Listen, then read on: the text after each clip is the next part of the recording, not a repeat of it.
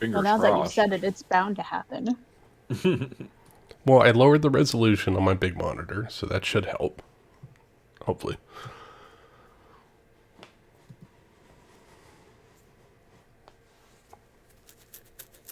Make sure to plug it into your graphics card, not your hard drive. Right?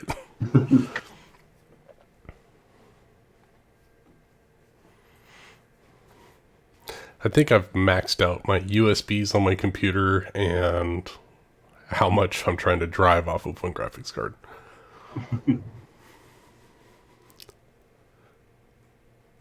I think I did it the other day. I plugged in my iPad because it needed to be charged, and it literally shut down my computer.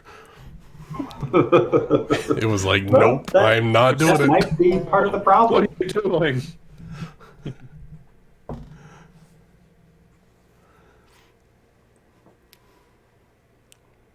Time to start deciding which ones you can go without. Okay, Ben said be here in about 10. Ben 10. Should have told us that 20 minutes ago.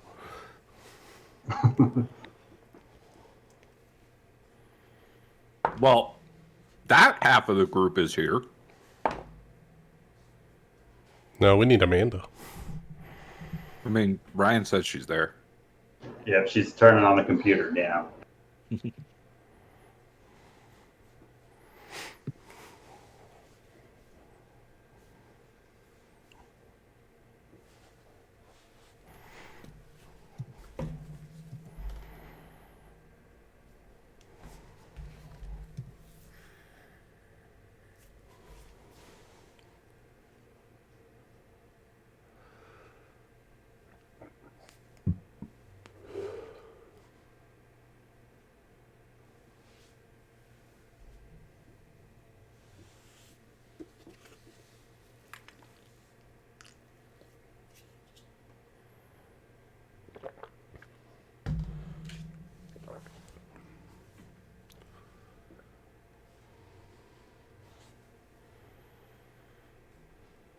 That's all.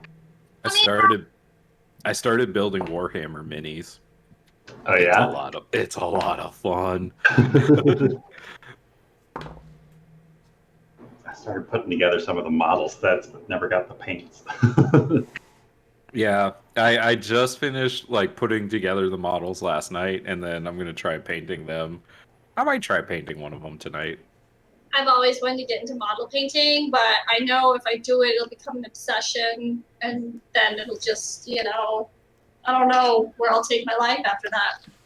You make a business out of it, Amanda. We meet in person and play D&D. That's what we fucking do.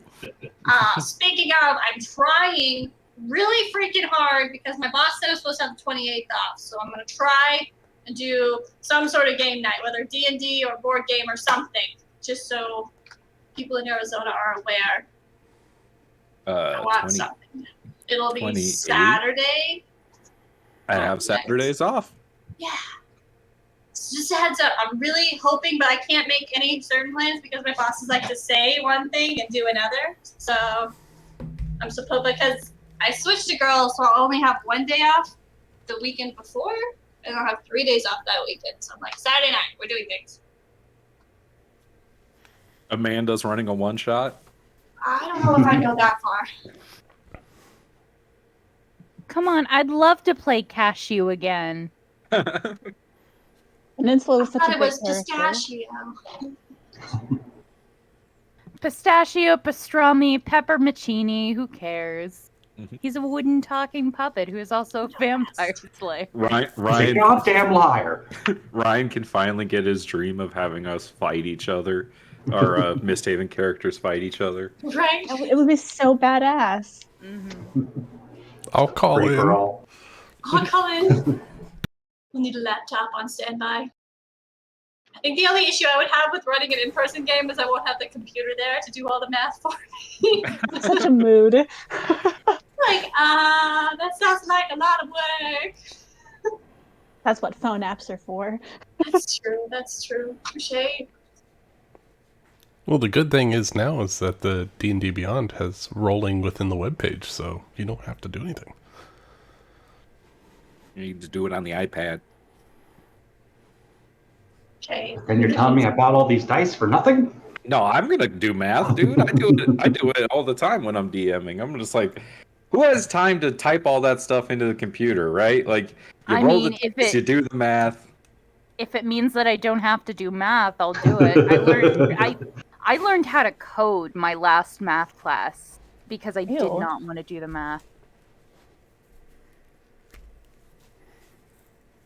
I mean, I just use my phone's calculator when I can't use D&D Beyond. We do what we have to survive.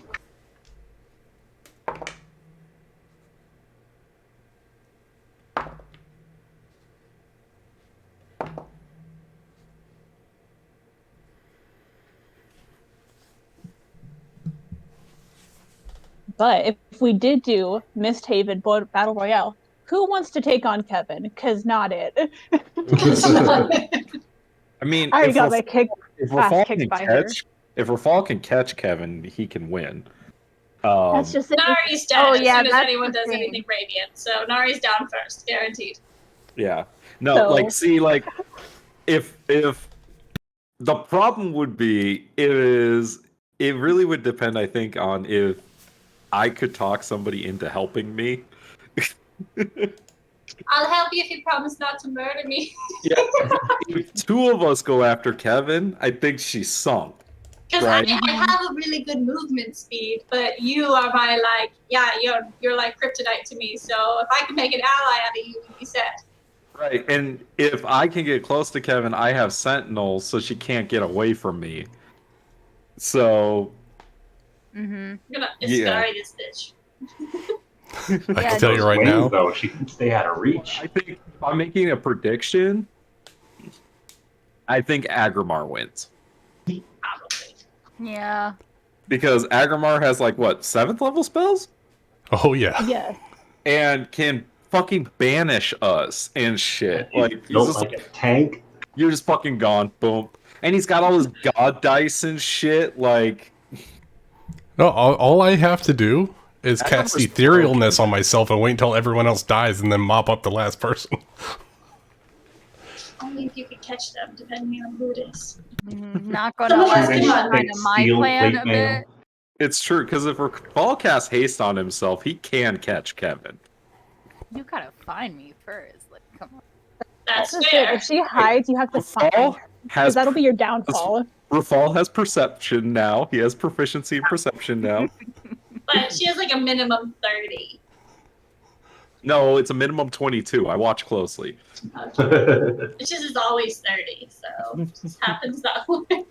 It's the one rolls that I actually can count on. But the other rest thing of it is, is shit. like, she's so reliant on that sneak attack too, you know? Like, It's and the only Rafal's move that I AC know. is 25, so he'd just be a bitch to hit for her. Yep.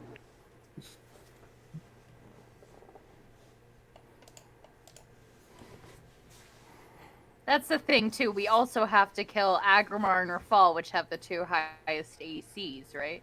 Right. But, Yeah. Don't With worry. Rafal- With the way everyone rolls against my characters, he will die very fast. yeah, do I get my mount? Can I fly? Only if Aggramar gets Cognar. Fine, I'll stay away from Cognar. Ooh. So, 27 AC plus Oh my resistance to God. damage. I like it. Aggramar was already. Aggramar's Hey. broken. This is what I'm saying. Like, I don't wanna fight Aggramar, he's broken. I mean, the chances he went down the Arboretum were so slim that it was just like, wait, what? He can't go down. Him being on my team. I don't want him to be on the other team. You don't want anyone against your team. Yeah, I don't want yeah, that'd be the hardest part. Is like Rafal is so like the team guy where he's like, no, come on, we can do this, guys. We got this. I need you. Well, Battle Royale, you just take the emotions out of it. Mhm. You just fuck each other up. He's a Realistically- real good paladin. He doesn't do that.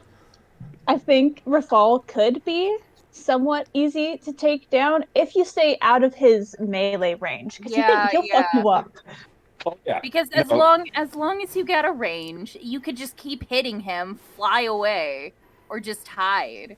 Yeah, all I have to do is crit and then Divine Smite, and you're dead. I wouldn't even try against Rafal, because if Tuli's within melee range, she's using Divine Smite. Motherfucker has resistance against radiant damage. Yeah. I don't have that issue. Yeah. I am very anti-Tuli. You can't even charm me or anything either. Like, not that I don't even have charm person, so. I hate high-level paladins. oh yeah, I'm just some fucking machine. I honestly, playing Rafal has sold me on the fact that Paladin might be my favorite class in 5th edition. Like, I thought it was Fighter. I think I'm wrong. I think it's Paladin. Because between the Paladin Fighter multi-class. I mean, that's basically Ascari. She was a warlock, I guess. I guess. She didn't feel like a warlock. She never felt like a warlock. God, I miss Ascari. I miss Panala. I miss Rookie. I miss everybody. Medrin was kind of new. He saw us all naked though, so it counts. He has an advantage. He's seen everyone naked, but no one's seen him naked. Yet. Aw, dang. I'm pretty sure that Rookie did. No, he was fully clothed the entire time. Didn't she have the goggles of X-ray vision on? Yeah. Oh, the dirty bird goggles. She knows Well, Panala. that's just Rookie being Rookie. God, that was such a weird campaign. So fun though. It was so One Piece, though, man. Like, you hit the tone of that campaign right on the head, I feel like. We had the right tone. Like, we had the right mix of serious and comedic characters, and... The drama. That's So much drama. God, I have listened to that episode where I kill Cerebos so many times. It's so Like, good. That's where all my views are coming from. Yeah, man, that's like I'm not kidding. That's the best session of D&D I've ever played. I frequently listen back to when Ascari and Rookie have their little heart-to-heart, and you just hear Rachel in the background. Drunk singing. She thought she was muted, and it was just like, oh, wonderful. So good. Like, that episode. Oh my gosh. I also listened to the all the side time. piece campaign quite a bit. Oh my god. That makes me feel Yeah, good. no, it was so fucking fun. It was funny too, because I think it's just like a clusterfuck of characters that personally I wouldn't put together in a party, but it works. If there's one thing I like, it's the fact that I don't have to play Blanche anymore. Oh my god. I loved Amanda's character. We'll still have to burn down the inns. Oh my god, I missed that. Hey, Lucas, you should start prepping that. We should do that after the Western campaign. We should go We back. have to fight God. Oh, I see. All right. So much for swapping back and forth between Starfinder. I mean, we could do Starfinder too. I mean, Ryan's not going to do MistHaven forever. What? No, here you guys are taking on oracles and gods and fighting ancient dragons and aboleths single-handedly. I think this campaign could be wrapping up soon. That thought occurred to me. I was like, oh my god, Rafal's actually close to becoming king. What the fuck? Will we be level 20? I've only played one level 20 character, and I didn't know how to play it. Probably won't make it that high, but we might just towards the end just do some level bumping just to get Just there. a power level bump? Yeah. Who wants to play 17 through 20? Like, come on, honestly. I do, so Aggramar can live forever. And don't worry, I'm working on a campaign for after MistHaven. No, I mean, who wants to actually, play from level 17 to 18 to 19? You just want to go from 17 to 20. Yeah, you just do some hand-waving montaging, and then boom, you're 20. That's what I did When for you the kill a Pirates god at campaign. 17, you become a 20th level. Oh, really? I mean, I was doing that for you guys in the Pirates campaign, right? It was like every couple of sessions, you guys were getting a level or two. The Star Wars campaign, too. Oh my god, that was so much fun. That Star Wars campaign. I enjoyed it thoroughly. The third to last session, I realized that Rangers could do magic. And then you almost died. I did. Oh wait, you did die. I killed you, and then someone revived you. I don't remember that. I had a character, or the final boss was a guy that was like, if he drops you to 0 hit points, you automatically die. That's Saber dead. What kind of a dungeon master would throw such a creature at their party? Me. Right? Lucas, you're so mean. God. How mean are you? Wow. I would never try and hurt my PC. Why do you think I haven't let you guys go and face Enel on Skypiea? Because he's literally made of lightning and is a god and can destroy continents with his powers. Yeah. Better question is, It's going to be DM would unleash that, so... but what kind of DM would unleash that sort of thing on the youngest character in the party, and then not use it on the other people?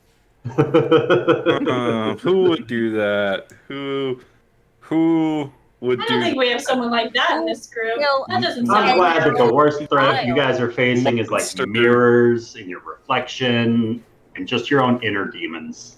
Ryan's being too nice. Yeah, they're part of us. I don't know. Inner demons Hey. are kind of scary, y'all. I'm already fucked up, so it's fine. If it helps, I'm kind of happy with Alice being in the party, so, you know. A She's like 3-year-old my little child. sister, and I will love her forever. So she's mine now. She's there to keep everyone on their toes. Now we have a Western anime. Like, how cool is that? Be right back. No. Oh, no. While he's BRBing, who would like to give us a recap of where we last left? I think we need to do a dual recap. I was thinking on this on the way home. We need a north side and a south side. Thank you for volunteering, Amanda. Yeah, you guys went first, so... So after the party appeared inside of this crystalline structure with eyes carved upon every foot of every surface of this crystal material, with Kevin's arcane eyes now able to see the infusions of magic as the arcane weave flows through the structure that is this place, this oracle's lair. The party was given a choice to state their purpose, their intent for coming to beseech the oracle, whether for betterment, benefit, or true understanding. Half the party opted for true understanding and was led forward towards the Mirrors of Fortune, a crystalline hallway with basically an infinity chamber. And since Nari, I believe, was the first one to step into this hall, this maze of mirrors, I'll let you start taking it over from there. Oh god. Okay.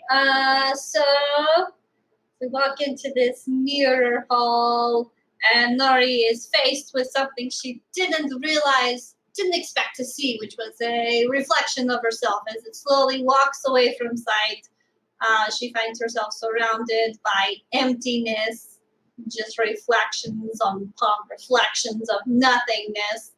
And as she steps closer, she realizes a freaking sharp-ass pain run through her body as she surges into a different life where she lived 20 years in someone else's body and then is shot back here, and it's filled with so many emotions. She takes like 24 damage, and she's like, oh fuck, this is about to get really bad really fast. So she tries to make her way through these reflectionless mirrors, only to hear behind her Aggramar and Tuli.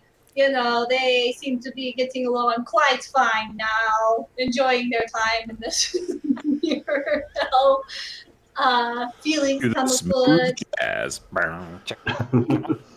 Nari's just, 20 feet away, trying to find her way through, and they're just making out. It's cool.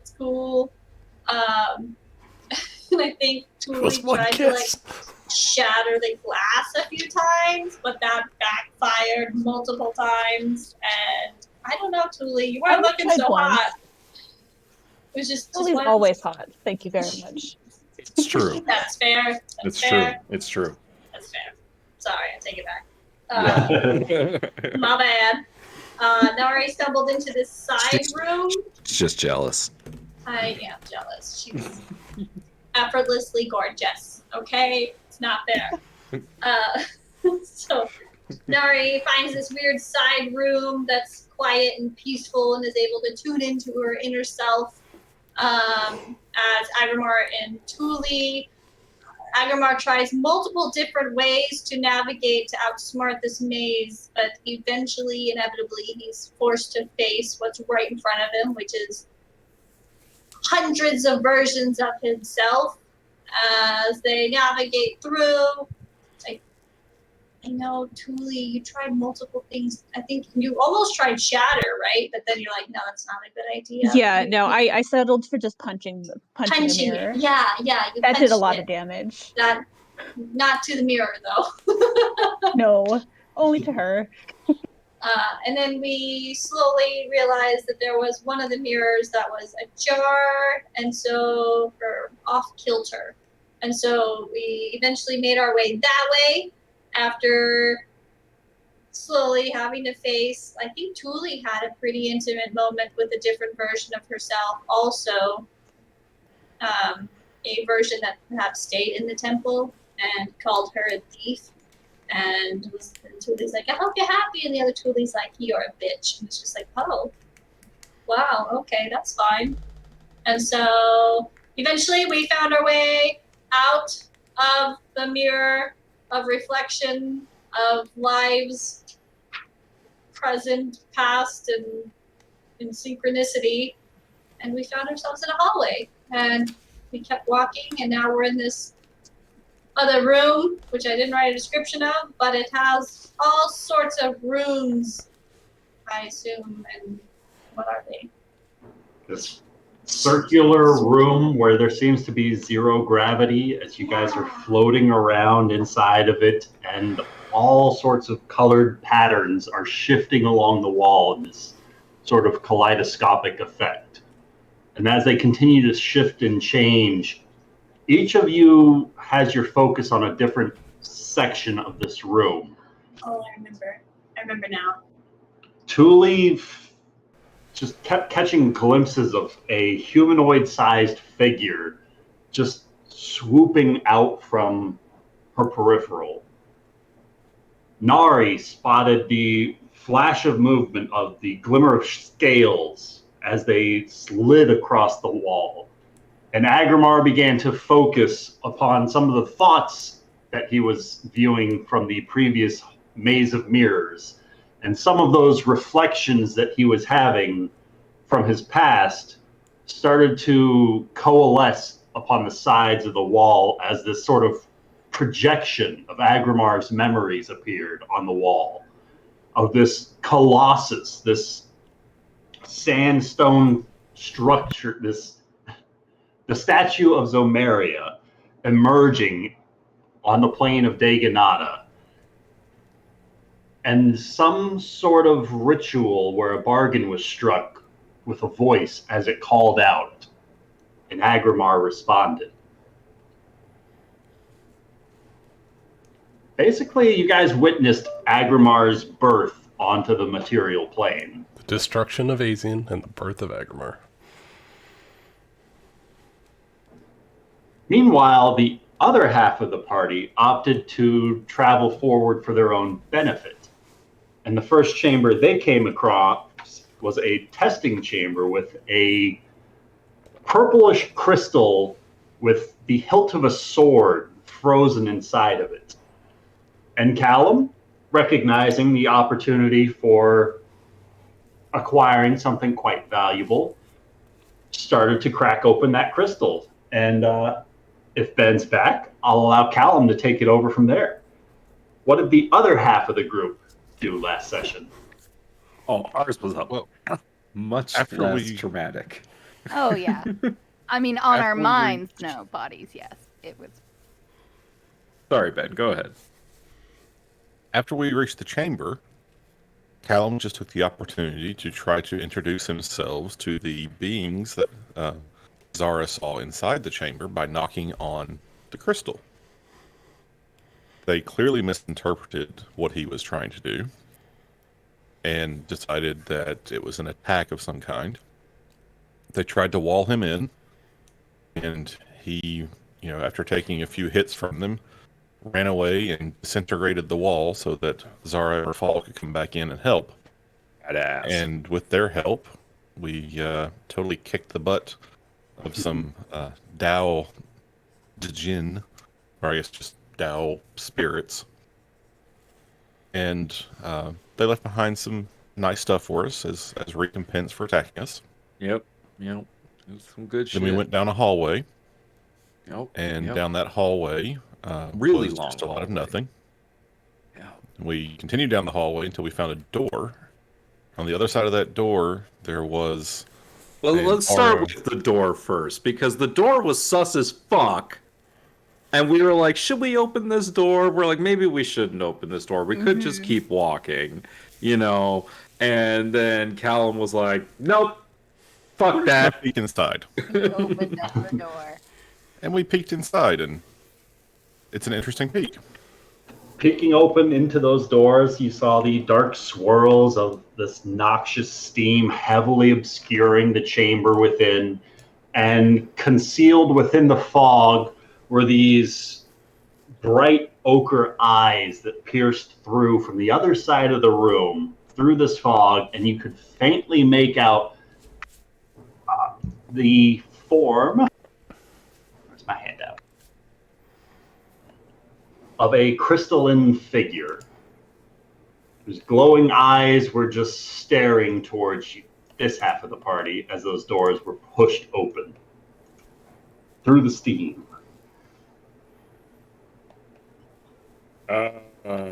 This isn't our room. Guy. What is that? That's a good question. Let me Yep, see if yep. I can figure that out. Yep, you're the wizard. Do your wizard thing. Shouldn't we just close? I'd like to make an Arcana check. Feel free to roll me an Arcana check, Callum. Hey.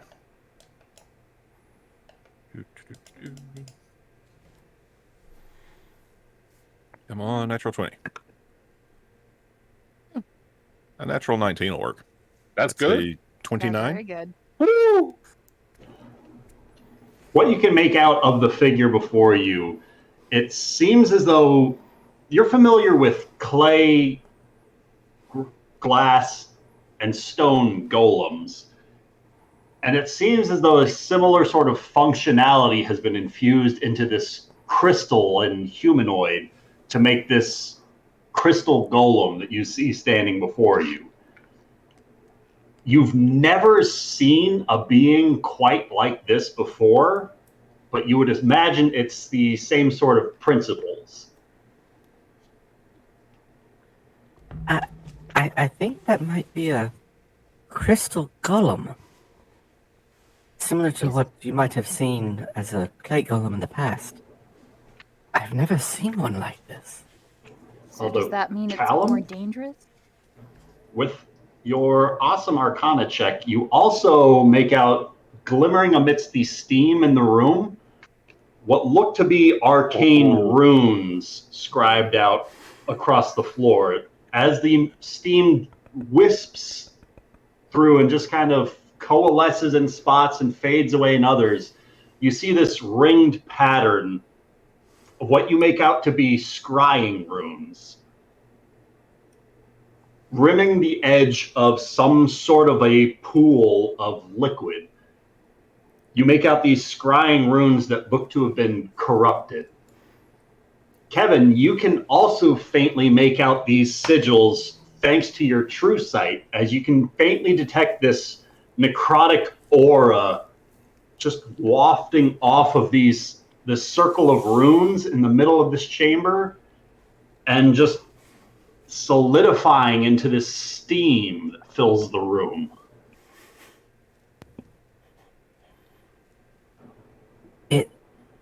It looks like there's a circle intended for some sort of scrying spell. The column seems to be on the other side of it. I don't think we should cross it. Rafal, it smells noxious in that room. Yep, didn't plan on it. That's probably a good idea. Who were they going to scry on, though? I don't know.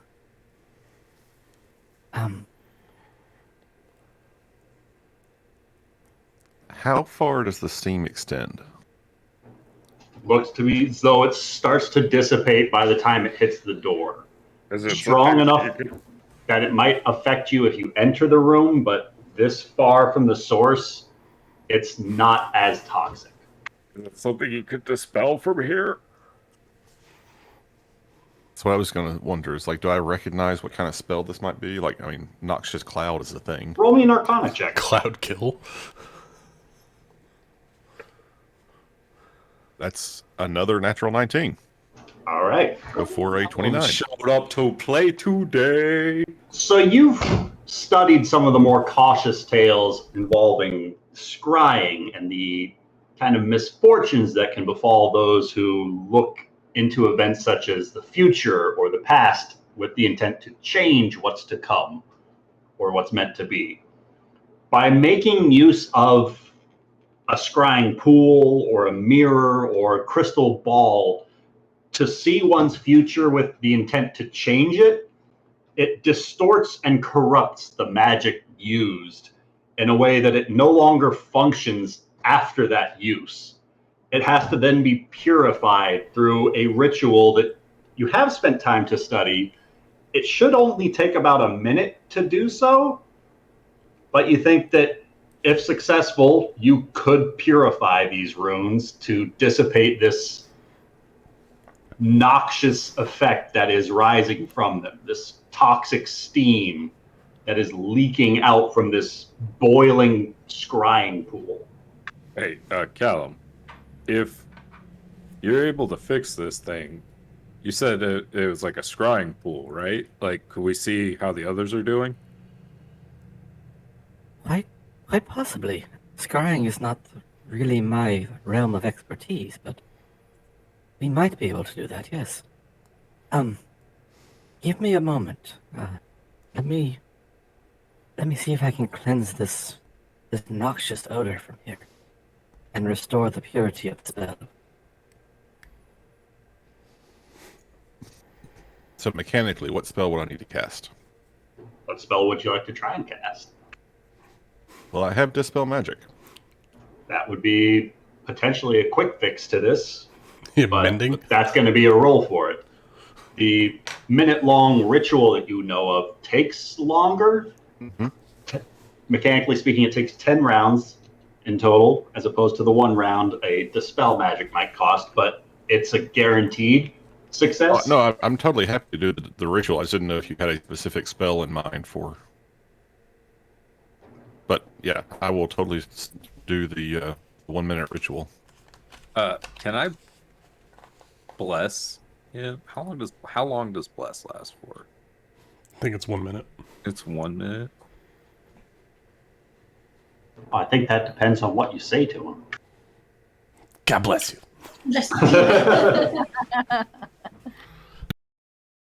So yeah, if they're the same length, then yeah, I'll bless you. In case you have to make a check. All 3 of you are blessed. I was going to say, might as well just do all of us. Yeah, fuck it. Who knows? Maybe this thing will start coming after us once you start. He says the wrong incantation and it lights the entire cloud of flame and burns you full to a crisp. So Rafal will bless himself, Callum, and Zara. God, I'm not going to get used to calling you Zara. No. I mean, Rafal. I legitimately might still just call you Kevin.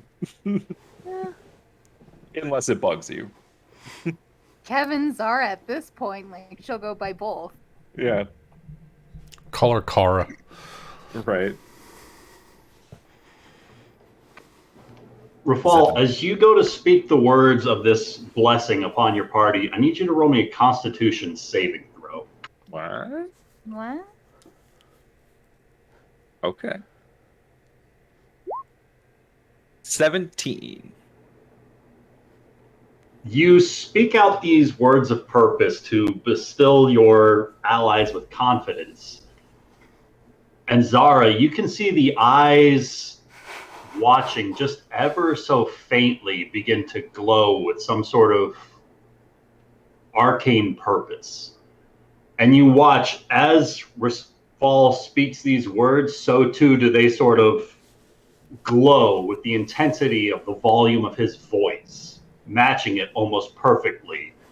Until what would be the final word of Rafal's spell, they let off a flash of light that only you can see with your true sight. But this blessing then washes over the three of you. Dang, you could always do that? Do what? No, you just everything you did, there was a lot of light and just I'm just seeing some new things with what I have on my eyes. Zara, I'm trying to concentrate. Sorry. Yeah, Wait, no. Wait. Sorry. What do you mean? Like lots of light coming from me when I cast my spell, or what are you talking about? Rafal, Yeah. really, if you don't mind, it's delicate work. Need to concentrate. Greetings. Who said that? Well, I was hoping you said that.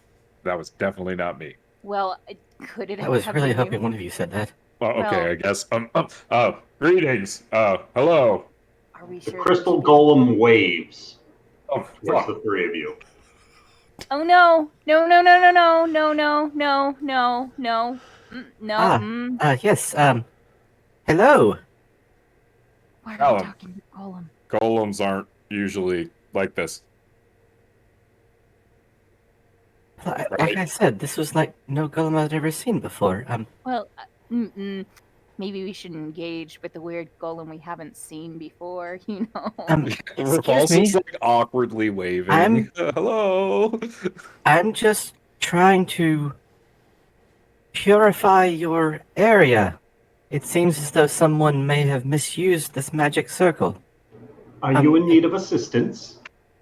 No, not at the moment. I'm not. Thank you, though. We're Perhaps- just What- fine over here. Are you sure? I'm quite sure. If you just give us just a couple of minutes, we're discussing something amongst ourselves. Callum, it's Golem moving. starts to move Callum. around the circle. Oh, Back up. Stand your ground, Callum. How close do I need to be to purify the circle? The spell magic has a range of like 120 feet, right? Yeah, but but that breaks the scry. He's yeah, trying to I fix don't the want scry. to break the scrying. Yeah, exactly. Oh, that's true. So I would say you would have to be close enough to interact with the runes in order to release the corruption from them. Get Oh, in he's that gonna- room, Callum. He's gonna have to get in there. All right. Oh god. All right, guys, just watch out for me, and if anything goes really crazy, help. oh wait, what are you I going got to your do? back, buddy. I would advise holding your breath before entering this chamber. These fumes can be toxic. And that's exactly what Callum does. Is he takes a step in, All right. and he immediately starts the ritual. All right. Callum starts preparing his ritual over these corrupted runes of scrying. As this crystal golem continues to circle around the room. Rafal's gonna take a breath and then stand between Callum and this golem. Kevin Zara is going to do the exact same thing. All right.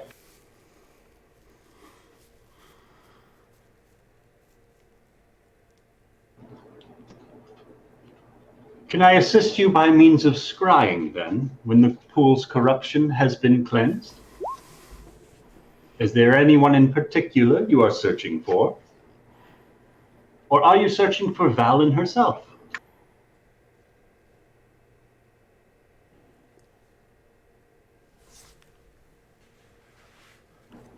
Crystal Golem goes to circle around Rafal. Do you allow it to pass? No. Rafal will kind of block its way.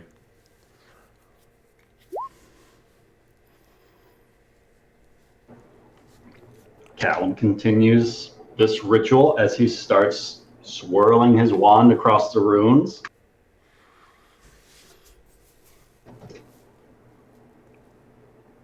You'll probably wish to continue this ritual across all runes throughout the circumference in order to fully cleanse the pool of any corruption. How many?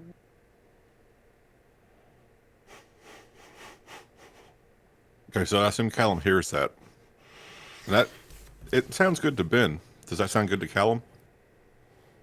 I mean, it makes sense. If the full circle's worth of runes are corrupted by the last scrying ritual that was performed here, it would make sense that you would have to effectively clean out this circumference before making a successful scrying ritual.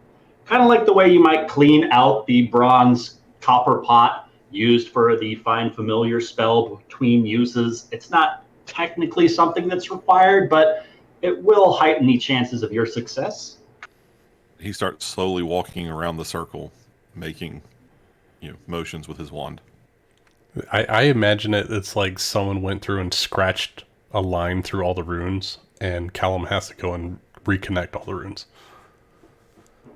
Callum, as you start circling around these runes, you notice that from the carved markings around the lip of this heated pool, the carved crystal seems to be weeping this black fluid. And as that black fluid makes contact with the pool of scrying, where it bubbles up and forms this steam that is just obscuring this chamber. But as you wave your wand across some of these runes and cleanse them, the steam is starting to lessen in this chamber.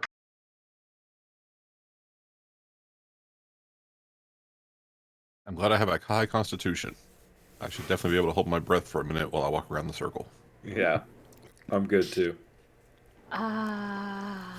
You're fine. I see you've already acquired the Sun Sword. Might I ask what became of the Tao? Rafal's gonna look down at the ground. The golem just looks between Zara and Rafal. Kevin will shrug,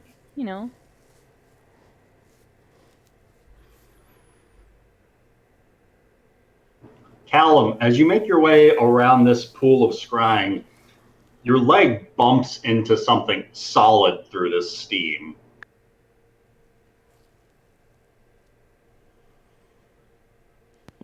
Just going to try to make my way around it. I'm too concentrated right. on the ritual to stop and investigate anything. You continue circling around the pool. And slowly by slowly, the steam does continue to lessen.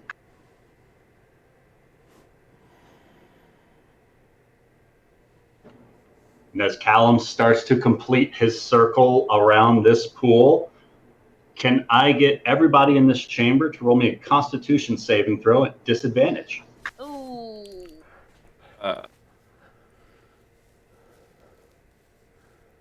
Damn it, Callum! Disadvantage. Take one more step. You can't get close enough. One more step. There's an Come 11. on.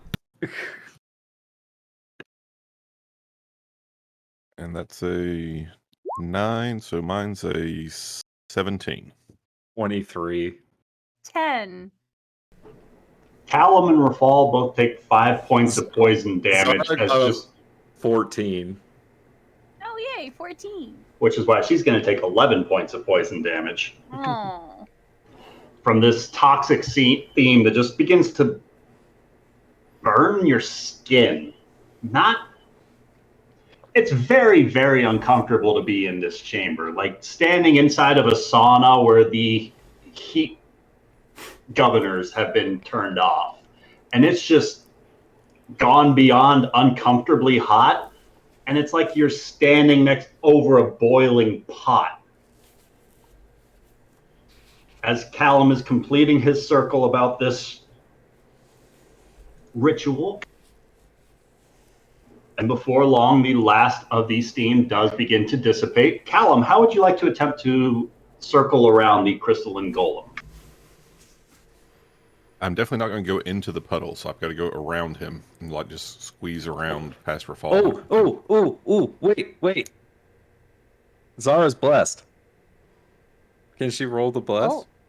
If she wants to add a D4 to it.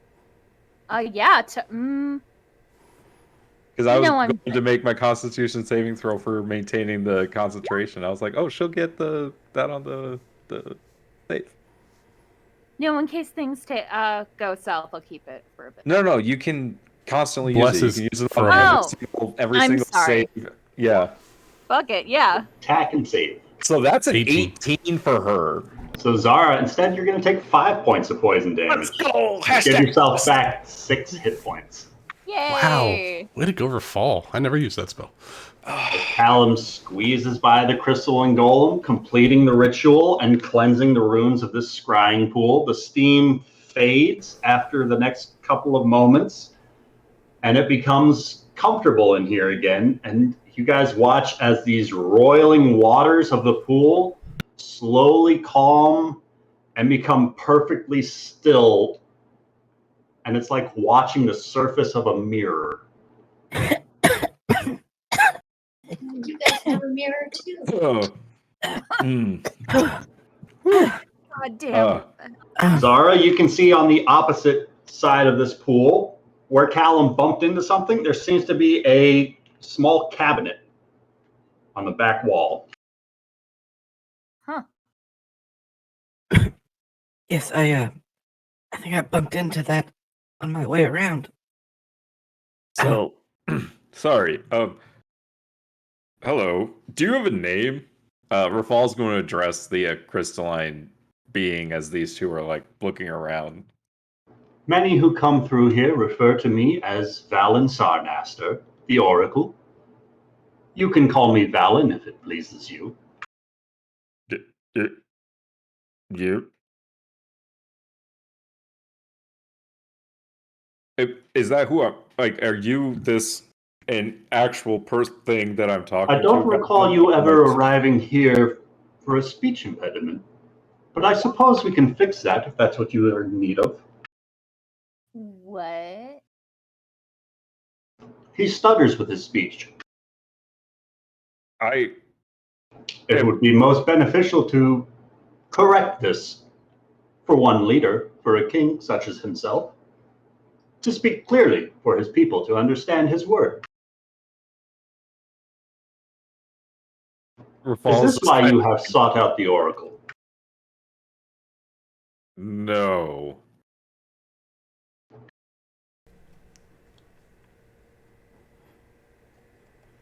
Rafal's is trying to be very careful with his words right now. That was a sick burn. Well, the scrying pool has been cleansed.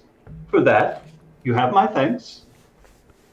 Now, you say you are not here seeking out the Oracle, so if your business is now concluded here, I can see you to the exit. But, we are here seeking information. And you do seek the Oracle. Yes, perhaps at least I do. And Then come with me, I can take you to her. As once again, the crystalline golem starts to step beside Rafal, circling around him. Yeah, he'll let it go. Making its way to the double doors. But while Rafal was talking to it, I was trying to search the... that was the idea. The cabinet. Roll me a perception check. Oh, damn, I rolled an investigation. That's a really good investigation. It was. And I have a really good investigation score. My perception score is crap. Don't worry, I have faith in you, Callum. That's a 12. I roll a 12, and it's a total of a 12. You open the cabinet, and inside, because of your history, you are able to identify a number of arcane components for divination spells inside.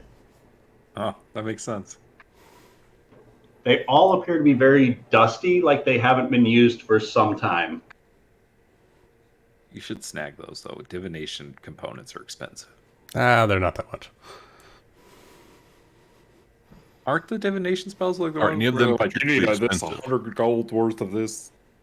Most, if not all of them, are continual use, so you can keep using them. Is Aggramar saying this into the sending stone? No, this was the voice of God speaking to Then I Rafal. assume that Callum is well aware of the cost of divination components, as he is the only owner of his own shop. But he said he's barely a child in these matters. That's what I was saying, though. Do I recognize any of this being particularly expensive? Nothing that you couldn't acquire on your own. In that case, I'll leave it alone.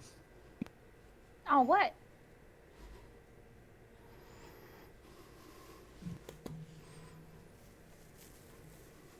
That doesn't mean Zara can't snag it all, but Yeah, as soon as Callum turns around, Kevin is going to pocket the most expensive looking ones. Or just all of it. She can. Zara, go ahead and roll me a perception check. No problemo.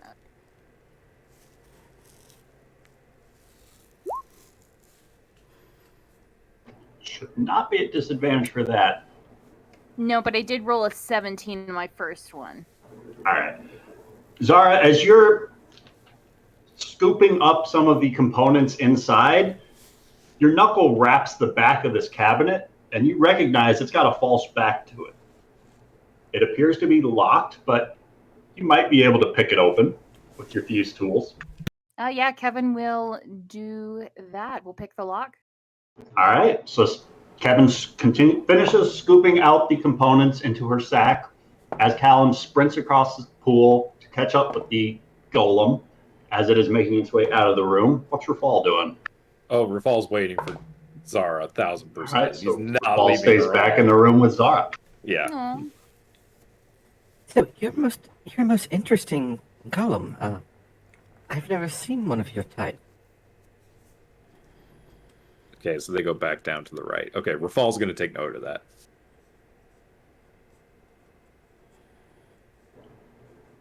There are only a small handful, like myself. But perhaps there can be more soon. And you serve the Oracle. I am the Oracle. Oh. But then you said you were taking me to the Oracle. Yes, I am. Only if you choose to follow. But if you are the Oracle, how can you be taking me to the Oracle? Come this way. You will see. All right. Zara, go ahead and give me a sleight of hand check to use your thieves' tools. See if you can open this false back. As you 25. are struggling a little bit, it takes a couple of minutes of you finagling your tools before you hear the click of a lock in the back, ever so faintly echoed across the crystalline glass of the chamber, this spherical room. The echoes just kind of resonates in here, reverberating a few times before it fades. Now, as that cabinet clicks open, in the back of it, you can find 12 sticks of incense, several candles, a bowl of polished stones, and an amethyst pendant inscribed with an open eye, as well as a crystal ball resting on a small stack of papers, parchments. Kevin will take the crystal ball and I guess take a little bit of a look around to make sure that nothing's trapped. It's probably not, just to make sure if nothing's weird is going on before taking the crystal ball and the amethyst pendant. Go ahead and roll me one more perception check to look for traps. Yeah, and you also have the true sight, which is nice. Oh, yeah, I forgot.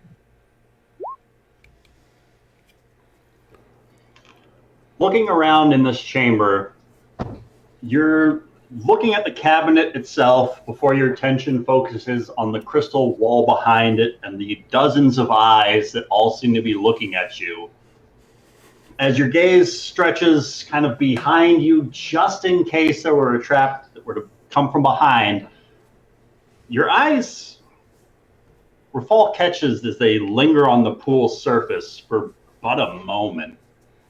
And inside of that pool's reflection, you see sort of an overhead view of a daytime alleyway, what looks to be somewhere in Averston from the architecture. And you can see down below is parked a cart that pushed you on a path that changed your life forever, that took the life of Kevin. As the scrying pool seems to be focusing upon a moment of change in your life. You're looking down at Kevin's last job.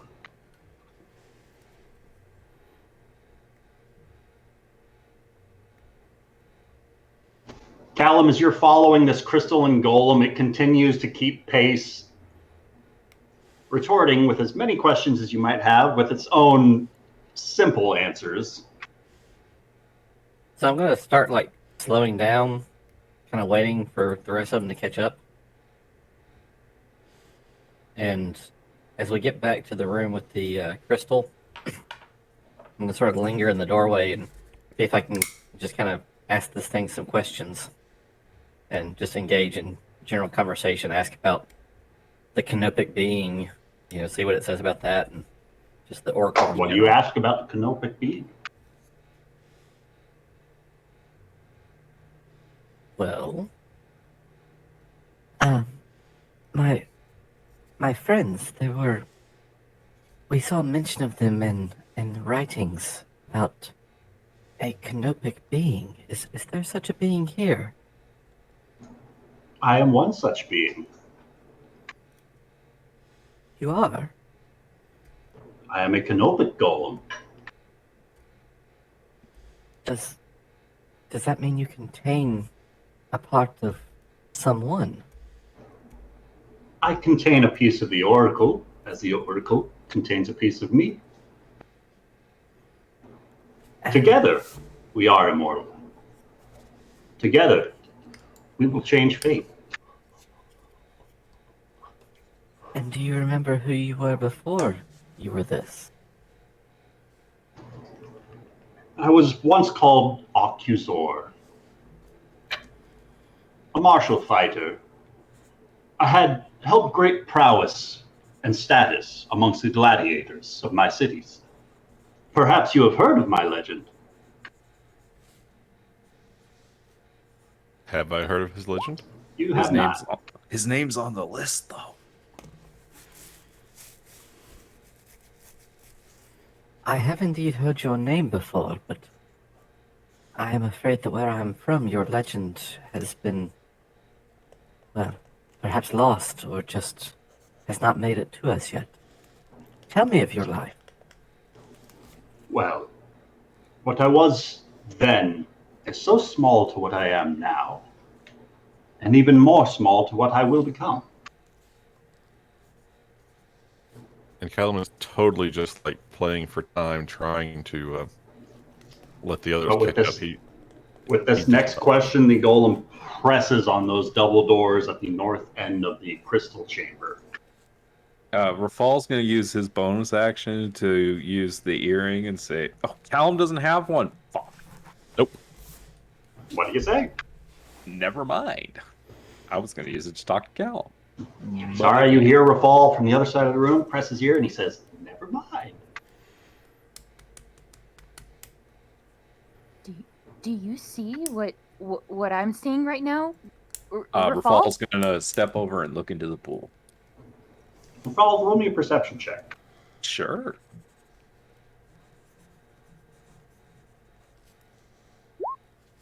$24.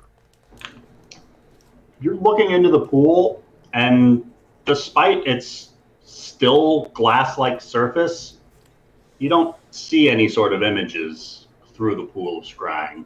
You can see that the black inky corruption is no longer leaking from the runes.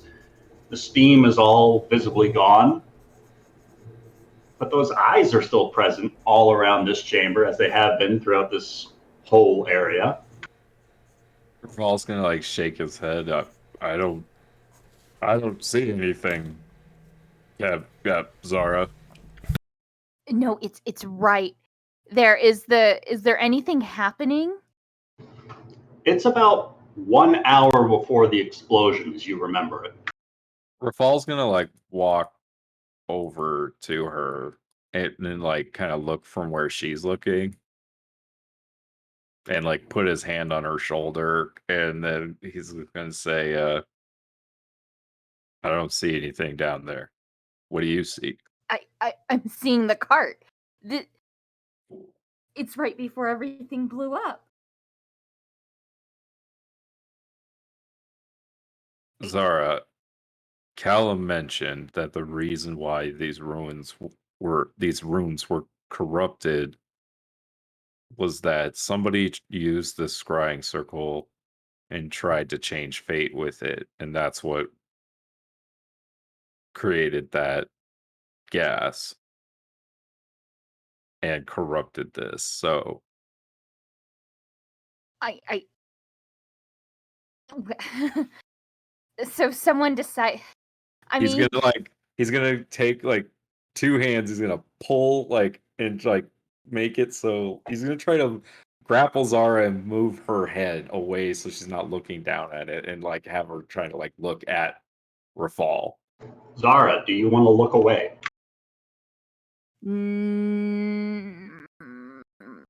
Yes. Rafal pulls you face to face, so you're looking straight at him. And he's gonna like look you dead in the eyes. He's gonna say, "You can't change the past." Zara, you see Rafal's face moving before you, but you hear a different voice in the back of your head. We can save him. Oh no, whose voice is it? I'm sorry, who? We can save him.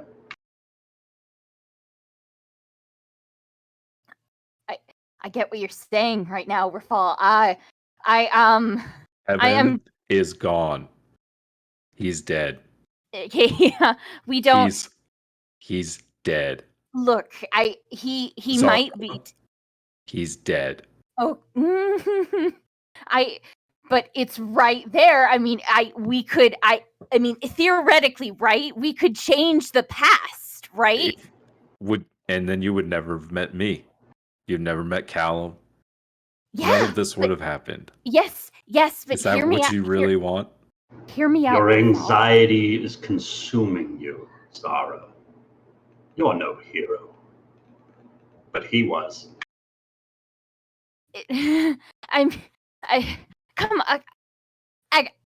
Rafal. Come on, how many times have I caused problems? Imagine if I was just out of the equation. How many times have you saved my life? I need you by my side. I know. But if I just need you there to question the assholes that are around me. I need you there to cause the mischief. Right. Yeah. No, I understand. It's just, if I could change, if you could change one pivotal moment, Rafal, then I wouldn't be who I am today. But I don't.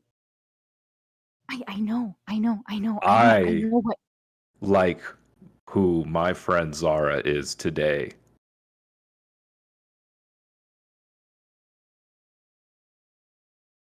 But the thing is, Rafal, I was the one who caused it. I should have been smarter. I should have realized who Verada was, but instead I didn't. I could change it right now. Or you could just forgive yourself for making a mistake. Mistakes that we all make.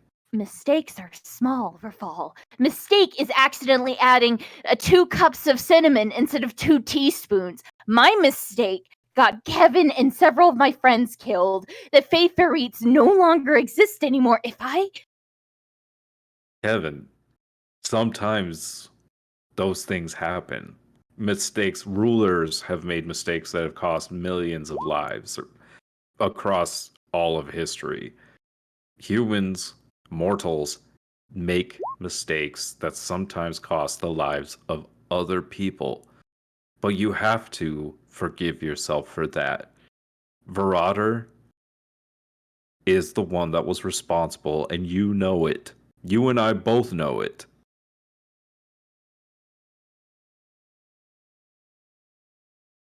I've believed your story since the first time you told it to me.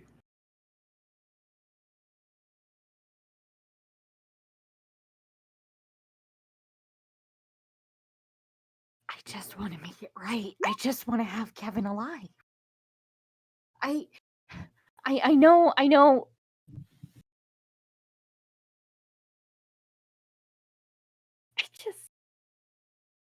just don't want to. You know how Kevin stays alive? By living with his memory. What you've done with his name is truly heroic. You helped save the city of MistHaven, and you stopped Verrader from leading the Faithfulreeds down a terrible path. I mean, they weren't. I'm not going to condone a lot of thieves guilding to start with, but you know what I mean. And who knows? Maybe you reform the Faithfulreeds as a different kind of an organization, one that doesn't burn down my city. I don't know, but what you've done with the name of Kevin, you're a hero. We all owe you our lives.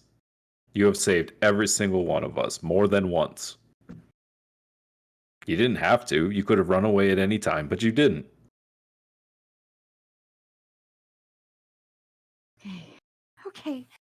Okay, yeah. Come on. Let's go catch up with Callum. Okay. Yeah, no. I'm only just going to kill Kevin twice. Okay, yeah, no, fine. Okay. Hey. Yeah. Time, like so many things, is but a construct. It already happened, Zara. Merely a convention of those who would fear their fate and endeavor to bury their past. We choose our own destinies. This is just things Rafal's saying. He can't hear the voice.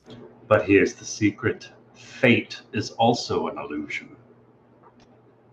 Should you find yourself in despair, the solution's simple. Pick another fate. Victory comes to those who choose their destiny, not in those who let it be chosen for them. You okay? No, I'm not. I'm hearing voice. I'm hearing a voice. I am seeing something in that stupid pool about the day that my life just turned upside down. That I killed someone who was close to me. Verrader killed him. I know you keep saying that, but it doesn't make me feel any better. It's the truth, though, right? I guess. Yes, he. Come on. Right, Rafal's gonna literally pick her up and carry her out of this room if he has to. Like that. Zara, does he have to?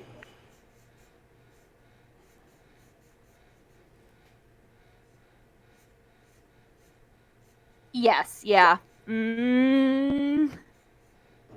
She'll try to Zara, go ahead. She'll try to squirm out. She doesn't like to be kicked. I know. So an opposed athletics acrobatics check. Oh, hell yeah. I think she's going to do a backflip.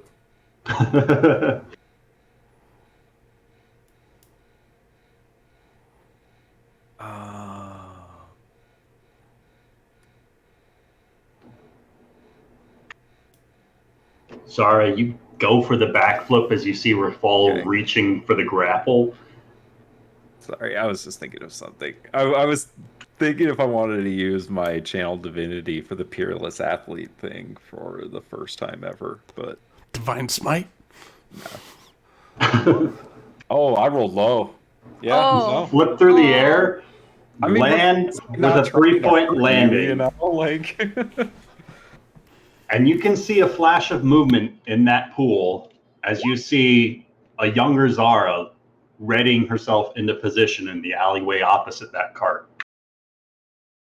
Oh my god. Ryan. look, Zara, Kevin.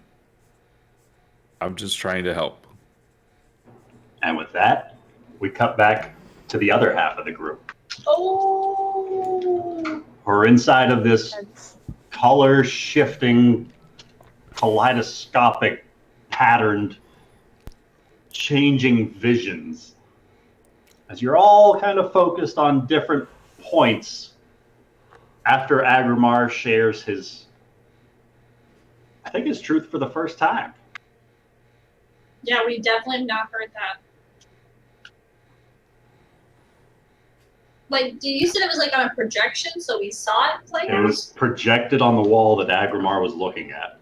but we weren't looking at it. That was just his one. That's up to you. I wouldn't have taken my eyes off the shifting snake scale type. Did the snake things. pass behind Agramar's thing? Aggramar, roll me a perception check. Dirty 20.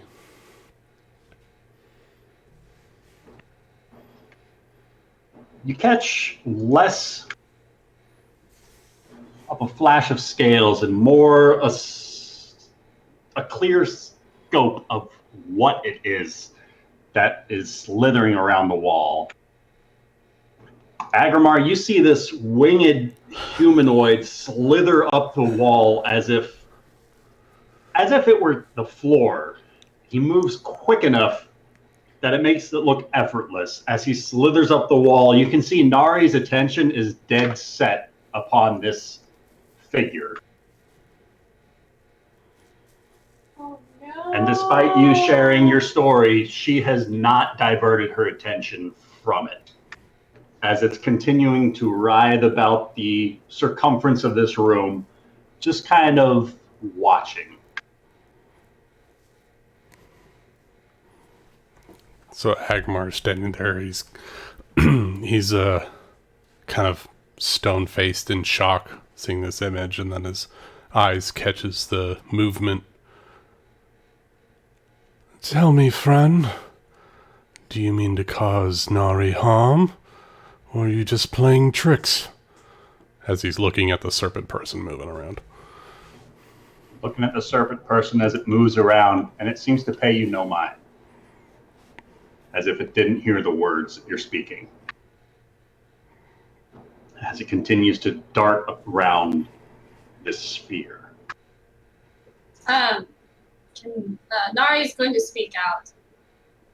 I wondered where you went. What happened to you? How did you end up here? What are you doing here now? It offers no response. Nari's going to tilt her head in a little bit of confusion. But she's not going to take her eyes off of him. Tuli, would you like to look and see what Aggramar and Nari are addressing? Yeah. So I need a perception check. Not for this one, just turning your focus away from that humanoid shape that keeps catching your eye. You look back as you hear your teammates addressing somebody, and you catch this creature as it is just slithering up the wall. And it's not showing any response to their voices at all. Correct.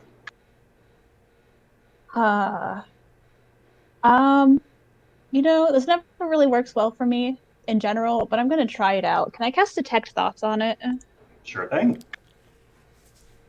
Oh. And it needs a Wisdom save.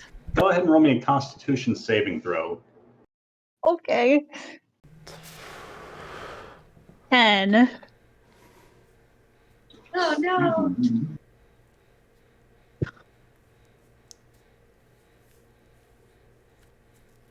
Ready to take some damage, Ryan. Give it to me.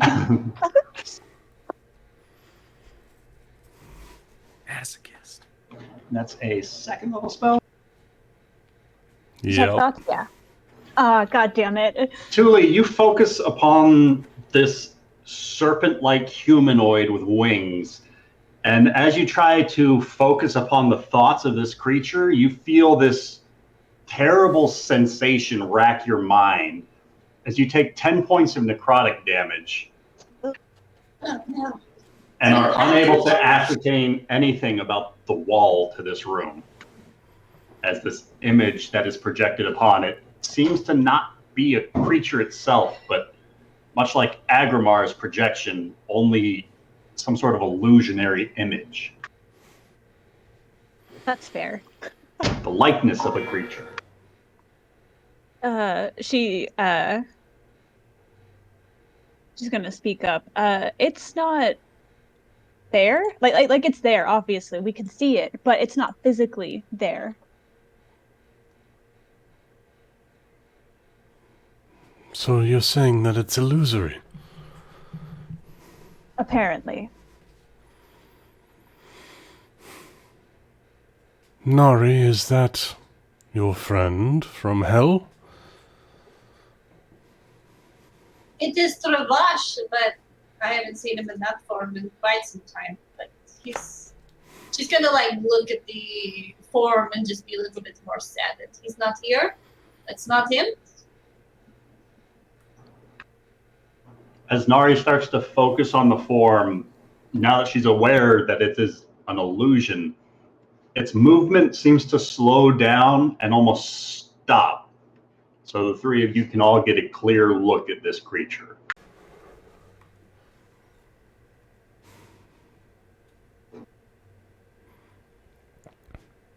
As it just patiently hovers there on the wall. Nari, it seems like that is the one that perhaps changed your fate?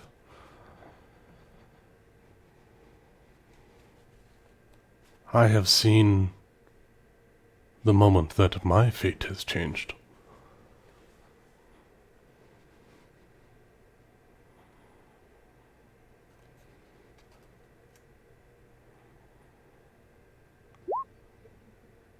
Sorry, I knocked out my headphones there for a second. I missed the last thing that was said. I was talking to Nari, but apparently she knocked out her headphones too. I'm thinking because I'm trying to figure out what Nari would do right now. Sorry. Thule, what did you see? What did I see? That's what I'm asking. Like in the mirrors or like here? What? Right now, it seems like this is projecting not the possibilities of what we could have become, but what we have experienced, a change in our fates. I don't.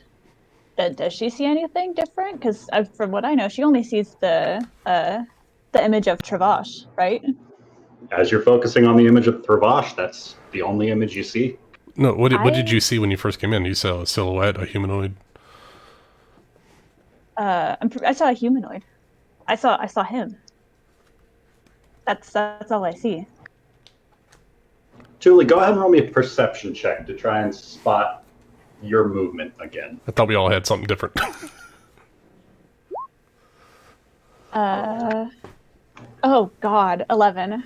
Looking around the chamber, you no longer see the white flowing robes that were catching your attention earlier. Looking around, it seems as though that whatever that was is gone.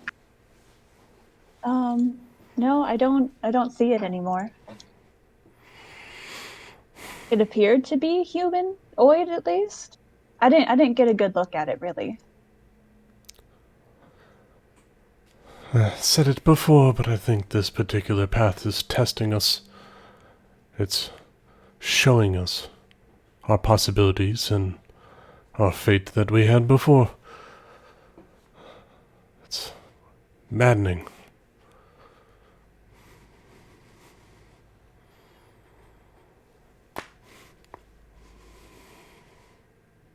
As you guys take a second to contemplate what you want to do, I'll be right back.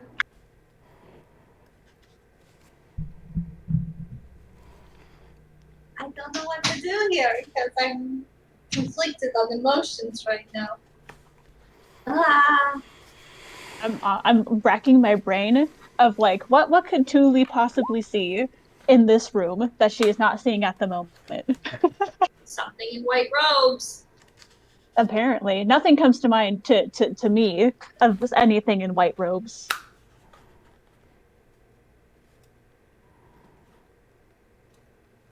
I love that Rafal's not seeing shit in here.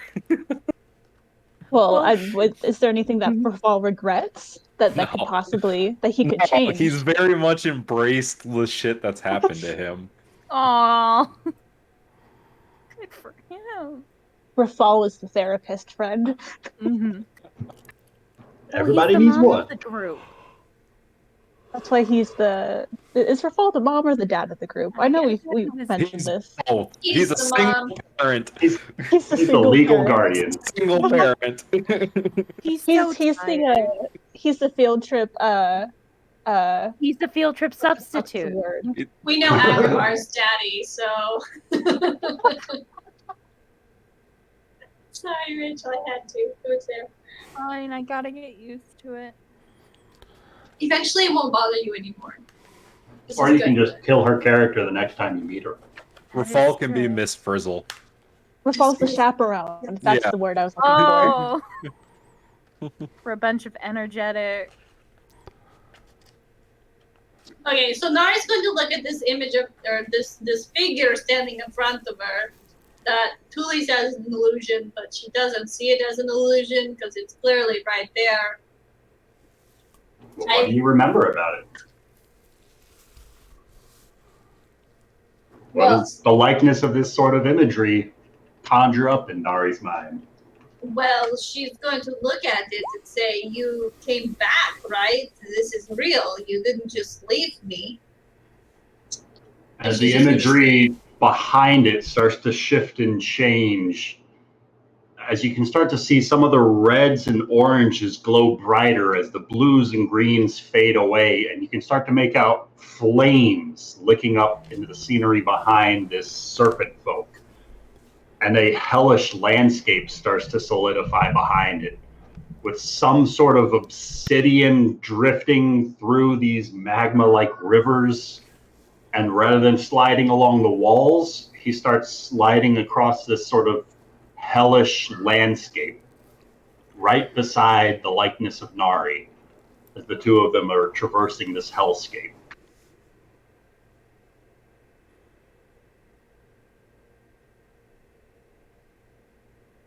And Nari's going to take in that scene for a minute. Just a little off guard and trying to understand exactly. Nari, this is not just any image, but this is one of your memories pulled from your mind, and a visual is being presented for those next to you.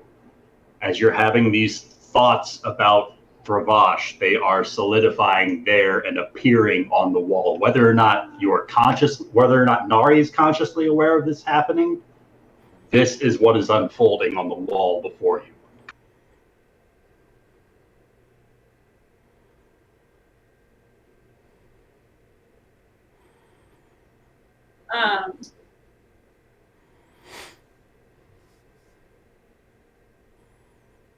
Okay, Nari's going to be drawn into that moment for a second, but I'm going to give them something. You guys have a chance to do something before Nari switches focus. I'm going to try something in a second, but I feel like she needs to be drawn into the moment. As Aggramar's attention is pulled away from his own story and onto Nari and Tuli's section of walls that they were looking at, the likeness projected behind him of that colossal sandstone titan fades away, and it becomes those shifting colored patterns again. The things below us, are those like runes on the ground? That's kind of like the patterns that are changing and shifting on the walls. It's a weird kaleidoscope-like effect where it's ever fluid, always changing, never repeating pattern of colors. And it's those swirls and geometroids that are becoming shapes and changing colors and becoming forms of these images that you guys begin to see take shape on the walls. It's projecting your consciousness. Can I do an investigation check to see if there's like, or maybe it's perception, I don't know which one it would be, but see if there's anything like around the room that isn't like the rest of this, that like maybe it's like not constantly changing, if that makes sense. Sure. Go ahead and roll me, I think, a perception check for this one. Okay. God damn, 9. It's difficult to say because these shifting patterns appear everywhere that you're looking. And each time that you're looking at a different section of the wall, the shapes start to change and begin to shift. And it's almost dizzying to keep watching these shifting patterns without focusing on any singular point. If you weren't floating, you'd probably lose your balance. But it's very disorienting. She's gonna kind of like just close her eyes for a second, try to get her bearings. This is giving me a headache. If you can't stand to look at it, Julie, just think of me.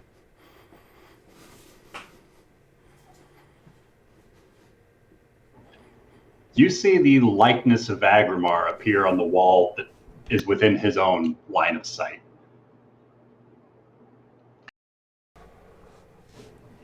Lucas, how does Aggramar see himself? What image is projected on the wall?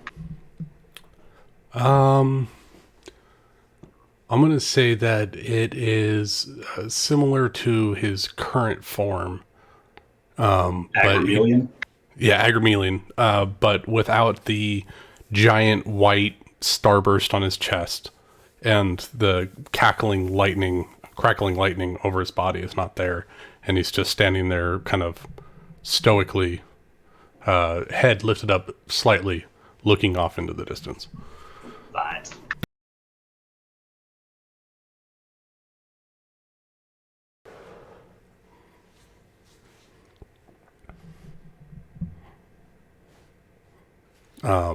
I will start to float towards Nari, but trying to keep Tuli's attention. Why don't we go see what Nari is getting into? Trying to just keep Tuli's attention away from the shifting things.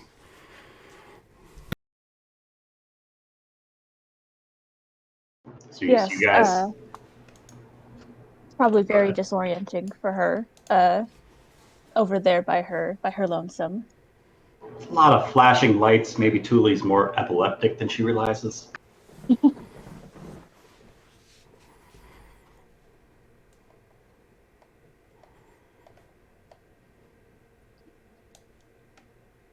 What sort of thoughts are going through your minds at this point in time? So I'd like to think that, Nari's a little bit lost in this hellscape thing, and as she sees Aggramar and Tuli approach her, you see the images change from this hellscape with Travash to, like, I want to say ordinary, but nothing about our lives is ordinary. But, like, maybe one of those nights at the inn where, like, we're all sitting around the table talking, like, probably one of, like, the downtime, like, one of the 10 months of downtime when we all sat around for dinner and didn't go to hell. You just see, like, as Nari's focus shifts from Travash and this hellscape she went through, she sees Aggramar and she sees Tuli, and her thoughts are projected onto, like, this dinner where they're all sitting around the table and the Phoenix Feather Inn, and they're laughing and they're joking and they're sharing drinks and stories, and Kevin is getting frustrated with Tuli over something, and just good times, like imagery of, like, what they have now, not so much of where they were in the past, but realizing, like, that's where she was, and understanding that this is a figment of her mind. And then as she sees her friends approach, she realizes how treasured her friendship is with these people. That's scary, Amanda. Why is that scary? Because I was literally going to come up and try to project an image of us in the inn having drinks. Ha! I'm psychic, don't you know? I did it for you. You just had to come over to me. It worked. I was like, no, it's happy. How is it scary?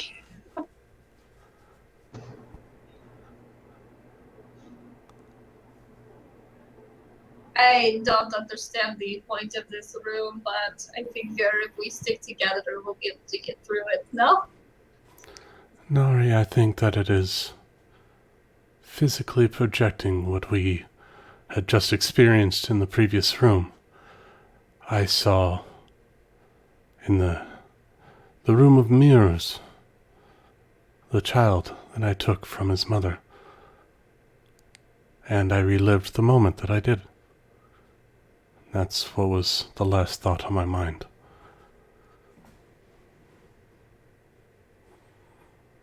I don't think I was thinking of Travash when we came in here, but my mind is in a dark place right after the last place, so anything is possible. Did you perhaps hear something or see something that made you think on the time that you became a vampire? She's going to look at him and lie to him dead in the face. Did you hear anything? I didn't hear anything. I heard you guys talking. There was nothing. Aggramar, as Nari's gaze is meeting you, the wall behind her, the imagery shifts and changes, becoming that patterned colors before it reemerges this very dark space.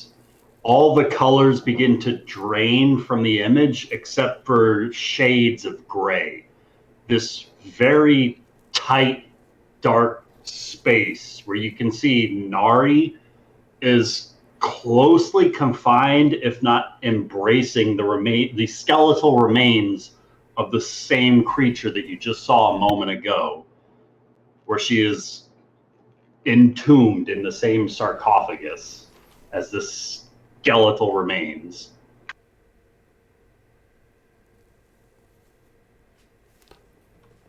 Aggramar is gonna see this, and he's got a pretty high insight, so... And Aggramar, you hear your own voice coming through, just faintly echoing throughout this chamber. You hear your own suggesting that maybe we just kill Nari. Just drive a stake through her heart. It's okay, I can revive her. Only you hear that voice. Oh, wow. Alright. Put me on the spot, Ryan. Yeah, I hear that. And then, as soon as I hear it, I think about it, and that projects behind me. The conversation with Rafal. Nari, you begin to see the other half of that conversation solidify behind Aggramar. Oh, I think Amanda... Hold on.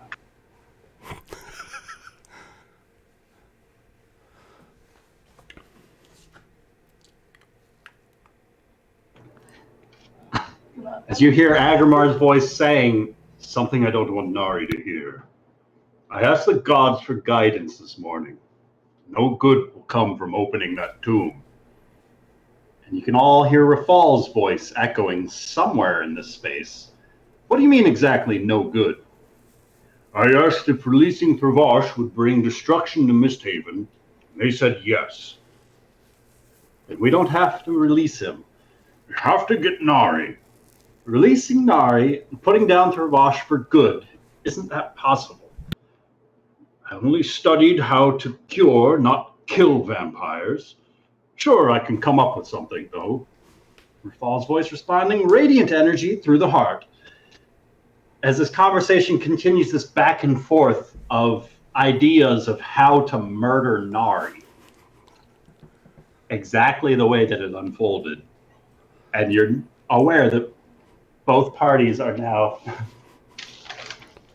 aware of both sides of the conversation. and witnessing as it unfolds from their own point of view. Nari, as she's lying trapped in this sarcophagus with this skeletal monster buried alive, and Aggramar and Rafal plotting her murder, effectively.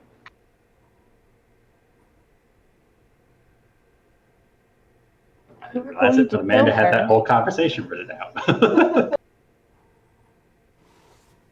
It was an important conversation for Nari. Yeah, this is news to Julie. This is news to Julie. He doesn't deserve that. The city was almost destroyed anyways. He wanted to kill her.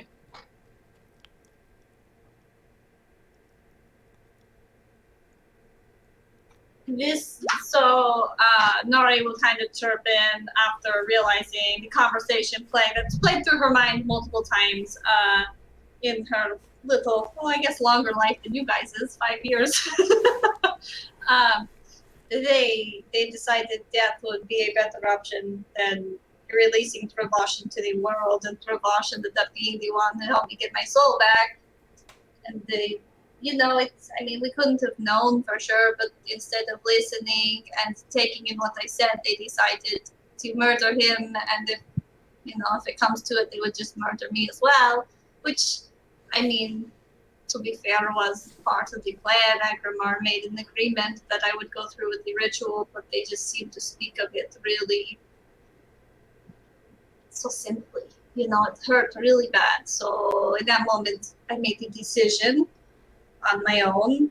And you can see projected behind Nari as she reaches and just embraces her spear as it begins to glow this deep green as she calls out for Kronos. And she gives effectively the passcode to open this sarcophagus from the outside.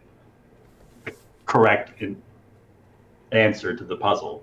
You see faces flash on the wall behind her. Specific stone faces in a very specific order. 1, 2, 3, 4, 5 different faces. And then light begins to wash over this dark gray image as water begins to spill into the sarcophagus. And tentacles just reach over the side and start to scoop up and around Nari, just embracing her and pulling at her.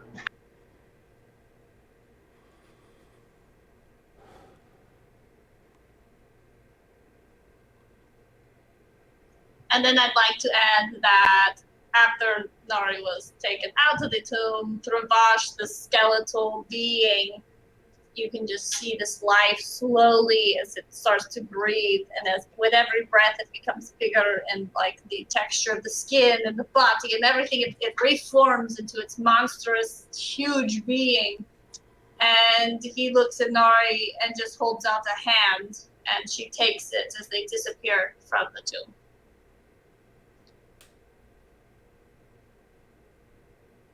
And that's what's on Nari's mind. How you guys doing? Aggramar's seeing this. He's looking directly at you, right in the eyes, and he's trying to keep his face stoic, but tears are beginning to stream down his face. Nari, I'm so sorry. I never wanted to hurt you. And with him saying that, he starts projecting the images of him in his room, thinking about all the ways that he could try to get her back. He always had her grave dirt next to him at all times.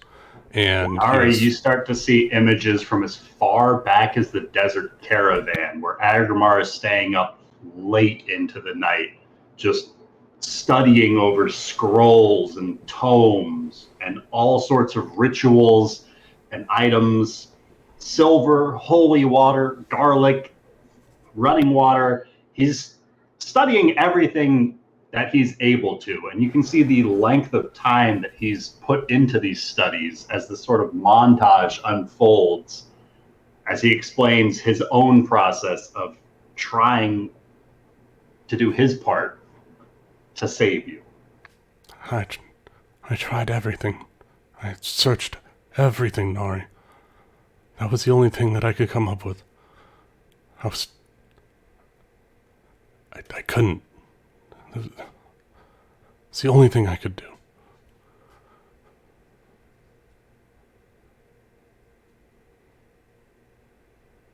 My heart hurts now. So many feelings. Nari's going to nod as some tears kind of stream down her face a little bit. Come on, man. Vampires can't cry. They probably there's blood streaming down take their acid face.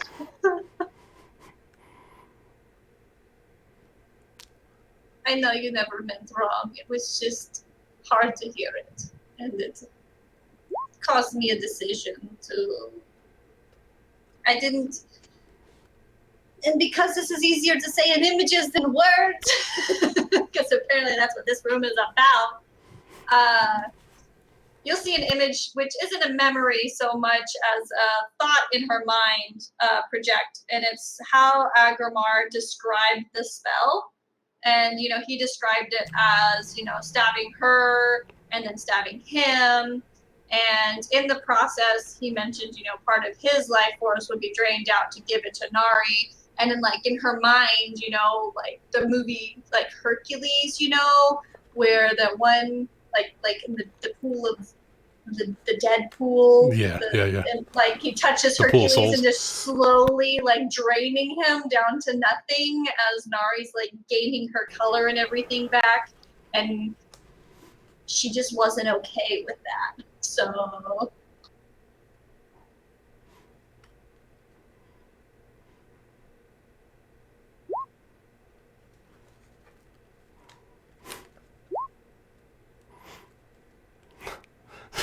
Don't even get on that. I had a whole hour-long conversation with myself in the car about what happened.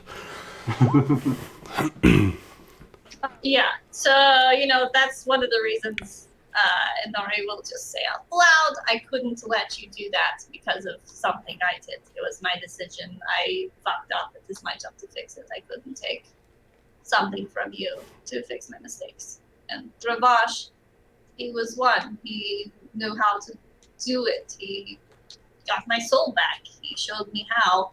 And she'll show a montage of them fighting through hell to get her soul. You know. All the images right now. I wasn't prepared for this. Ryan. Yeah. Is that projected like right behind her, or is it like somewhere else in the room? It catches your attention wherever Thule is currently looking. Because you're thinking about it, it's projecting where you're looking. Well, what are you trying to do?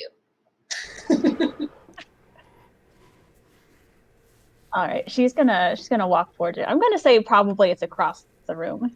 She didn't want to look at whatever was going on with Nari's thoughts. It felt like that she was prying. Gotcha. Okay. Thule has her own demons to work through. I'm excited. Actually, I'm gonna say it's like right over here. So she's gonna start making her way over there, probably against her better judgment, but that's okay. Thule starts floating away. It's not all about you, Nari. Okay. Sometimes.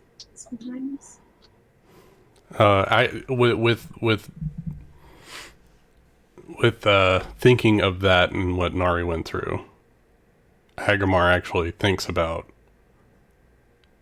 all of the events that played up to the point of Nari getting vampirism, and he starts projecting behind him. And he says, I don't think it is all my fault, but I do think I am partially to blame for what has happened to you. And he thinks about, he touched the statue, and it went back to the material plane, and ultimately leading up to the point of him going through his childhood and going to MistHaven and Valeria and all that, and then coming back. And that's how Nari got her vampirism, was because he touched the statue originally. Why didn't you mention the statue when we were there? You didn't say that you recognized it. I wasn't quite sure if it was the same statue until I went and visited again with the professor. Also, I was afraid of that statue. If I were to speak of my history with it, it would bring to light that I couldn't even protect myself, let alone anybody else. And I didn't want anybody's confidence in my abilities to be shaken. It was very hard. I have always believed in you, Aggramar. You don't have to worry about that.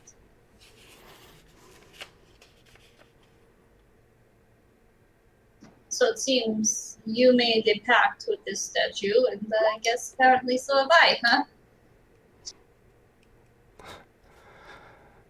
Yeah.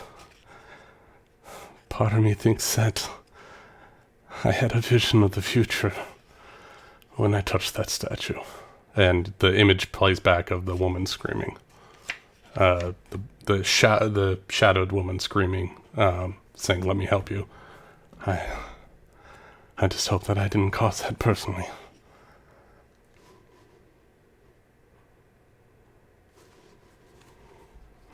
The shadowed woman, was that the mom? What? You said that the shadowed woman screaming, that was the mom, right? About to give birth? No. So he had a vision of someone standing there in excruciating pain, just in shadow. He doesn't know specifically if it was her or if it was you or Queen Zomaria. Woman screaming. Okay, when I read that, I thought it was the mom. No, the statue Julie, specifically roll me is a vague. religion check. Yes. Julie reaches out to make contact with the wall. 1. Tuli, you reach forward and you're not able to reach far enough to make contact with it before you feel the surface of this crystalline wall.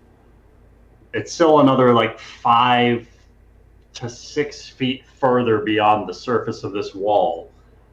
But you watch as this figure reaches down as 2 potions appear within the palm of its hand, similar to what was just acquired. Its hood looks down as if its gaze were watching upon them, and he just shatters both potions within the palm of his fist. And the hood of the robe looks back towards you. As he releases the shattered glass, it just trickles away like stars drifting into nothingness. What does that mean?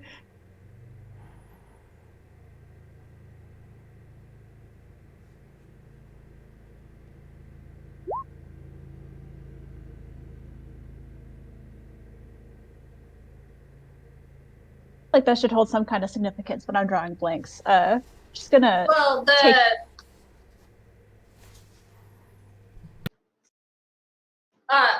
Tuli, I think you saw Nari with the potion that she gave to Aggramar, right? Because I think that might be what that signifies. I guess. Because Nari, you saw her leaving the mirror room, and on her way out, she handed Aggramar a potion, but you guys didn't like mention it at all. But in the room she was just in, I mean, would Nari see that imagery of the potions? Because she's talking to Aggramar. Nari's talking to Aggramar right now. Okay, because yeah. So there was 2 potions, and Nari grabbed one of them. So I don't know if it's the same thing or not, but I don't know if Tuli would have seen Nari with a potion that looked similar to that. But Nari, I assumed maybe the same things, maybe different. I don't know what it means, but possibly. Tuli's gonna remove her hand from the wall. She's gonna just look up at the hooded figure. What do you want? You hear a response echoing somewhere in the back of your mind.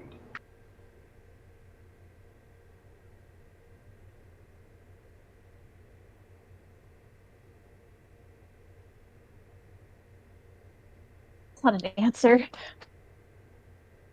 It's just silence. It's a whisper. Well, Oh, it's a whisper. You two are involved in a different conversation. You don't even know what she's doing. I know, but we're being quiet so she could have this conversation in secret, okay? you always speak in riddles, but they hardly ever make sense.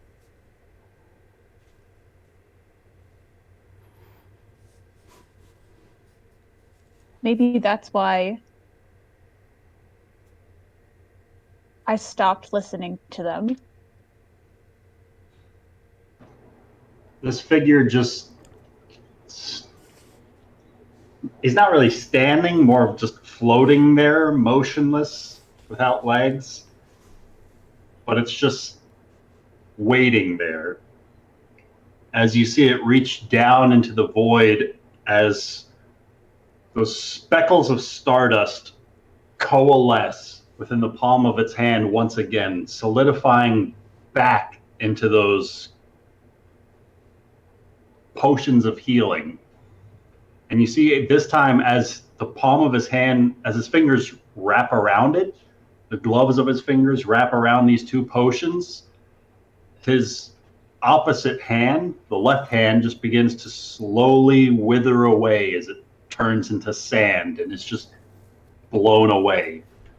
The longer he holds on to these two potions, the more of its form just begins dissolving away.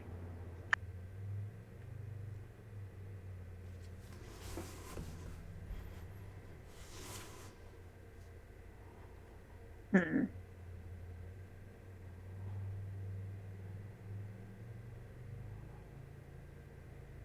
I feel like you're trying to make an impact and it's not working. I don't care.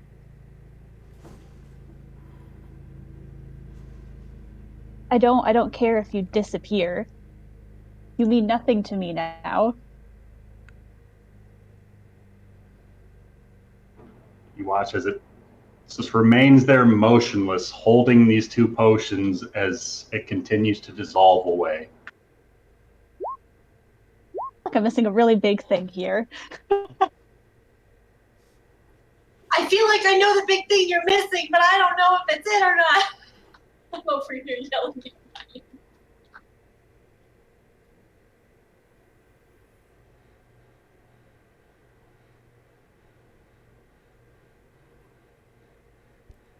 Oh, God. As eventually the entirety of the figure just dissolves into sand, and you're left staring at that same shifting, colorful pattern on the wall.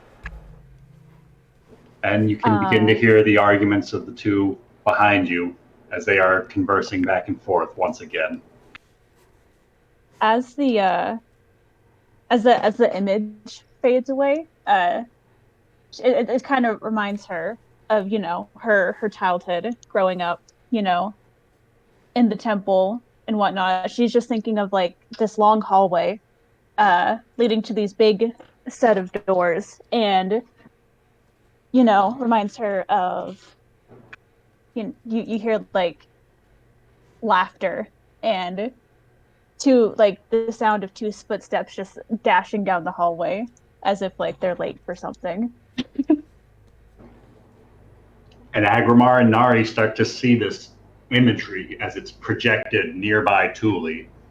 The wall that she's looking at shows this cathedral hallway as a younger Thule as well as a male are seen sprinting into view, giggling amongst themselves.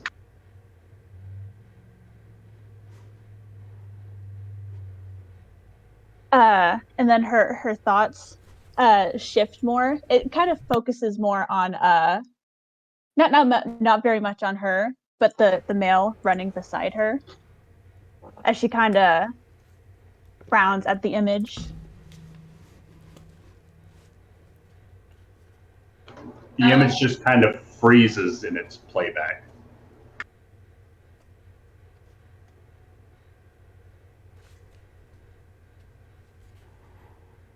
Nari is going to walk past Aggramar and like put her hand comfortingly, like I see his shoulder, but I know he's super tall.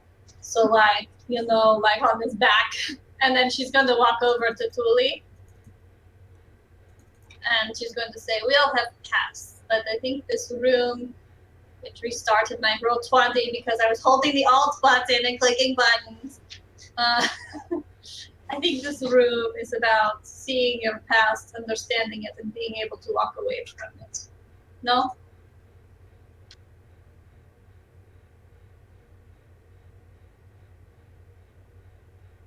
To refresh. Probably.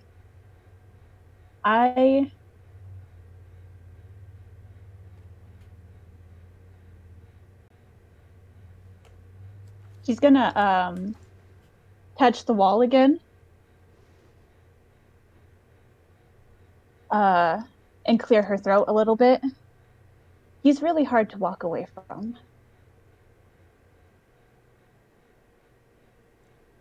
Who was he?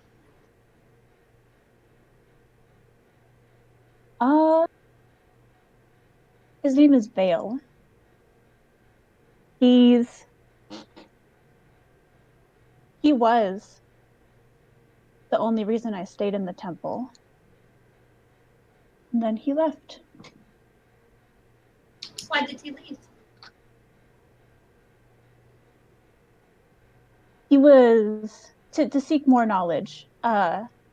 Disciples of Savras would go on, I guess, self-seeking journeys to more or less find inner peace, to be more in tune with their faith.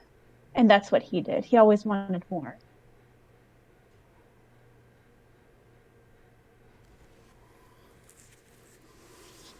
So he was able to walk away from you, but you still can't walk away from him?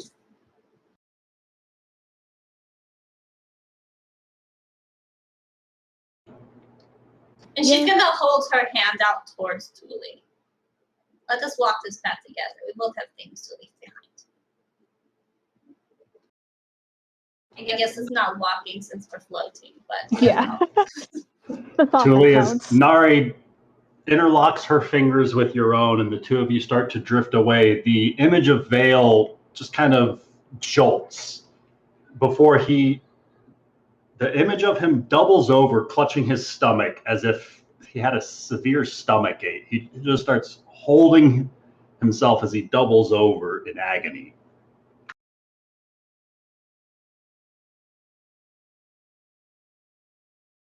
Oh. Don't move, Thule. She's gonna tighten her grip on Nari's hand, but just kind of she's not gonna move for a second, just viewing the image. Kind of confused. Nari will pause momentarily for her too. As you pause, you look back at Aggramar, who's just kind of glancing around the room and continues to see these rainbow swirled patterns constantly changing where he's looking. Never quite solidifying into an image, but always shifting. As she's gonna glance between the image of Vale and then Aggramar a few times, and then the image on the wall is actually gonna change to Aggramar, but he has like this soft smile on his face, like one of his gentler moments. And yeah, she'll turn away from the image and make her way with Nari back over to Aggramar. And Nari will put Thule's hand in Aggramar's hand. And kind of like nod, like, there we go. That's good. This is good.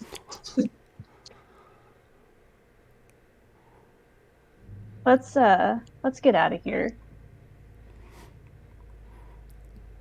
I feel like we've had enough drama for 2 rooms, yeah? And who knows how close we are to the end. I think between the three of us that we can accomplish many great things.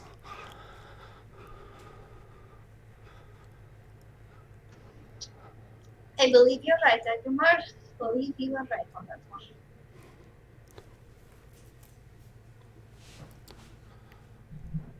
one. Aggramar gives a bright smile as he's looking at a particular possible future, and he starts willing Aggramar, himself none towards of the the north. images that you're visualizing of the future appear on the wall. Only that shifting kaleidoscopic pattern. That's fine. He's still thinking about him. Seeing images of his past made him think where he can go in the future. So where does he go now? In his present. Onwards and upwards, to the north of the room. Get the hell out of Dodge. The three of us start willing ourselves to the northern hallway. We can fly, we can fly, we can fly. We can fly. You're doing it, Peter. Aggramar starts drifting his way to the north exit of the room.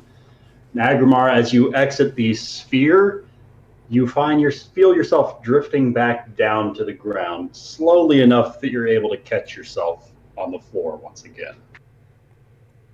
I'll make sure to assist the two girls down when they come out of the bubble, and we'll continue on our way. And right before Nari leaves, she would like to do one more glance back as she's thinking of Travash. And then she's just going to nod and walk away. Just like, oh yeah, this is time. Aggramar, you hear a voice in the back of your own mind. This feminine voice speaking out. I'm going to whisper you something. Yeah. I'll be right back as Amanda crashes her roll 20 again. Classic. It's like every time I didn't, this wasn't a problem before. And my push to talk has always been alt, but if I'm talking and I click, it fucks it up. I'm like, God dang it. It's your new superpower. Time to change it. But this has always been my button. How will I know what button to click? My brand. Make it the biggest button on your keyboard, the space bar. I like making it caps lock. Because it doesn't do anything else. But it caps locks. So what? I might yell at someone. Oh no. And that just shows what kind of person you are. Yeah. I Just go, don't care if you yell at somebody. I go, oh, sorry, had my caps lock on. Actually, a good one to bind it to is like scroll lock, because that does nothing. That's so far out of the way.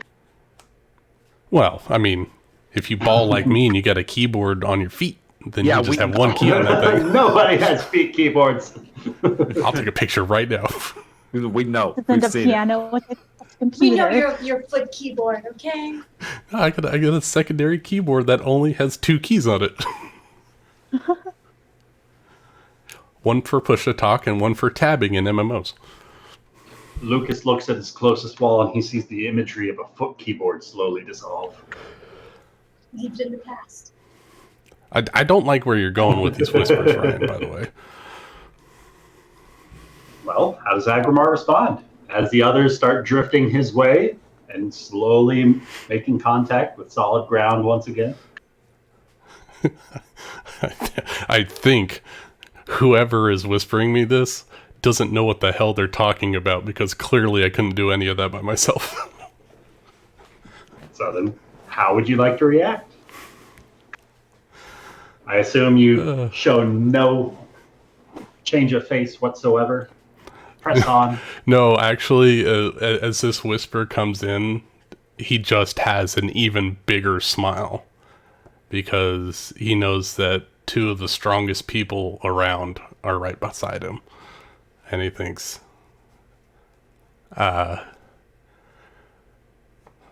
this is not something I can do alone. So having some obsession over my own power is weakness. So he's definitely thinking it's not about himself, it's about the people around him.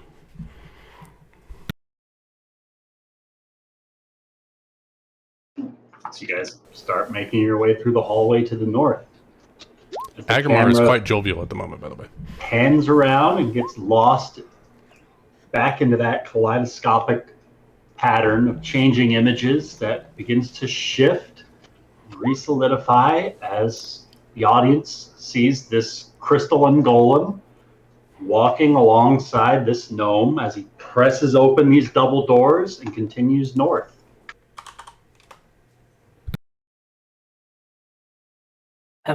Just a moment, please. I was hoping you you never answered my question. Well, you didn't ask it out loud. Perhaps you only thought it. Well, I thought I asked. Did you change your fate? Is that how you ended up here? Not yet. Not yet. As it proceeds forward through this brief hallway, aligning itself with another set of large double doors. The places either palm upon the front of this door, and a golden glow begins to emit from the palms of its hands that begins to radiate outward across the surface of these double doors. And this glowing just kind of fills this hallway. Callum takes a couple of steps back.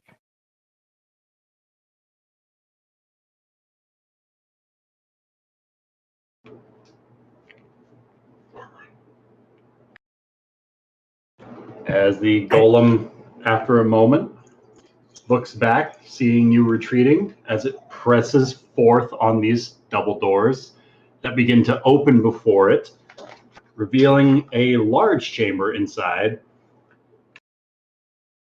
I really think that we should wait on Rafal and Zara. I'm sure they would like to be here. That was their choice to make. I don't think they'll be coming now. Follow me. Valen awaits as it presses onward into a large chamber beyond. Does Callum see all the stuff that's in that room? So you see the walkway that it is upon. I'm going to shoot you an image so you have a better... So Ben has a better idea of the layout of the room. I've got a bisected view of it because it goes down a bit. Ah, okay.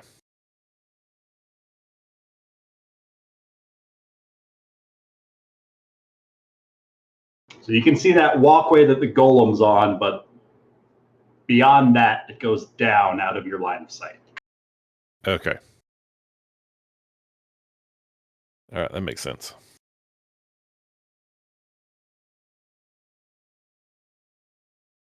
Yeah, so Callum will just very slowly start walking into this hallway.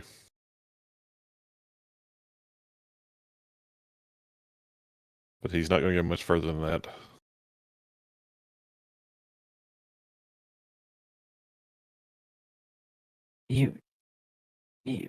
What do you mean you don't think they'll be joining us? They opted to stay behind, so they were left behind. Well, can I go back and fetch them? I'm afraid it's too late now. Your path lies before you. With that, Callum is definitely going to come back out of this hallway before these doors trap him. Callum steps back out from the hall as the golem steps around to the left.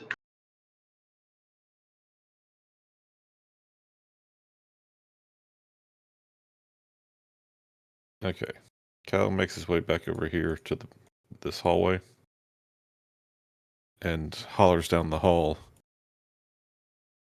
Rafal? Zara? I really think you ought to get up here.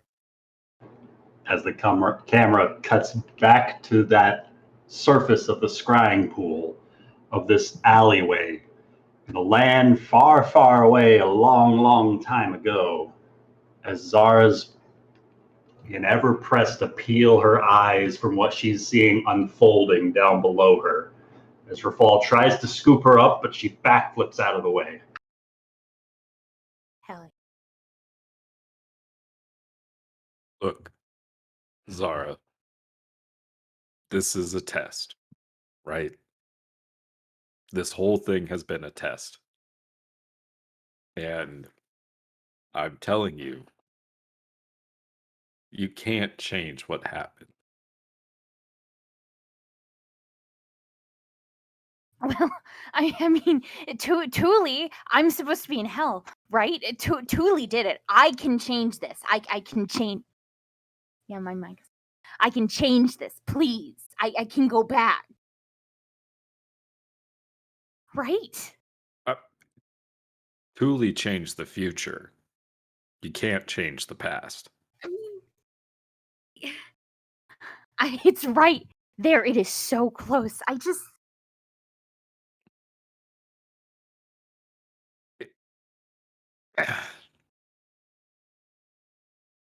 I don't understand what magic is at play here, Zara, but I do know once somebody is dead, they're dead. Now, there are magics that, try to pull a soul back to the body or other things of that nature, but you can't, changing the past, you don't know what kind of a future that would create. It would be one where Kevin's alive and the Foforites are there, and I don't spend years running, and I'm not afraid, and I'm not this mess. But you're done running. I know. There's nothing to run from anymore. Isn't that what you want? Yes, I just want. You have achieved your dream. You did it despite what happened in the past. Come on. Let's go. It's time to put one foot in front of the other and move on.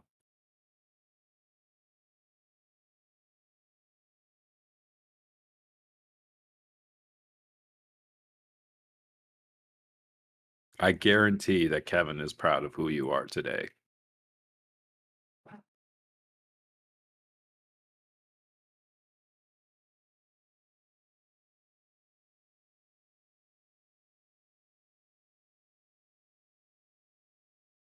Kevin is going to start walking away from the pond. She's going to very, very slowly, as if she's forcing herself to walk away. Very slowly, very deliberately, is going to walk away as long as nothing happens.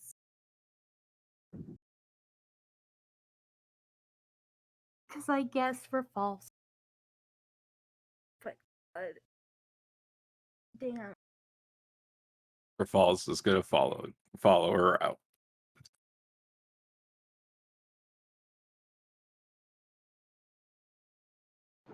As the two of you leave the room with the scrying pool inside of it, Zara, when you emerge from the threshold of the door, there's an odd shift in the arcane flow that you can see. While everything you've witnessed so far has been slow and flowing, kind of like a river stream, just awash with all this magic of possibility, like a slowly roiling aurora borealis of the arcane.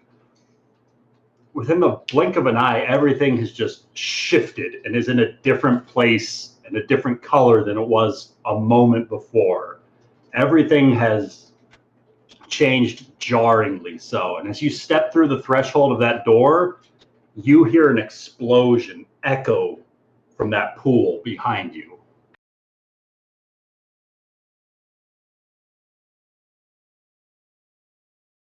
Zara runs back in. Going to try to stop her. Roll me an opposed athletics acrobatics check. 24. Oh, come on, please. Please. I just need a good one.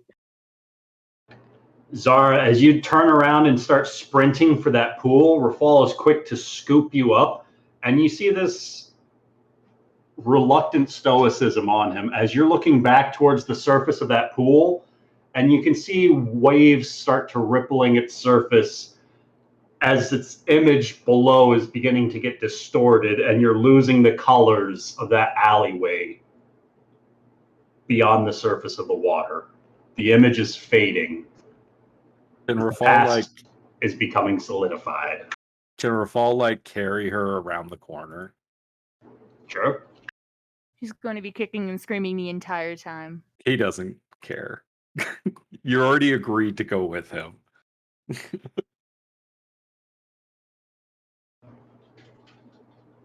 So Rafal just starts carrying Zara out from the room. There are 2 hallways before you, one leading to the north, one stretching back to the south. Well, he saw Callum go to the south, so he's going to go that way. All right.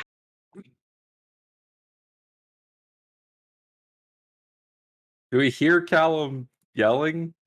Are you listening for Callum yelling? Not specifically. And now? Okay. And we're just going to go back down this long-ass hallway looking for Callum. Rafal will carry Kevin the whole way if he has to. He probably will. Yeah, he'll probably just carry her. That's up to Rachel, I guess. I guess. Yeah, Kevin Zara is still going to be kicking and screaming, "You son of a bitch, you lied to me! I could have saved him! I could have done it! And I killed him a second time, you stupid, stupid, stupid man! How could you do this?" On and on and on and on.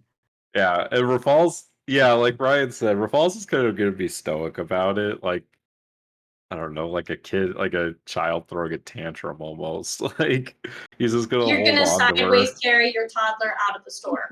Kinda. Like, Rafal's, yeah, because, like, he knows that she's just upset, but, like, and, like, when she says that, Rafal will say, "You could blame me then."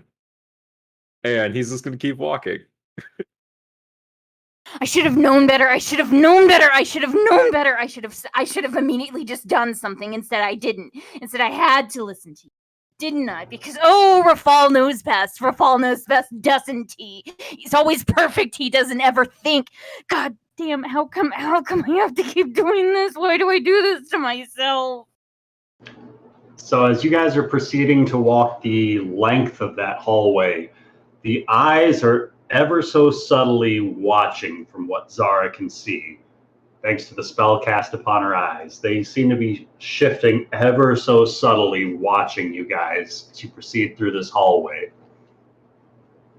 You round the corner back into the room where this crystal dais was shattered, where the sun sword was recovered. And you can see the doors to the north are now opened wide. You can see a hallway beyond that leads to a larger chamber. But you don't see Callum anywhere. Rafal's, at that point, because he doesn't see the golem and he doesn't see Callum, Rafal will call out. And he'll say, "Callum? Where did he go?"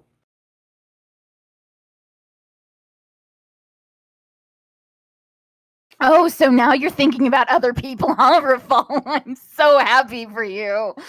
I could have gone back, I could have gone back. We didn't even probably have to be in here because I wouldn't have been a problem, huh? Have you ever considered that maybe it was better off if I went back into there?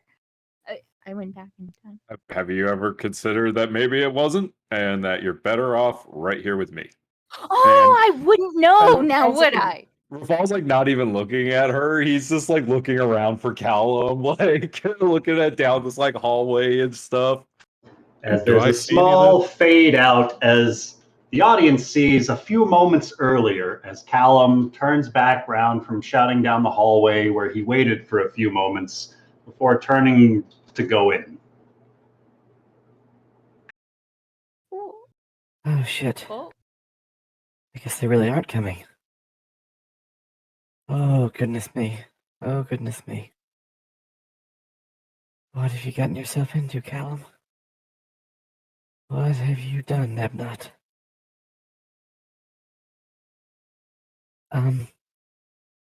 All right. What Callum, was you it you find wanted to show yourself me? entering this huge chamber edged by a broad floor surrounding a sunken lower level gallery, reached by way of sloping ramps. The center of the lower level is a diamond-shaped pit that descends some 100 feet or so.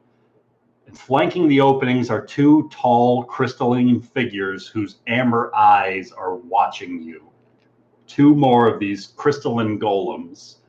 However, the image splayed across their chest is not of an eye, but the one to the left. Let me get the right pop-up. The one to the left has the image of a sword on its chest, and the one on the right has the image of a book wide open. The one you've been following thus far had the image of an eye on its chest. Is this what you wanted to show me? Valen is awaiting. Feel free to take as long as you wish before proceeding, but the Oracle will see you when you are ready.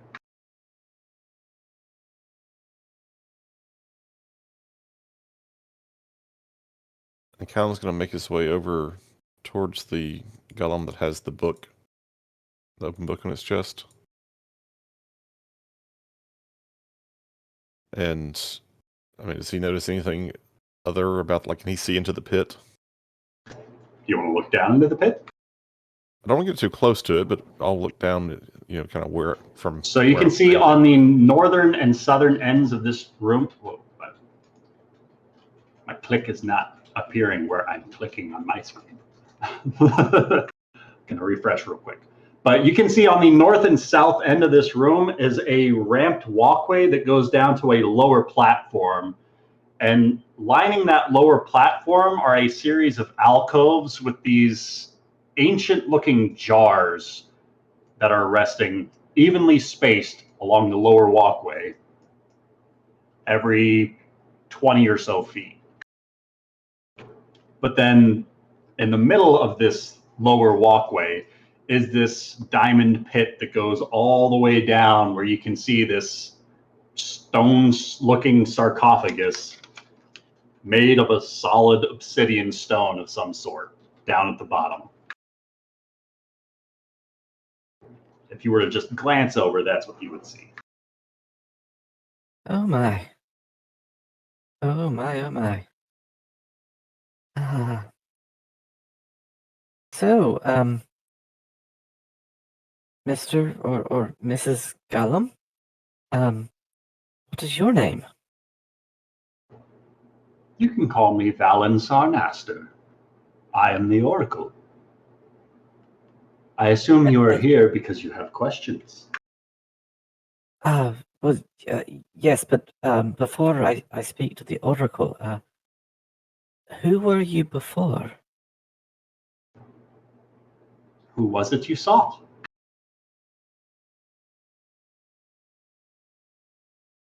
Well, I just recently was introduced to You spoke with the one who was Akuzor. known as Akuzor. Yes, Akuzor. I was once known as Zemru, but I no longer go by that name. And the other, the one over there, what were they known by? They were known as Zarin. And Did you also change your fate? Is that how you ended here? Semru's fate has been changed, yes, but in a way that benefits us all. And how was that? Do you seek to change your fate, Callum? No, I don't. Why do you seek the Oracle? I merely have a curiosity. I have friends. We found a book. Same friends you left behind. Well, they will be here momentarily, I'm sure. We watch out for each other. If they thought I was in danger, they would be here, and if I thought they were in danger, I would return for them. What if you could not assist them? What if you were already too late? Are you saying they're in danger? Not anymore. What has happened to them? They have accepted their fates. Why do you seek the Oracle? I want to help my friends. As I was saying, we found a book. It had names written in it. Names including those of some of my friends. They did not know why their names might be in a book like this. It was saying that they had offered parts of themselves to a canopic being.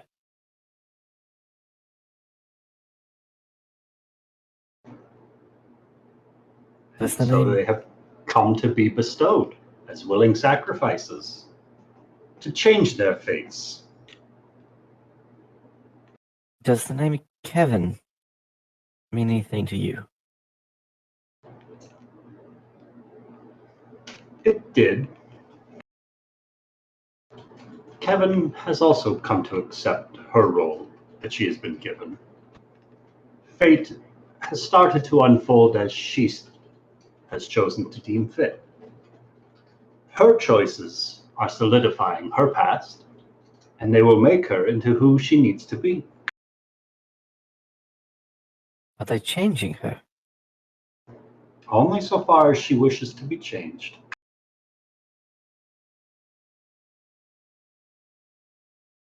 Do you know what she wishes to change? That is a question you must ask her. Her past is her own. It is not my place to foray one another as curious as yourself. For whatever transgression she wishes to hold secret, it is not my place to spill the beans. Yes, of course. How rude of me to ask. But then again, all progress begins with the truth. And is it the truth you offer here? I offer you an audience with the Oracle to sate your curiosity. You came here for your benefit, did you not? Well, I guess, yes. It seemed the most accurate reflection of why I'm here. And you still wish to see the Oracle?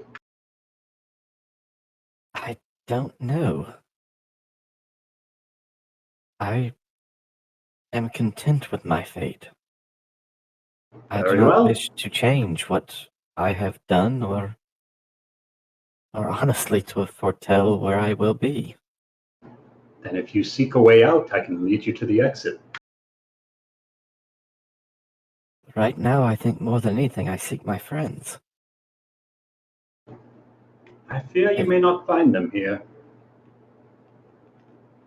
If you seek the Oracle, follow me. If you seek a way out, follow the one you know as Akuzor. As simultaneously, the golem you are speaking to with the book on its chest starts to walk towards the north, and the one that you were speaking to with the eye on its chest starts to walk out the door to the south. as the camera cuts back over to the other half of the group who have made their way north through that hallway, proceeding with whatever thoughts they might hold in their minds before coming to a closed door made of the same sort of crystalline substance as the rest of this facility.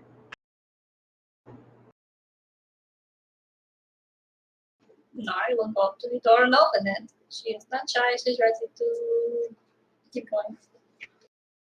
Do the same thing, just open the door. We've learned Nari's not good at the lock-picking thing, so let's not try. Nari, you push open this door, and Nari, you push open this next door at the end of the hallway to find that the ceiling of this room is supported by 4 crystal columns with eye-shaped capstones. A dozen or so thick cushions are scattered around this room, and in the center of which you can see a humanoid figure that is lying face down in a pool of dried blood on the floor. A dagger and an oblong rock broken into 2 pieces lie near the body's outstretched arms. I am trying to get the thing loaded, and all I'm getting is serious first Saw movie vibes in my brain. There it is.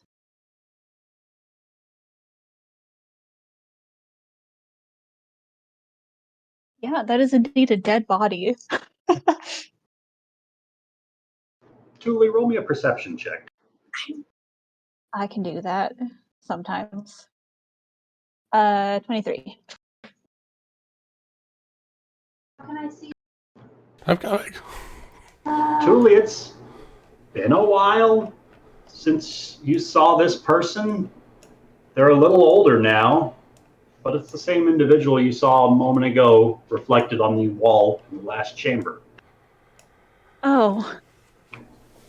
You see Vale face down in a pool of his own blood. What? With a dagger by his side and an oblong broken rock nearby his outstretched fingers. Oh shit. The audacity of you, Ryan. She literally just moved on from him. You're gonna put him in this room? I wouldn't say Aggramar she sees us, completely right? moved on. You tell me, Lucas, what does Aggramar see? I see a dead body. There you go. So my wife had ice on her back, so I had to go run out and get it real quick. These are all pillows, right? Those are pillows, yeah. Except for the 4 crystalline pillars. Can I do a medicine check? If you want to get up close to the body, rather than trying to look at it from 30 feet away. Yep, I do. Roll me a medicine check, Aggramar. I will. Dirty 20. The shape of that rock, if you were to recombine the pieces, it kind of resembles a pancreas. And it looks as though this person was slain because of this horrible abdominal wound that has ripped open their stomach, probably from the dagger that is nearby his own hand. God damn, pancreatic cancer. He fucking gave himself to the Oracle.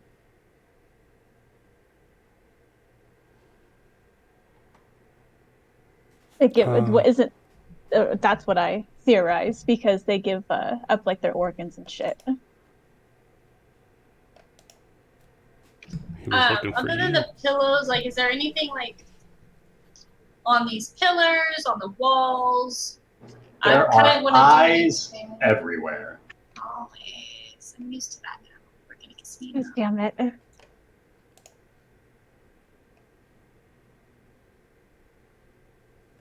How long does the body look dead? I was just about to ask that. It looks as though, less than a year for sure, but it's probably been here for at least a couple of weeks.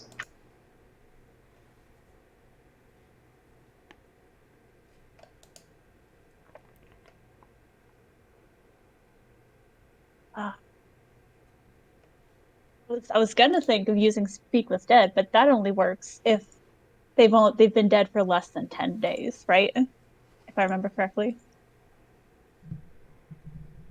Yeah. Oh wait, no. I can speak to him. Oh my God. I'm gonna do that. Do it. Speak to him. I have to. Yeah. God, this town is Tuli's gonna so kind of her face is very pale, like slowly walk into the room. Her hands are like shaking. She's gonna kneel next to his body and yeah, she's gonna cast Speak with Dead.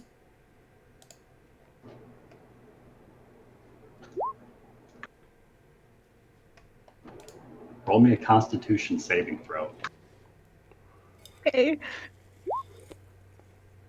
God damn it, an 8.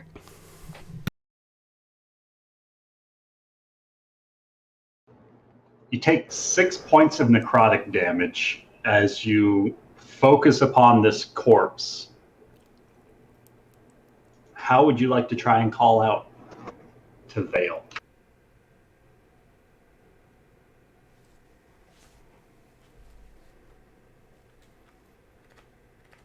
God.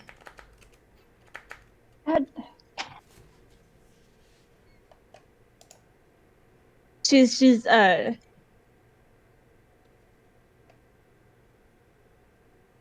you said that he was lying on his stomach, right? He was, yeah. Then Aggramar kind of gave him a once-over to inspect and saw the slash near his gut, where his pancreas looks to have been pulled out.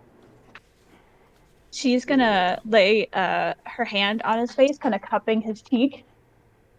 Just kind of whisper, What were you doing here? Why?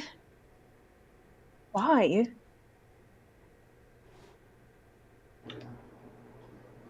And you feel this inhalation of breath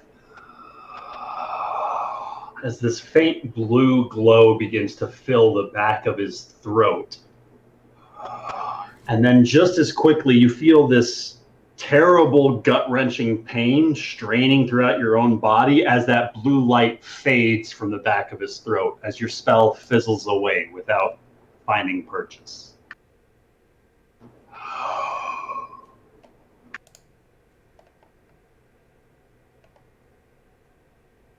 Oh shit, didn't work.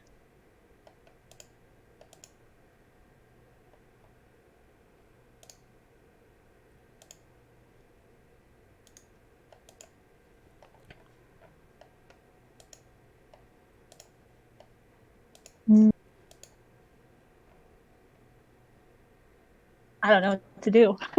Your two compatriots are just silently watching you play with a corpse. Sorry, my thing crashed. I couldn't get it to come back up, and I've been trying to get it to work ever since. She's not a necromancer. She doesn't play with corpses. She just talks to them. So I was watching this while I was kind of looking over the body. Does it look like the soul wasn't willing to come back, or?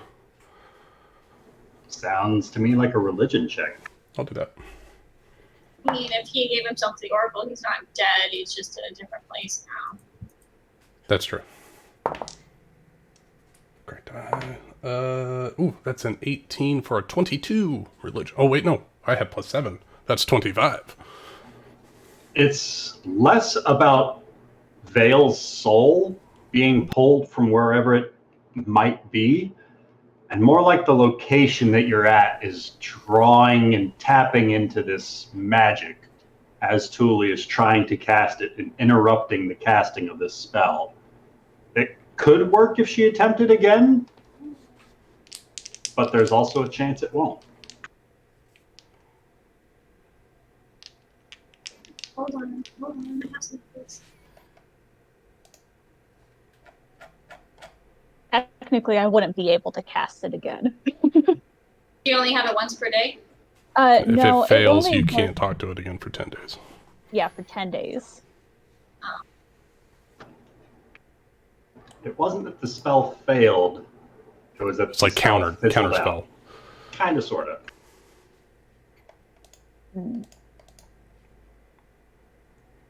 You didn't get to finish casting the spell effectively. You lost concentration while speaking the words. Thule, do you want to try doing that again?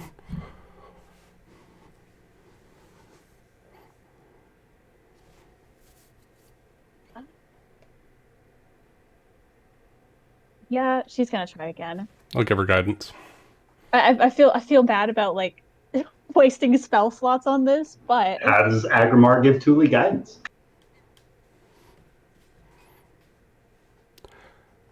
I think that you need closure. And I don't want anything to be in your way of closing that chapter of your book. Puts a hand on the back of her shoulders, and a little bit of golden energy radiates over her shoulders, providing Aggramar. a warm mantle. Roll me a Constitution saving throw. Yeah, I can do that. on here.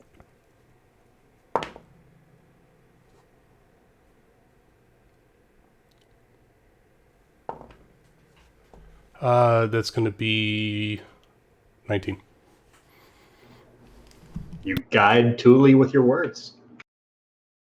4 on your save.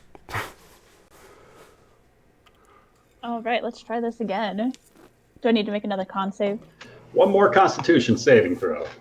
Still casting it at 3rd level? That is the only level I can cast it at. All right, and adding a D4 to that for guidance? Oh.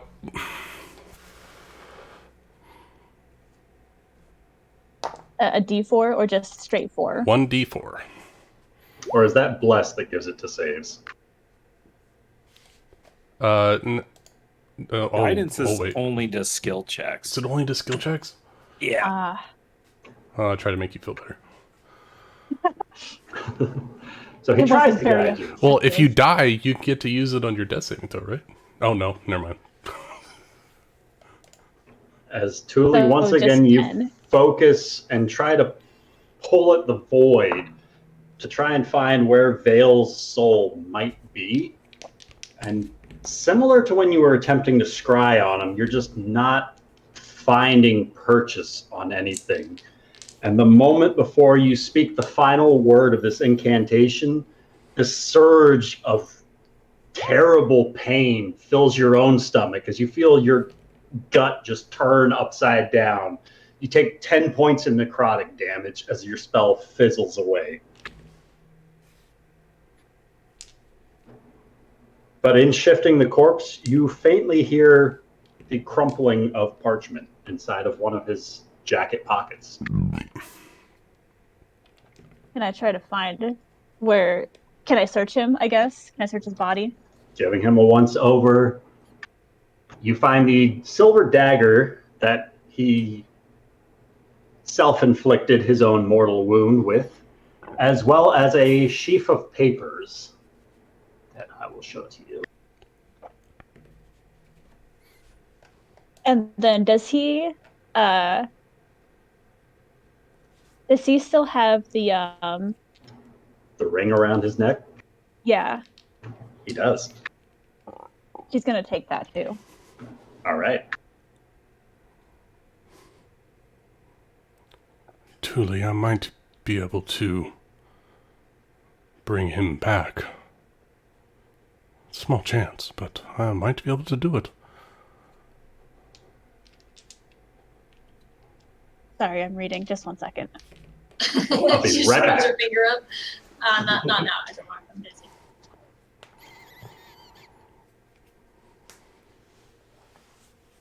So we sure we want to understand true understanding, guys.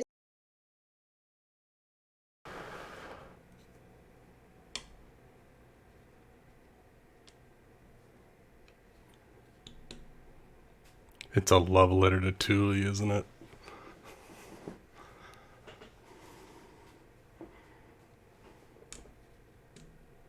Oh, okay. That's really, I love that. Awesome. No, I think we can save all of them. Not just him. Isn't he dead? Yes, but this paper, it's um it's about a ritual that can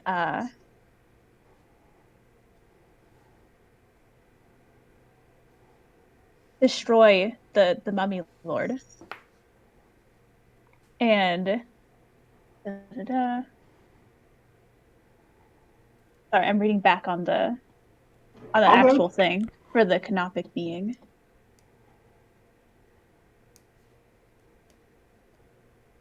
Oh. So, from what I understand, Ryan, this ritual, we can only free one person, not all of them. If that's how you interpret it. Well, that's exactly how it's written. It says, Buck also hints of a ritual that can free a servant after the mummy lord is destroyed. I feel like that implies just one. So that's what you read?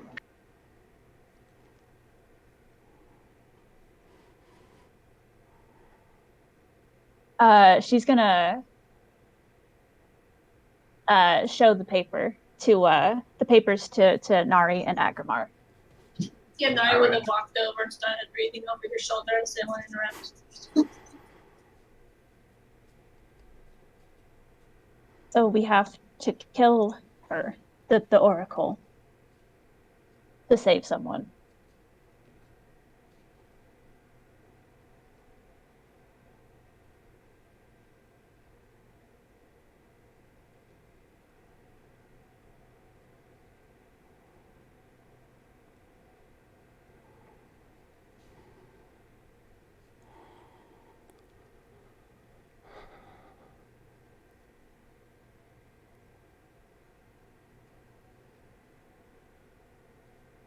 Gee, I sure wish I knew what we were reading. Well, Rafal's He's not write the here. proclamation. Don't worry. You're welcome to ask him over the earpiece. Everything is Hey just guys, quiet. how's it going? Oh, are we even? I don't even know if we're close enough to use the earpieces, but we do have you sending guys. stones. Yep.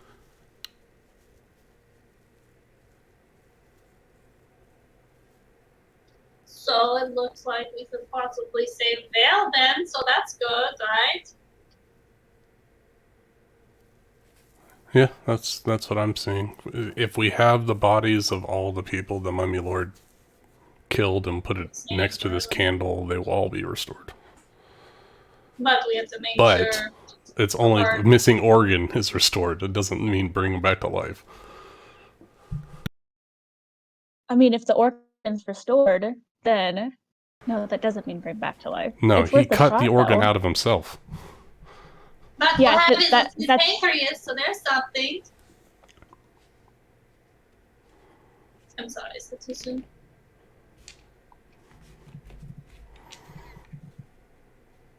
so it talks about out of character. We're aware of the golems, which were the people that gave up an organ. So we gathered all the golems and lit this candle, but we have to murder the mummy lord first. Yeah, which is more than likely. What the fuck is her name? Baron Sarnaster? Alan Sarnaster. I was close enough. Which I have a feeling the golems aren't going to stand by and let us murder them very easily. Yeah. But maybe they're a good person. We don't know yet. Right. We haven't talked to them. Tuli, she's gonna pick up the I guess she's gonna pick up Vale's pancreas. And no, she's gonna and his body as well. She's gonna put it into her bag of holding. Whole body? Julie, roll me a medicine check as you do so. Okay. 10. As you're scooping up the body and the destroyed pancreas, there's a noticeable difference between the textures of flesh. Vale's remains still seem squishy, so to speak, Whereas the pancreas pieces that you scoop up are as solid as a petrified rock. Yeah, that makes sense because the organs need to be mummified. Yeah, because they basically trade. They get a piece of them. But like, if he were to get like what went wrong, like shouldn't that be in him, and he should be like a holy thing, like the shouldn't he be a mummy lord servant now since he has the pancreas of one? Oh no, this is all very confusing. I want to look around the room more. I notice there's a door down here. Do I hear anything on the other side of it? Roll me a perception check. A 10. Nari, doing your best to try and listen through this crystalline door, you can faintly make out what looks to be a hallway on the other side that turns around a corner, and then it's difficult to determine where it goes through the sort of structure of the glass. I'd like But to you go. don't hear anyone. I'd like to go north and investigate the rest of the room, if at all possible. On the north end of the room, there's a hallway that proceeds further north, as well as a short hallway that ends with a door. Oh, good. 3-way. Cool. So you can all pick your different exit. Okay, so you don't want me to try to revive him? Not right now. So like his body, you said it was still like squishy, so it doesn't appear that he's like decomposing. He's starting to decompose, like he's been here for a little while, but it's as if some sort of preservation spell has been cast on him to prevent decomposition as best it can.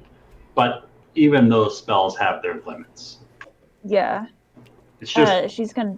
The important takeaway is that the pancreas is clearly solid as a rock, whereas he is not the same sort of consistency. Okay, she's gonna put his body back down on the ground. But she is gonna pocket the pancreas. All right. But his You've got name, a pancreas in your pocket. His name was in the book. No, but we got this book. This book was sent 9 months ago, after Tuli found out, had her vision, and then we went to the cathedral in Daganada, and that is when it arrived. So it was sent to arrive right when we arrived, because of the whole fate shit. So he made the deal with the Mummy Lord only 20 days ago, roughly. Probably. So as the three of you surround this corpse inside of this chamber, the camera fades away as it returns to Rafal and Zara as they emerge inside of the crystal dais room towards this hallway that is now ajar, leading into this open expanse of a chamber beyond that was not previously revealed. Camera fault. I was just gonna ask You if do I not. could see that.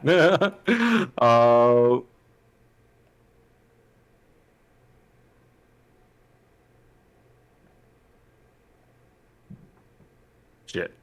How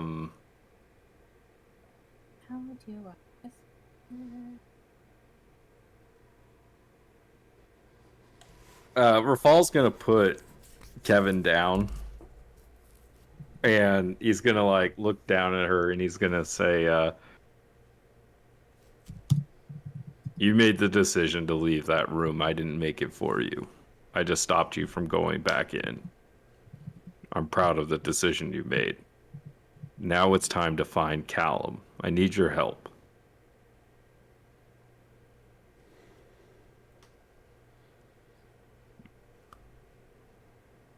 You're really not making this easy.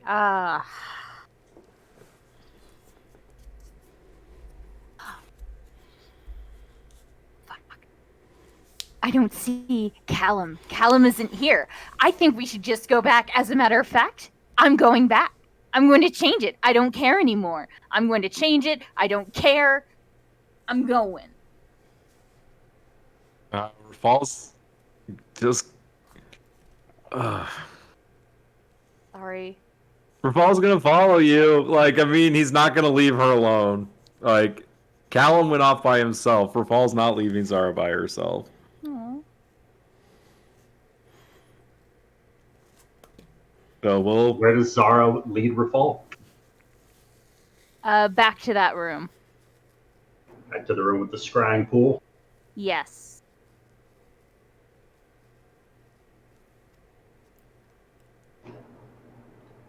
As the two of you make your way back to those open double doors, the pool along the surface of the scrying pool is still a little bit tumultuous, undulating, flowing sort of rhythmically, almost hypnotically, but you don't see any sort of images through the surface of the water. Okay. No big deal. Maybe I just have to think about it. You know, what if I just have to think about it?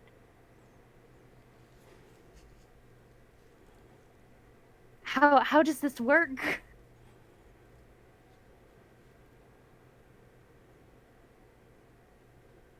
God.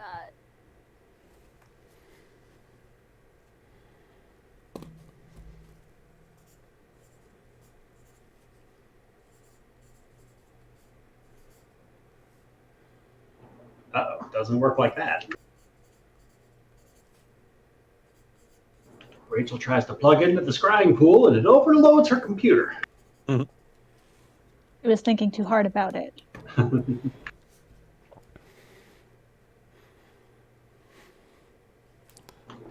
So Zara, you make your way back into the room with the scrying pool with the now clarified runes lining the surface of this well of scrying. What would you like to do? Look into it. Does looking into it, maybe conjuring up memories of what happened that day, maybe that's going to bring it back. Just trying to What's Zara thinking about? Just going up to that cart, getting out the flint, trying to light it up. Just the memory of that day, of her doing that. You are remembering as many specifics of the event as you can as you are looking down at this scrying pool. Go ahead and roll me an Arcana check. Will do. I'm okay.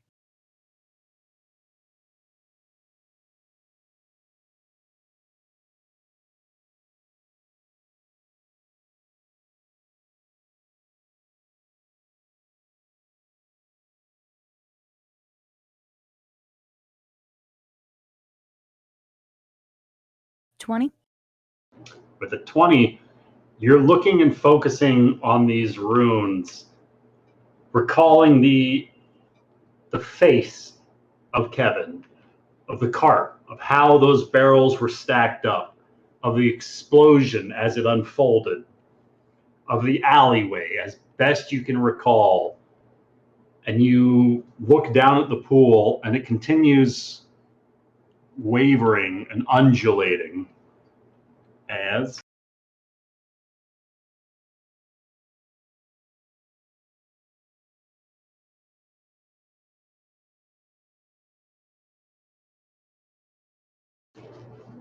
you hear a voice calling out to you. That same voice somewhere in the back of your mind. To face what's ahead, you'll need to face what's inside of you. Anxiety consumes you. You know you're no hero, and you let him live his fate all the same. If given the choice, would you choose another fate for your friend?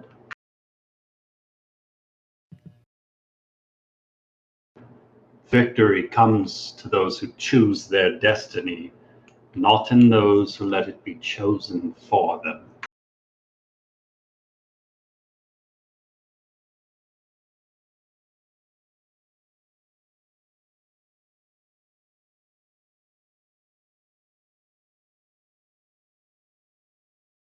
What'll happen?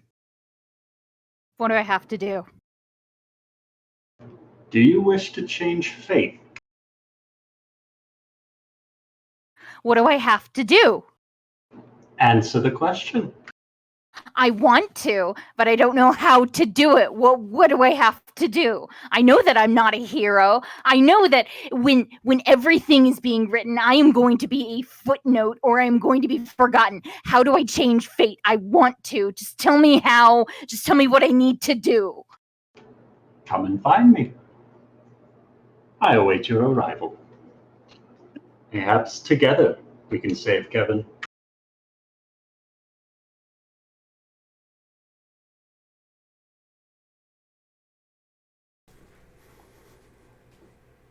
Where the hell are you? And who are you?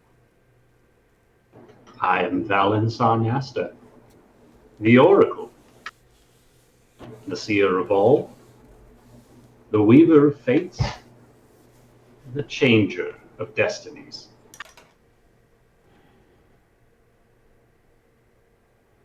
Well, Valen, wherever you are, I hope you're ready because honestly, if you're lying to me, I will make sure that whatever death you encounter will be slow and painful. Do you understand me? I wouldn't lie to you, Zara. Is she talking out loud while she's saying all of this? Yes. Okay. I assume so. Rafal's not saying anything. He's just watching you. I mean, he's seen crazier stuff. He talks to his horde. Yeah. And he's seen Kevin talk to herself before. I mean, I think Rafal can put two and two together on I mean, she said she wanted to change fate, so it's very things clear that what are she's happening. So what does Rafal want to do? Where does Kevin go?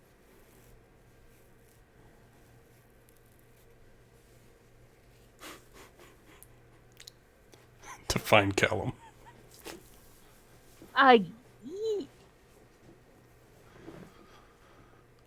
Kevin Zara is going to look at Rafal after, talking to the air. Rafal, let's go. We've got to find the stupid oracle.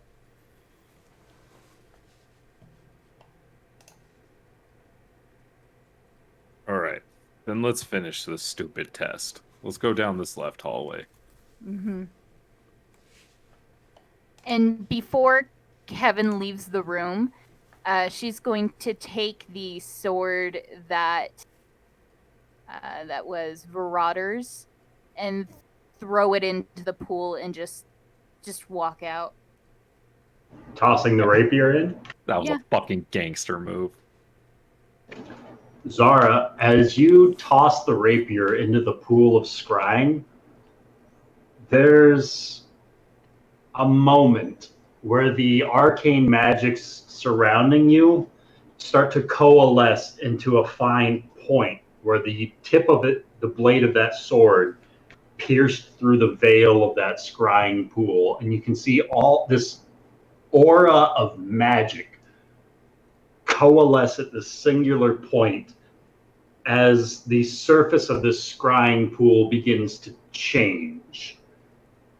And as Rafal is starting to make his way out from the room, you look into the pool and you can see...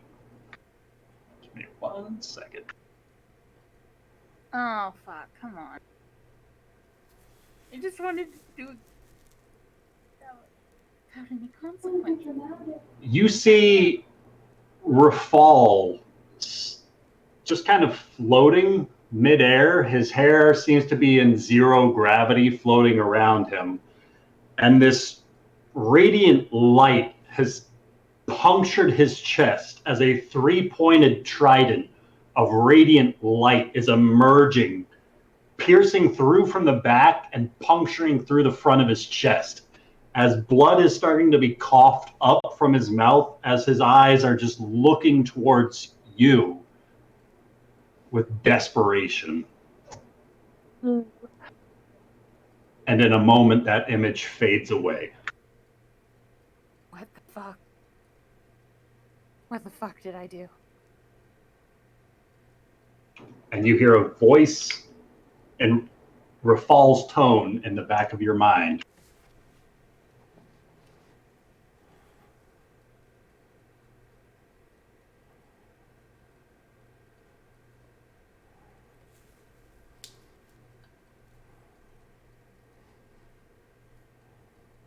What does that mean? Oh no. Okay. Kevin is going to sprint. Kevin Zara is going to sprint down the hall and catch up to Rafal. All right, as you take off out of the room of the scrying pool, the camera fades away as it returns to Callum, who has started following the Canopet golem to the south, where it has exited from these ajar double doors and making its way back to the room with the crystal dais.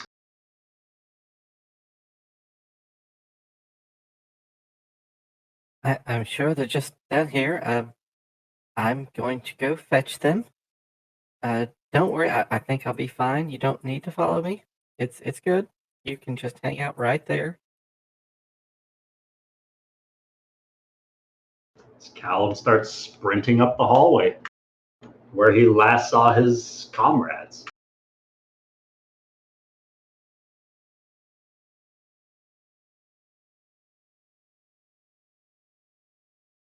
Rafal!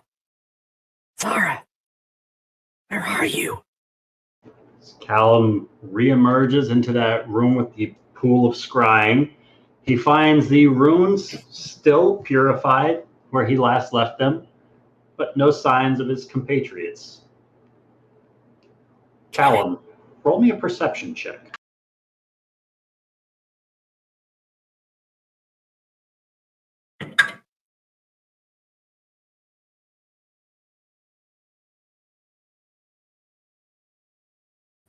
Perception, that is a 6. Looking around, you don't see him anywhere, but you notice a back door to the cabinet that you had inspected earlier. A hidden door is now ajar inside of that cabinet, and whatever contents it contained have been excavated.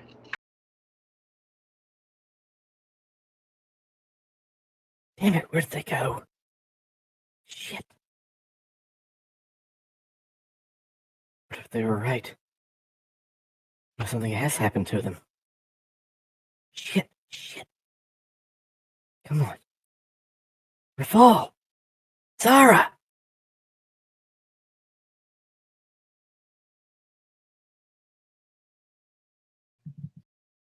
And he starts looking everywhere he can in this room.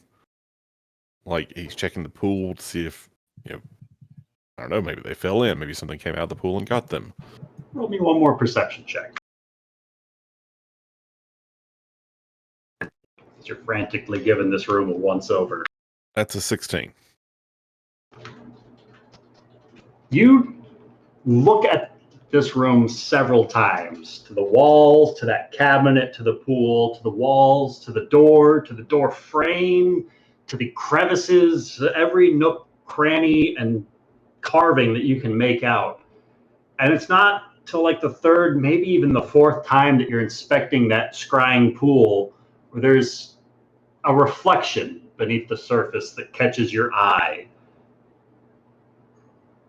Stepping closer towards the edge and looking down into this pool of scrying, there, just kind of resting against the bottom of this pool, is a very, very rusted rapier that you recognize as being Zara's. Oh no. It's the same one she pulled off of Verada. Oh no. Oh god. Shit. How deep does the pool look? About 20 feet. Okay. He's not really much for athletics, but he's going to dive in because he can't imagine that Zara would have left that behind. All right. What is going on? Leaps into the pool of scrying. Fuck. He just holds his breath and tries to swim down to it, looking for anything he can see that might indicate that like they've been taken into the pool. As you continue to press yourself deeper and deeper, go ahead and roll me an athletics check. Oh, athletics. Okay, that's a 2. 3 on the die. You are swimming down and down and down, and you can start to feel your lungs burning, but you're not getting close enough to reach that rapier. It's still another 5-10 feet deeper down, and you feel yourself starting to run out of breath. Would you like to press on, reaching for the rapier, or surface, or something else? He's desperate. He's just going to keep swimming. All right.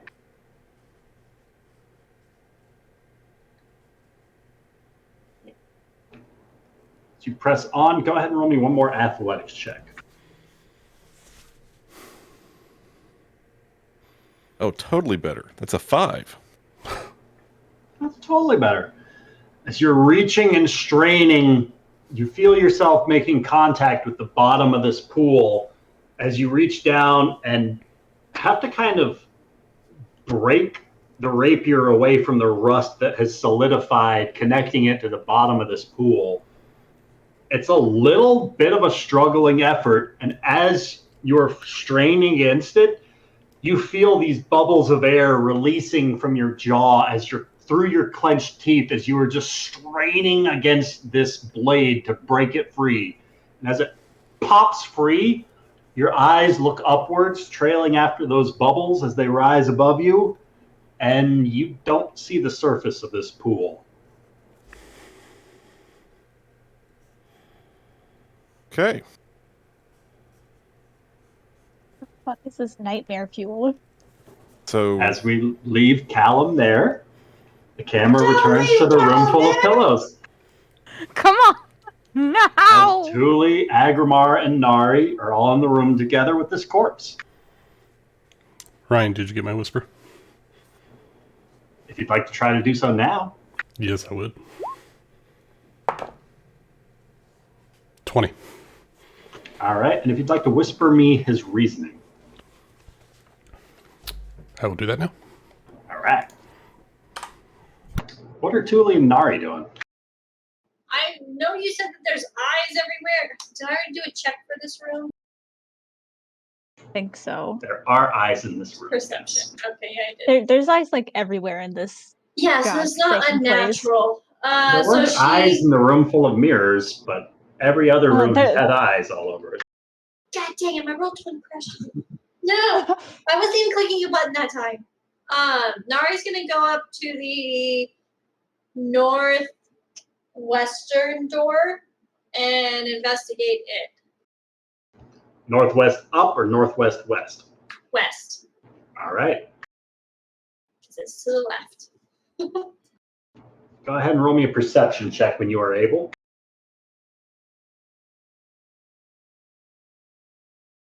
17. You're listening at the door, but find that it is locked. But you don't hear anything on the other side of it. And looking down the northern hallway, there's no door, it's just a hallway. There looks to be an extended hallway that leads north and then turns to the right.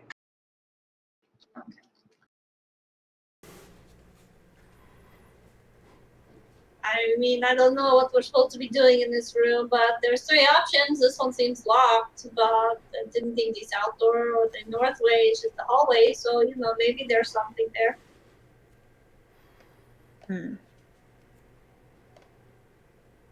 Should we try to unlock that door? I haven't tried any of the doors. I wasn't sure if you guys were ready to go on to what's next or not, so I didn't want to, try anything yet.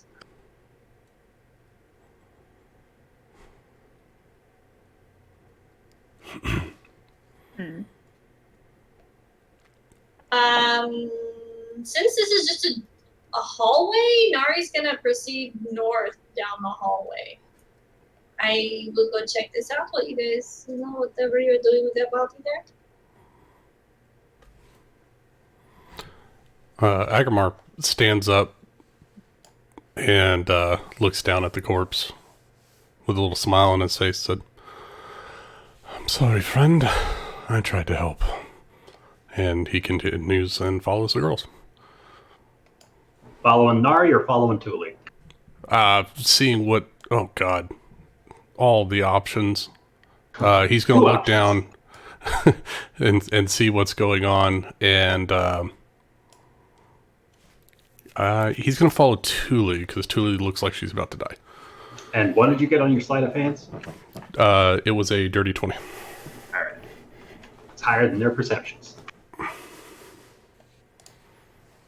And whose perceptions? You don't know. Aha, you're not there. Guess it's higher than yours. Booley is not aware, but she's going to try this door. You try and press upon this crystal door, but it appears to be locked. I'm gonna do something stupid. Shatter. Oh no, because Thule is not proficient in thieves tools, but she does have a really cool spell. Really good at She's gonna dimension door to the other side of this door. Gonna what? Dimension door use through the door? Yeah, basically. All right. How far forward would you like to travel?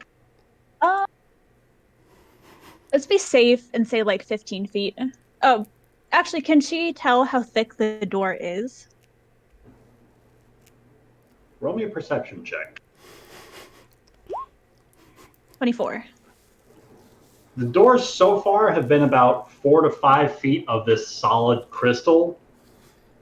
It might be forcible with somebody incredibly powerful.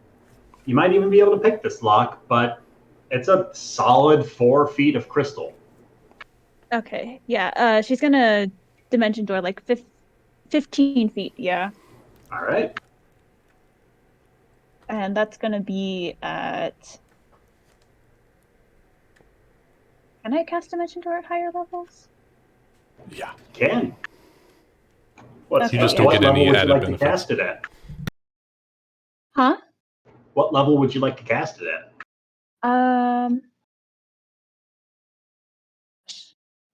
No, she's just gonna keep it at a 4th level. All right. Go ahead and roll me a Constitution saving throw. I expected that. 11. As you focus upon through the crystal glass, focusing on the space 15 feet away, you release the verbal components for the spell. And as you finish the words, you open your eyes, but find yourself on the same side of the door as Aggramar. And you take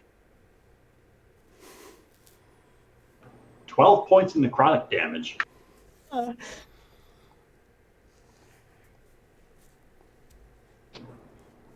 Spellcaster's useless here.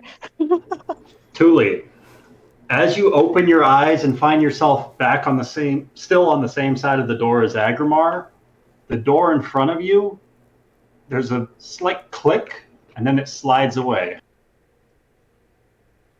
revealing the next chamber.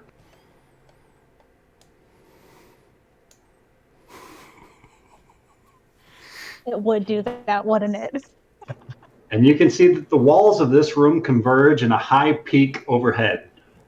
Through the wall to the north, it is at a bit of an angle. I'm going to...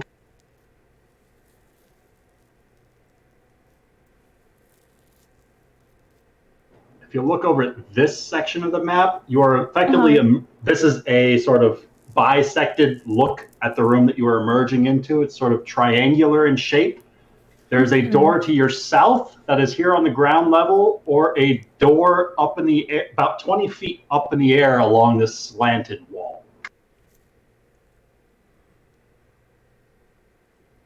Okay. Before she does anything else, she's gonna go ahead and pop her common healing potion. I'm not gonna fuck with any healing magic if I have to make saves on it. So 2d4. +2. Yep, +2.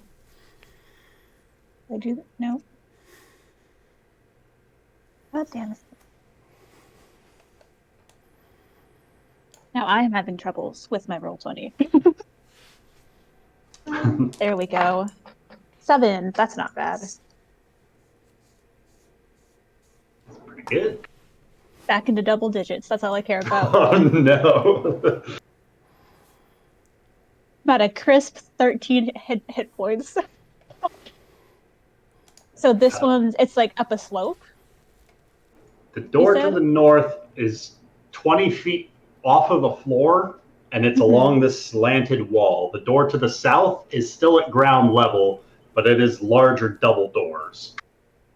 I'm gonna go to the door to the south first. You come to these crystalline doors, and it's not long before you can determine if they too are locked.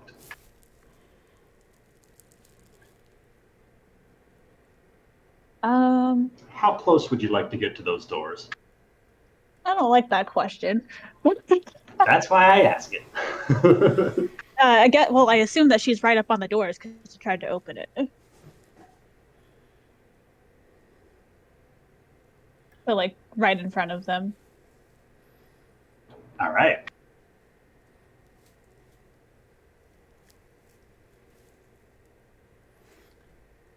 Aggramar gonna get on the earring to Nari real quick. Nari, Thule seems to be doing what she does best and hurting Aggramar, herself. as you're depressing your earpiece, you feel your mouth moving, but no sound is escaping from your jaw. Oh, that's fun. Nari, you hear this almost kind of feedback click on your earpiece. Like a walkie-talkie button pushing, but no sound. Exactly like that. Static. Okay, BRB.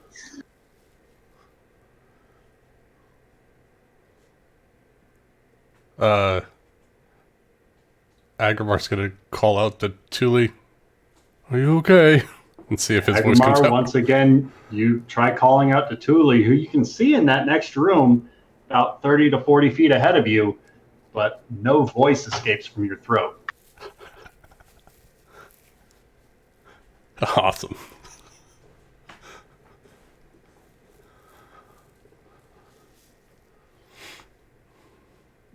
Okay. I'm gonna look back because I did hear a weird sound in my ear, and I still don't see them, but I know that they were investigating a locked door.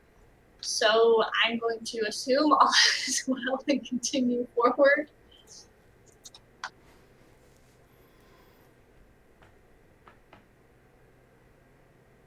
All right, you can just start to make out around that corner is another one of these crystalline doors. What's with all these doors here? She'll slowly approach it and investigate it, and she'll kind of yell back, "There's another door this way." As my Roll20 crashes because I was talking.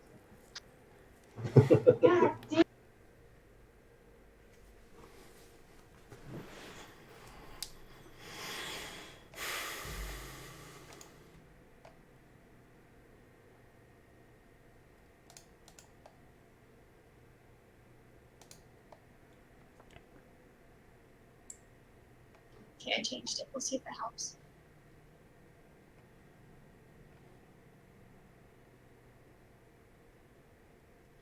Is this door locked? Do you try the door? Yeah, she's gonna investigate it and see if it's locked. Check out the door. It does not appear to be locked. She's gonna. Is it trapped? Do you want to search it for traps? Yeah, she's gonna search it for traps. Then roll me an investigation check. 24. You don't determine any sort of traps, arcane or mechanical, on this door. then she will open it. Oh, actually, apologies. This door, you do actually, after a moment of inspecting it, determine carved into the crystalline surface is a fairly well hidden glyph. Oh, If you'd like to roll an Arcana check, that's my you might best be able check. to discern what it could do. 6. You think it might be triggered upon trying to open this door.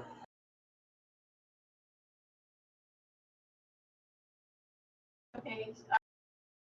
I don't hear you talking on Discord anymore. Because I changed my button and I'm clicking the wrong button. Okay. She's gonna yell back, this one appears to be trapped. I am going to attempt to disarm it. Because we all know I'm really good at that. I'm proficient at these tools. I'm not even drunk, guys. Do I hear Nari talking? You do not. I mean, she assumes you guys are right down the hallway, so yeah. Tuli, you can faintly hear Nari's voice echoing back from the other room.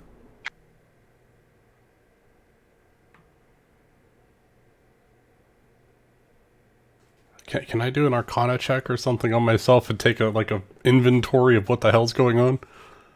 Sure, what are you looking for on yourself? A curse. So you want to curse detect or good or blindness, evil? deafness, or if there is perhaps a magical aura that is keeping me from using my senses. So you want to try like a detect good and evil, or a detect magic, or some other sort of check? Oh god. Perception check to see if anything's latched on to you. Investigation to see if you've triggered any sort of traps. An insight check to see if maybe if you've just developed stage fright. I would like to do an Arcana check to see if there is a rune that Tuli might have triggered on that door and I got affected by it. That'd be a perception check. I can do that. Or investigation. I'll do perception because I get advantage on it. 2 7s. That's shite. 11.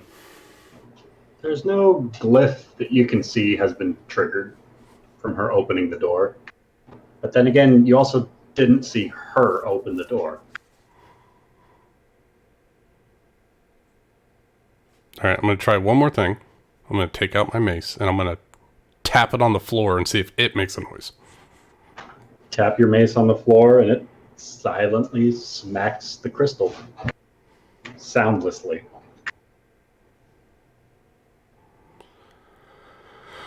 I'm going to make sure that Tuli doesn't die. I'll come out next to Tuli.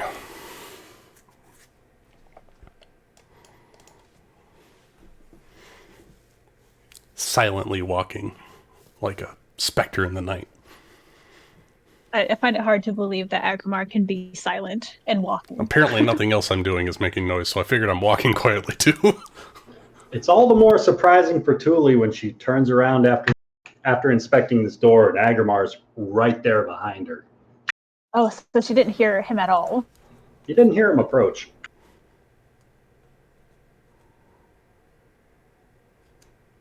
Oh, Aggramar. I was just about to, get you to come check out this door, see if you could help me open it.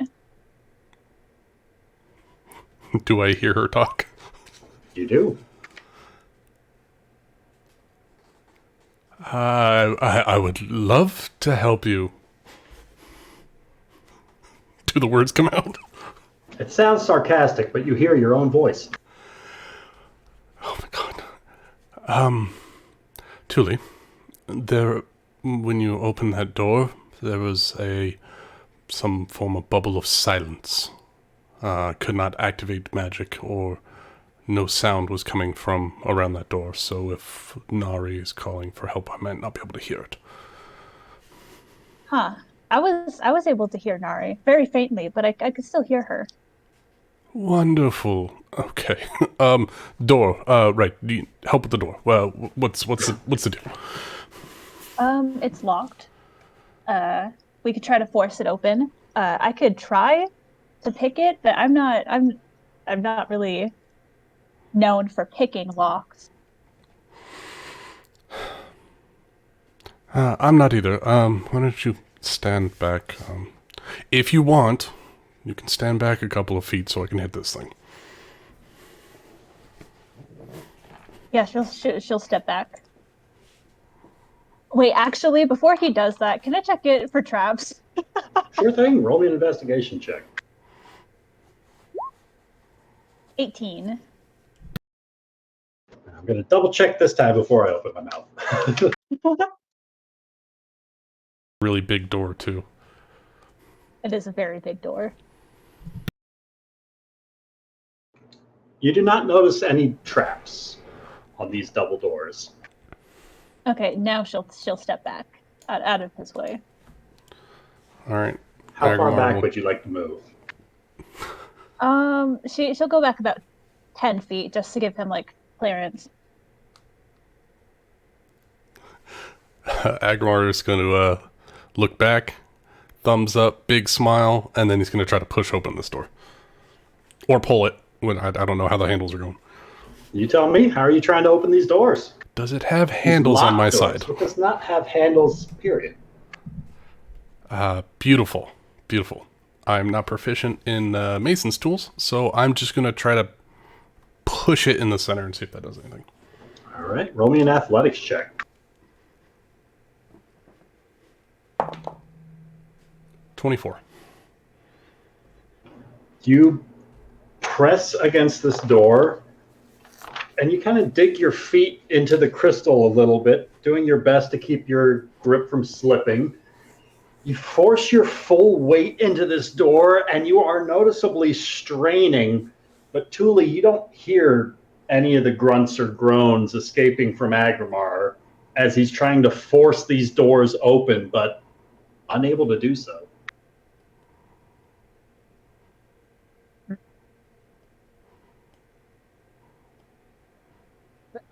Maybe we'll just come back to this one.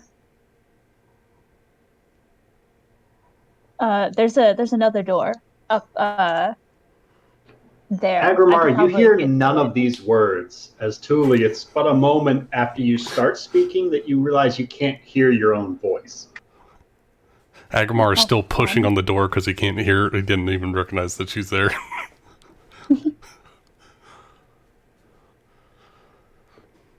How fun. She's gonna come up behind him then and touch his arm to get his attention. You feel that? He whips around. She'll try speaking again, I guess. Can you hear me? I couldn't even hear me. Now you can hear her.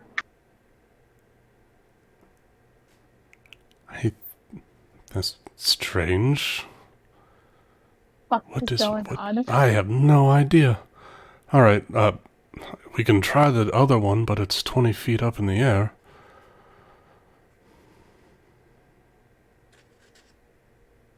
Good thing it is somewhat easy for me to get 20 feet in the air.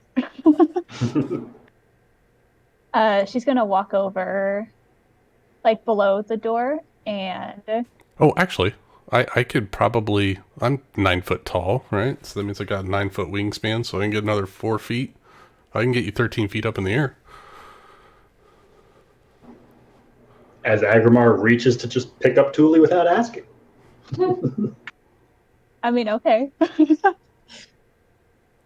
Okay, this is awesome. All right, let's go over to the door. Aggramar We're is gonna do our now best carrying cheerleading Thule. routine.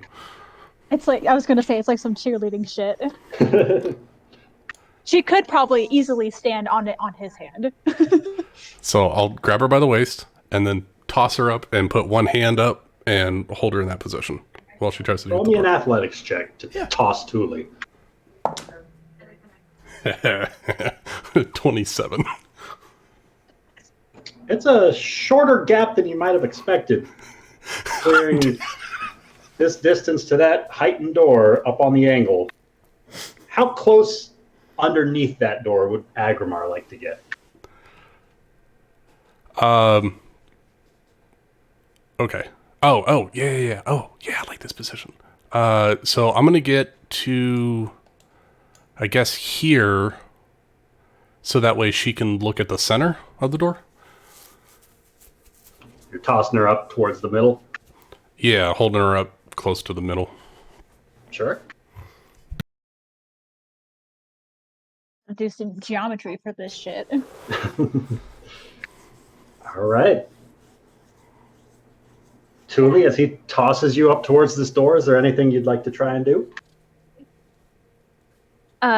Do I have to do any rolls to make sure I keep my balance? Well, you're being thrown into the air up towards a door that's getting closer with every passing moment. You're going to slam into this door unless there's anything you'd like to try and do. Is there like a ledge or is it just a straight door? Like there's no like It's a fairly smooth, almost rock wall carved from this crystal like gemstone, and the door is just ever visible of this faint trace of an outline. There's not any sort of footholds or grips or a ledge or anything like that, but only because of the doors you've opened thus far that you're able to recognize that this is a door up here. She's going to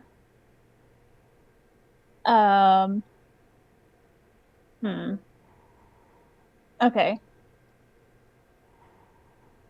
She's gonna cast Levitate using her Racial ability. Yeah, mingle with the wind, which means I don't have to use a spell slot for that. That's pretty cool. It is pretty cool. It's much cooler than what I did.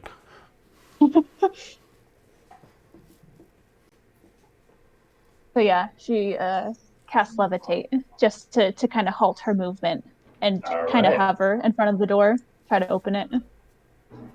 Aggramar acrobats her up, lifting her up closer and closer to the door. She just starts to drift, kind of like whether she was getting used to in the kaleidoscopic room. She gets closer and closer, reaching those doors, and they don't appear to be locked. Sweet.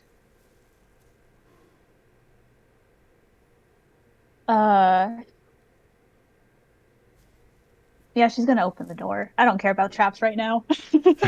All right, Thule opens the door, and we'll be right back. I have a feeling something terrible is going to roll out of this door. Probably. More than likely. I don't know what the fuck's going on in this place. Yeah, I really have no fucking This clue. is some Doctor Who type shit. Well, I mean, we are the party is split in 3 ways. 4 ways. 4 ways. Yeah, 4 ways.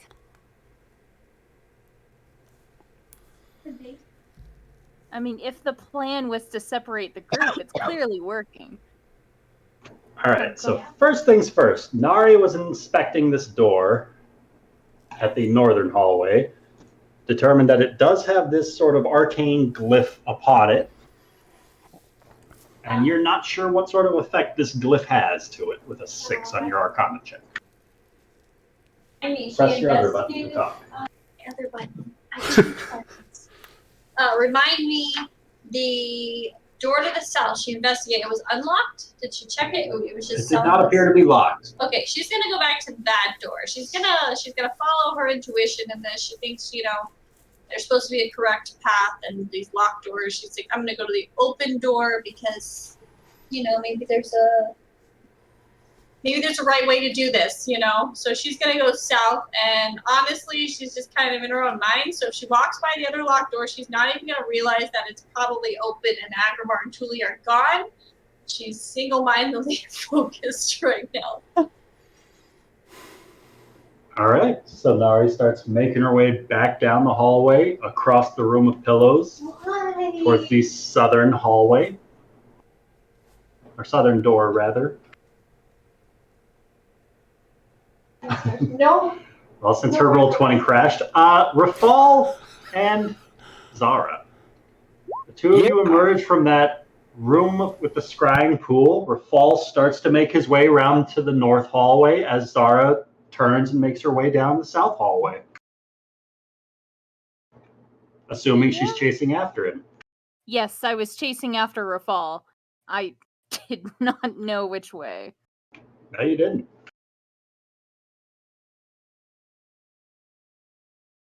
So is Kevin following me or Did not? she hear? Yes, I am. Didn't sound like what Ryan said. It's a Rachel question, really. Oh, okay. Yeah, I accidentally went down the wrong one. I mean, if Rafal's I wasn't sure right, if she was trying to be in character, accidentally made the wrong choice or not. Got it. Okay, so yeah, An honest mistake. yeah, I'm so sorry. I thought All good. everything was going. We're all kosher. yeah. So Rafals is gonna head to the north. The hall to the north. Oh, look, another More hallway. hallway. Look, lambus bread. Look, more lambus bread. Does this look like it's? This hallway looks a little different.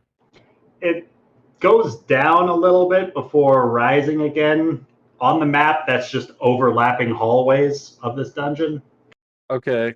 So as far as what Rafal sees, it's more of the same crystal hallway So I'm proceeding going the same all the way direction. down here before I see anything. I get you. All right. Is that what you mean? Like it's just like one Yeah, long it's hallway? all Okay, the I got you, same you. stretch Okay, of hall. before I hit a door. Okay. No, like if Kevin is behind him, no hesitation. He's just gonna fucking open this door. He's gonna pull a Callum. All right. You push open the crystal door that does not appear to be locked and come face to face with another humanoid on the other side. They look to be fanged and hairy. Yeah. Oh, I was like, oh god, what? That sounds. Oh, it's me. It's a Hey, horrifying monster. it's me. Oh, I was like, fuck. Stab it in the heart. Oh, I don't have one. Oh. So, Nari, as you are reaching to do? push on Send it this to you. door, What's the chances? it is forced open towards you. She flinches, steps back with dagger in or flail in hand. Natural reaction. Nari, it's us. Easy. Ravel! Zara? Where did you guys come from? We came down this hallway. We're looking for Callum. Have you seen him? No, there's just this dead guy and Tula and Aggramar looking at the other Shit. locked door. Oh, are they all right? The dead guy? No, he's dead. I meant. Alright. So, do I know the dead guy? Tuli does, or did. I don't know, it's something that went wrong apparently. It looks like he was probably one of the, mommy people, because, this pancreas was hard. But, yeah, they're just right around the corner. They're at the other door, it's locked. And then the door to the north is locked, too. And I thought, well, you know what? There's probably sense to this madness, so I thought I'd try the only unlocked door, and there you are. So I guess we're not supposed to go that way then? Well, I mean, we might need to, because Callum went to see the Oracle, I think, by himself. He followed this canoptic golem that we found, and this crystalline golem thing that said, do you want to see the Oracle? And he was like, yeah. So he followed, and Zara... It only asked him? It didn't ask you guys? Well, it did, but I kind of stayed behind with Zara, who was having a thing. Can we not talk about it? I didn't. And so we stuck together and kind of lost Callum. Just like Well, at least most of us are together. Let's get. It's okay, Kevin or Zara. We've had some things happen too. This place is a little freaky. It gets really inside your brain. There's many things I wish to not discuss about it ever again. And she's just gonna kind of keep walking, and she's gonna step around the dead body. Look at that! I moved while holding my button, and it didn't crash. I was thinking when you said the pancreas was hard, I was like, is that your pancreas, or are you just happy to see me? I was gonna say that's not the organ that you would usually think of. I know.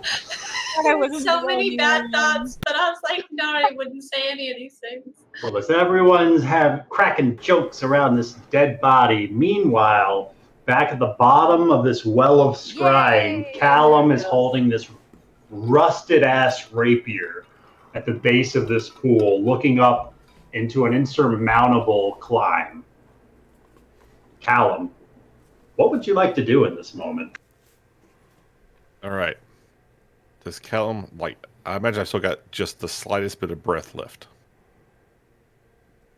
You do. You feel it straining. It's not going to be long. Then I cast Dimension Door. All right.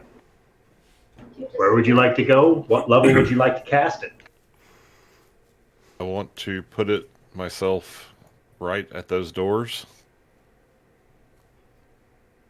And 4th level, I guess. All right. Roll me a Constitution saving throw. Okay, Constitution save. Is this... no, it's not into Riz. All right. How about a 20? Is there a voice component to Dimension Door? That is verbal, but I figure as long as I can have breath to speak Would you like to use the last of your breath to try and attempt this spell? Yes, because I don't think I can swim my way up. All right. And you said you got a 20 on your con save? Yes. As Callum releases the last of his oxygen in a desperate gasp at these words, the spell is released, and for a moment, nothing happens. As you start to feel just blackened stardust just filling your vision, as you realize you are starting to strangulate yourself underwater, as you are out of oxygen. And you start gasping and no air is coming, and you can feel the fluid as it fills your mouth and starts to suck down your esophagus as your form just flashes with this energy. And you, as well as a good portion of this water that you were contained in, reappears above the surface of this pool and just kind of spills out a little more uncontrolled than you are used to. But you, as well as this small void of water that was around you, washes out, and you feel yourself choking and gasping for air once again as you get off the Dimension Door spell.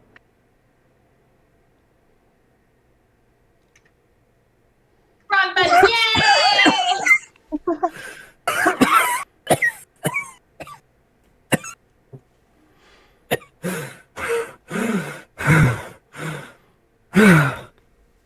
Oh God, where are they?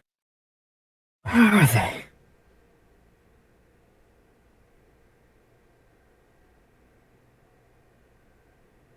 And Callum was just going to kind of collapse there for a minute. Looking at this rapier that you've acquired, the amount with your specific past, interacting with as many lost artifacts as you have in your days, recovering all sorts of things from ancient times, it's strange. As you inspect this rapier, it's as if it's been underwater for years and years, just from the rust damage that has solidified across its surface. And isn't this a magical weapon? It is. So even though it's a magical weapon, it's rusted. Heavily. Okay. Oh, just so you know, Ben, magic items in Ryan's world do rust. I mean, Okay. This is the first time the party's come across it, I believe. The magic items on the giant in the acid decayed. That wasn't from rust. Well, you That know what was I a mean. pool They of can acid. be affected by elements. Magic items can be destroyed, as per the DMG. Oh yeah, sure. Okay. Well, once Callum recovers his breath, and still not seeing, like, there was nothing in the pool that would indicate that Zara or Rafal ended up down there. No other trace of them anywhere. Okay. Then he's very damply going to make his way down this hallway. And knowing what's to the right, And not having passed them, I guess he's going to go to the left. All right.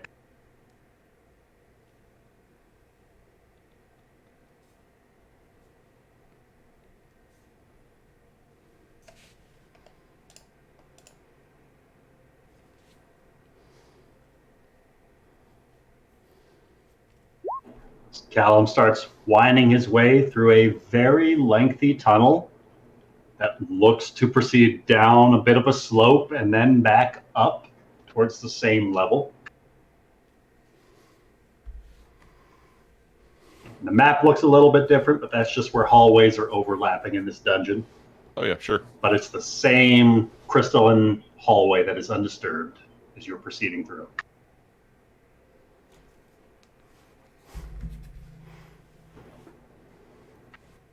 So as I turn the corner, do I actually see them there? You round the corner, and you just catch sight of Zara turning that next corner, following somebody out of your line of sight. You can faintly hear the murmuring of their voices. Zara! Is that you? Gallop? Do we hear him? You do. You turn around, and there's Callum. Where the fuck have you been? I went looking for you and you were gone. I was looking for you! Where? We literally went the same way. I went down and followed the way you went with the golem. Where's the golem? What happened? You do notice that he's very, very wet. What the fuck happened to you? Well, and he holds the rapier out. I sort of saw this in the bottom of the pool and was afraid that something had happened to Zara. Nothing So- happened to me. I threw it down there because I just didn't want it anymore. Oh. Okay. Well, Poor Callum. that's good to know now. She would Yeah, never leave this behind. I just, almost died for it, but it's, yeah, you just don't want it. That's okay, cool. It's cool, bro. Good to know. Callum just sticks it in his bag of holding. Add a rusted +3 rapier of Marauder of a vial to your inventory. So, yeah, I followed the thing. I thought you guys were going to follow the thing just right after you searched the cabinet. Oh, we did. No, I saw something. I don't want to talk about it, but I saw something. So Okay. And then after we dealt with that, we followed you, but you were gone. I tried calling for you, but like you Did you weren't. see the doors were open? Like in the room with the crystal? To the north? I did see the open doors, but I didn't. We ended up going back to the pool room. Well, that might be good. I think the Oracle, like the thing that calls itself the Oracle, is in that room. There's like this stone sarcophagus down in the bottom of a big pit, and those golems. I think that's what happens to people who like use the Oracle's magic or whatever to try to change something. Well, not all of them. And Nari's going to point over to the dead guy on the floor. Who's that guy again? You said Tuli knows him? Good to see you, Callum. Good to see you. Did Thule scoop the body up to put in her bag of holding, or did she leave it? No, she just took No, pancreas. she left him. She was Okay. going to go back for him after She we took he his did all this shit. pancreas, though. Yeah, I took Just- the pancreas. Just wanted to make sure that they don't keep referencing a body that's not actually dead. You just see a chalk outline. That body. So There's a blood puddle. I mean, Nari, it is magic. It could be that their soul gets converted and animates the golem, because it's a golem. Wait, where did Tuli and Aggramar go? The door is... They didn't say they opened the door. Please tell me what happens when Tuli opens the store. I'm really curious. Am I going to die?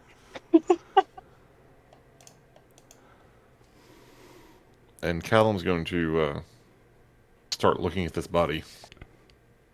You know, it's something to do. Sure. Falls. We're gonna Callum, go with. roll me a medicine check. Oh, this is going to go well. I actually did. That's a 19. 19. Plus 0 for a 19. Taking a look at this body, it looks as though he suffered a self-inflicted wound to the gut, where it sort of like a form of seppuku. He has ripped his own entrails open, and it looks as though, judging by the blood that is up to almost to his elbow, he was digging around his innards for something. Oh my god, no. So it's like he decided he didn't want it anymore and took it out. Oh. I didn't think they could do that. I think I know what happened here. Lara's gonna look at Callum and look back to the open doorway with Alden and freaking Tuli and Aggramar. Like, wait, what happened? Where did they go? No, I mean with him. With who? If the writings, they said that they had to offer something, give something to the Oracle. Yeah, the pancreas. Tuli has it. Speaking of, where is she? But Nari, don't you understand? I think he literally had to cut out his own organ and offer it. I guess he didn't survive, but then how did he end up with the mummy organ if he didn't survive it? I'm telling you, I think the creature that calls itself the Oracle, I think that it forces people, or it tricks them by promising them something they want desperately. They then have to sacrifice something of themselves, basically kill themselves. And it takes their spirits to infuse the golems. I feel like we already knew that. I'm not trying to be rude. I'm sorry. I'm just a little. Callum is filling us in. Concerned my people are gone, but I feel. Sorry. I thought we got that from the book we read already. I thought we knew that. You know, the canonical. I think we knew know about the golems. That's I new. think we knew a little Yeah, bit. that is in the book. Oh, really? Yeah. My guess is that if it is like a soul transfer thing, then what's done is done. But if he didn't want to become one of those golems and he already gave up his pancreas, I think he tried to cut it out so that he wouldn't become a golem. Well, if that's the case, not you, other people. If that's the case, we should probably find Aggramar and Tuli. Where did you say they went, Nari? Well, I was up there because there's a locked door up to the north, and they were here investigating this locked door, but now this door's wide open, and they're not there, so I guess they freaking went through. I called for them earlier to tell them there's a locked door, but I guess they just, it's cool. This closed door right here? Is it closed now? Closed for me. Open. Oh, but, well, It's Pressing the closed? wrong button, I think. Rafal, open the door. I can't see through it. Rafal, you press upon the door and it appears to be locked. They were right here. I God. left them right here. They were here. They and I locked went behind As us, through. the Tuli. camera fades away on the four of you inside of this room. I Go have ahead. a way of unlocking the door. Sure. Rafal's gonna pull out. Hold on, Nick needs to open up The chime of opening? Yes, Rafal still has the chime of opening from Thrvash's tomb forever ago. This has 3 charges left on it. I'd like to use one of the charges to open this door. It's knock, right? Knock opens the door. That's what you get to cast through it. No, it's actually better, I think. Does the chime open one door at a time or all doors within a radius? I think it's the door you touch. Let me look it That's up what on I'm D&D asking. Beyond. Oh my god. If he opens all the doors and then some terrible plague comes out of the door that Tuli and I are at, oh my god. This hollow metal tube measures about 1 foot long and weighs 1 pound. You can strike it as an action, pointing it at an object within 120 feet of you that can be opened, such as a door, lid, or lock. The chime issues a clear tone, and one lock or latch on the object opens unless the sound can't reach the object. If no locks or latches remain, the object itself opens. But So little one did we know there was silence around the door, so I don't know if it'll work or not. As Rafal produces this chime that some of you have probably never seen before, he raps it against the door in front of him, and it looses this resonating tone that reverberates around this chamber. And the door that he struck with the chime rod continues to reverberate a little bit more as it starts visibly shaking as if under an earthquake before the crystal splits as a large crack appears across the surface of this jagged split in the rock. As you hear an audible click as the lock is disengaged. Oh, well, I'm glad you guys showed up because I couldn't have opened the door. I didn't even know go to the north. Okay. They were here. Like, I don't know if they went back to the other room of freaking nightmares, but they were here. So can we see through the door? If you want to push it open. Oh, yeah. Wait, before they open it, let's open. As you guys push open the door, you can see that the next chamber, the walls of this room converge in a high peak overhead. So the wall opposite, the wall on the north end appears to be at a bit of an angle, 20 feet up in the air. And there's a door to the south of this chamber where it's another set of these large double doors.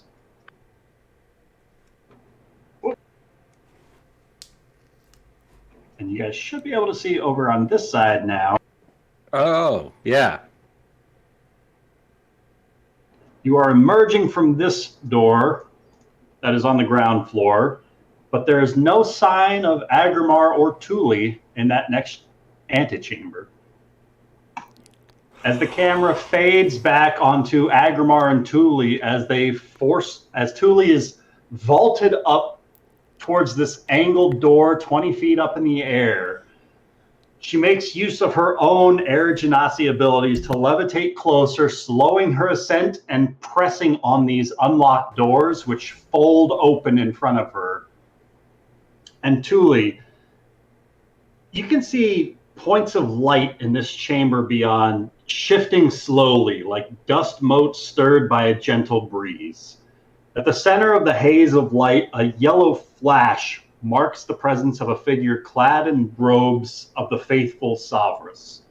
The figure circles slowly at the apex of this room, with motes of light swirling behind it. Does she recognize this figure? Oh. Oh, she's pretty.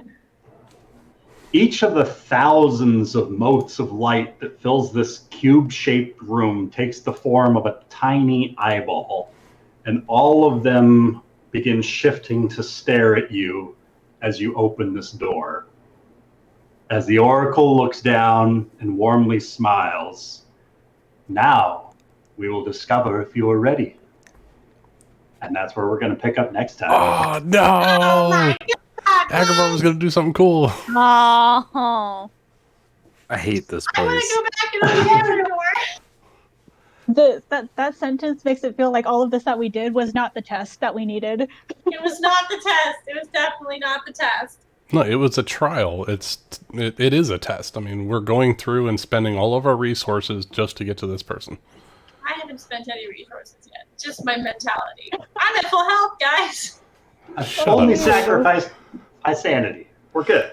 Aggramar was Frost doing okay. Of course he Aggramar is. was going to take his war pick most of my and spells. well, that's good. That's good. It's a tall Aggramar fucking- was going to take his war pick and jump up and try to slam it into the side so that way he can climb up there. And we're certain to do so at the start of next session. Yeah, I need to write that down. Damn, she is high up in that room, Ryan. She's up at the peak.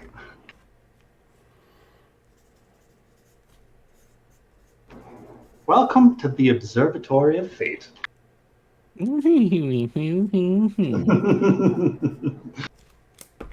know Rafal doesn't Man. like this, but I'm eating it up. No, I mean Nick thinks it's cool, but Rafal's annoyed. Or falls install a bunch of mumbo jumbo. Yeah, exactly. Well, like, because Rafal's whole thing is like, Despite- I know. We believe the same thing, only just different ways. You have your path, and I have my path. Fuck you. Despite seeing it unfold in front of his eyes, it's like hold on, let me find the GIF. So when Callum was in the pool, all I could think about was Space Odyssey. Oh yeah. Oh, Hey. absolutely. I'm sitting in my tin can. Man, we came here to have fun, and ooh, I mean, if he didn't roll high enough on his Constitution save, he would have lost the Dimension Door spell and drowned. his breath. Jeez, you almost died for something that she doesn't even want, man. I love that. She's like, well, I put it there because I didn't want it. And he's like, oh. I know thought the that entire counts. This is time. awkward. Just The entire risk time my I was life just for it. thinking of- I don't know I if almost this died, this no big deal. I don't know if this was gonna work, but I had rolled a percentile dice for Divine Intervention to cast a 7th level spell on Vale, and I rolled. That's what I figured you were doing. Yeah, I rolled an 8. That's low. I would have been able to cast it. Maybe next time you'll speak it aloud. I was trying to get Thule's like judge on it. Like, do you want him to live? And she was like, nah, not right now. No, she was gonna come back for him once they killed. God, you should have said Valen. something. She I did. thought it was implied. I know, but I was like, I was like, I'm ready to lay it down to make it happen. Get Tuli back. for Aggramar love. would have brought back her past lover just Yeah. to make her happy. This threesome. I would have brought him back just so I could kill him myself. Hey, your dead boyfriend's back. I did that for you. Your boyfriend. This is Scott Pilgrim, right? I've got to defeat the guy. Hey, my boyfriend's back. What? My mind is blown right now. I mean, I've been trying to revive someone this entire campaign. It's been 3 years and I can't do it. Someone. All you gotta do is cast the spell. I've been trying. You could have just done it. No, because I used my 7th level spell to get us here. So I would have had to use Divine Intervention to do it. Well, you could have rested when you were offered. Wait, we were offered to rest? Multiple Yeah. times. When we first got in. Remember when we first got Lorena here and everyone's like, no, offered we us can the go. I'm like, chambers. but she's literally giving Oh, us a chance those to rest. dragons barely even scratched us. We're fine. I blame everyone else for Yeah. having more resources than me. We were fine. Then when I we blame came you in, for not and now having we're enough not. resources. I was looking at my mythic dice and stuff, and it's like I can only do up to a 4th level spell, and my recovery stuff is only up to 3rd level. So I'm like, I don't really have the resources. Yeah, for somebody that's been dead that long. If it was something else, I could have done it. What is it? Under 10 days, I could have done it with the 5th level spell. Well, I was ready. much I was longer. gonna drop 1,000 gold and part of my soul to revive this guy if it would made Thule happy. Maybe you should have started pulling out those valuable materials. Check out this diamond. I figured he was going in for his pouch, and then he realized, like, shit, I do not have the capability to do this right now. Yeah, Rafal just spent the whole session babysitting Kevin. Babysitting Kevin. Kevin needed it, He went though. through some traumatic shit. Okay. Everyone else had some, you know. I talked you out of like doing anything. I thought that was cool, right? It was good. It was good. You stuck with your buddy. She listened to Rafal, and that made me happy. Buddy system That paid must off for not the be the two of real you. Kevin. She listened to Rafal. That's not the right Kevin. It was an No. imposter. Callum and I didn't have buddies. That's Zara. You did have buddies, and then you went off by yourself. No. You guys decided to open the door without me and not let me know. I was like, I'm gonna go up this way, and you're like, I I'm let you know. They tried I let to you tell know. you, but he was silent. Yeah. I'd like to get the record straight. Callum was distracting the golem so that Zara could rob the thing. And that part worked. Except, yeah. Except for the visions. I mean, the plot went flawlessly. Well, yeah, you robbed the cabinet, no problem. Wait, It's just, that whole past that came up. yeah. I wish And I left the materials too. No. I wish I was in Arizona right now so I can give Amanda a hug because that was so awesome. We had good character development. We're friends again. No more tension over you trying to murder Nari. Yeah, they finally put their differences beside them. So now I can kill them both. Yay! She's still a little salty at Rafal, I'm sure. Well, we didn't have that moment inside the psycho room that, portrays all your feelings on the walls for everyone to see. Well, after this is all done, I'm sure the two of you can walk through the Hall of Mirrors together. All right. We could double on back, take a trip. Yeah, you guys come this way now. Rafal's just sees a path through the mirrors. He's like, why couldn't you guys do this? He just walks You guys through said this was hard? Oh yeah. Sorry, we're not perfect, Rafal. All of those reflections are just clapping like, "Oh man, no, you're the man." No, you know what it is? What Rafal sees is all of the much better choices he would have made if he didn't party with any of us, and his life would have been so much better. He would have been king already. A life without the party. And it's just He would have had perfection. children running around that Like, castle already. No, Yeah, I think maybe I shouldn't have them in my life. if I had to guess, I would imagine that a lot of his alternate things would be running away from his destiny or Being choosing a to tyrant be- or something. No, I would think it'd be even more like he chose to be a farmer or he chose to run away or So what you you know, mean Kevin and Tuli are trying to get him to do? yeah, exactly. Those are the kinds of choices, the things that would be saving his own skin by running away and just not caring about it, right? Not those kinds making of his things. vow to the city.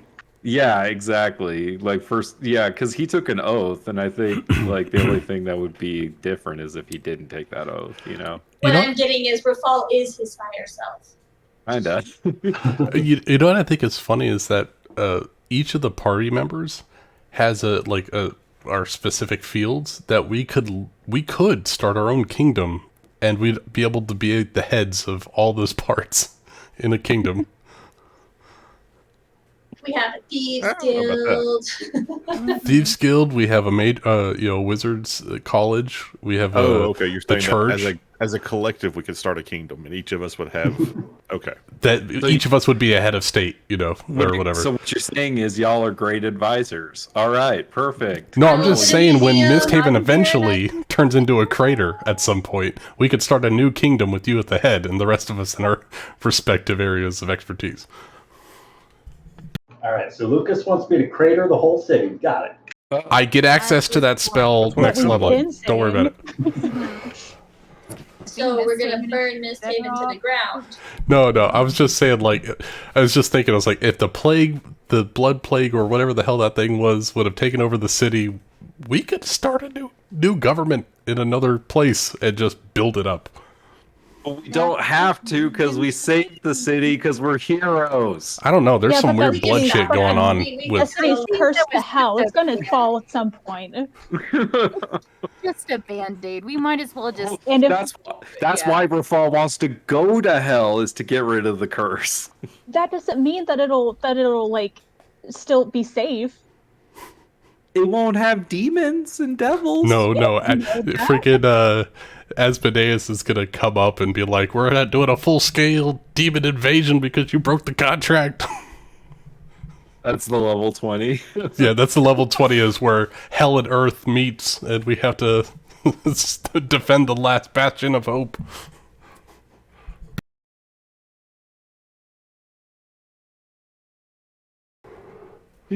Oh yeah, that's actually a pretty good idea. Ryan's like writing down furiously. Write that down. Write that down. I have talking to Amanda in DMs. I've got some things I have to work out. New ways to kill her. No. Well, we were talking, and I think the party knows this. I just forgot about we have to kill the Titan in order to save Nari from the vampirism. Yeah. Mm-hmm. The unkillable Titan. Yeah. Yeah. I thought It's fine. I thought it was dead though. What if? Well, we have to Yeah, get it kill it together all. and then kill it again in order We have to for her kill to be it for free. real. Just let her be a vampire. Just like, no. They'd rather murder me. You heard. You saw the vision, Tuli. Now you know. I mean, to be fair, Tuli wouldn't let them kill you. Yeah. That was also something that Aggramar told Rafal that you agreed to. So that's not the only reason why Rafal was having that conversation. But you're gonna It's have fine. to do something about her eventually anyways. Yeah, but Rafal's plan is to banish her from the city, not to kill her. Oh, is that your plan, Rafal? Maybe we need to go into the vision room, okay? Let's go to the vision room and get our feelings out. Go into the feeling chamber. We need one of these in MistHaven so we can talk out things. Like she wants to Just stay turn in around, the city Rafal. You're coming to anyways. this room. Come on, Rafal. We have things to discuss. She's We gonna need to want all to sit in a leave. corner. We need a talking stick. She's gonna want to Yeah. leave and go do her archaeology thing. She's not gonna want to stay in the city anyways. I want to discover under the city first. I want to find the old MistHaven before I can leave it. Okay. I We could have think done that, but now we're in a different dimension. Kevin was this close to writing herself out of the timeline. Yeah, Oh. seriously. You have no fucking clue. I was really agonizing over that choice. Like, how the hell can I get over? How can I get out of this? What would Kevin do? Yep, no, Kevin, do it. Okay. Backflipped away. I will say this. Aggramar is very close to being able to just revive someone who's been dead for it doesn't matter how long. That sounds like Can a you do it in conversation you should pieces? have with your party then. I told Kevin that I would help her, but she doesn't seem to want my help. There you go. Kevin doesn't want anyone's help. Kevin never wants. I think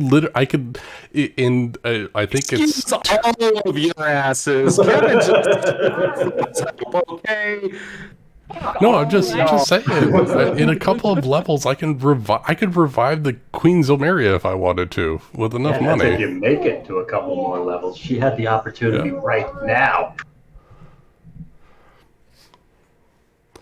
I'm this close to becoming God. Yeah, what's the worst that could happen?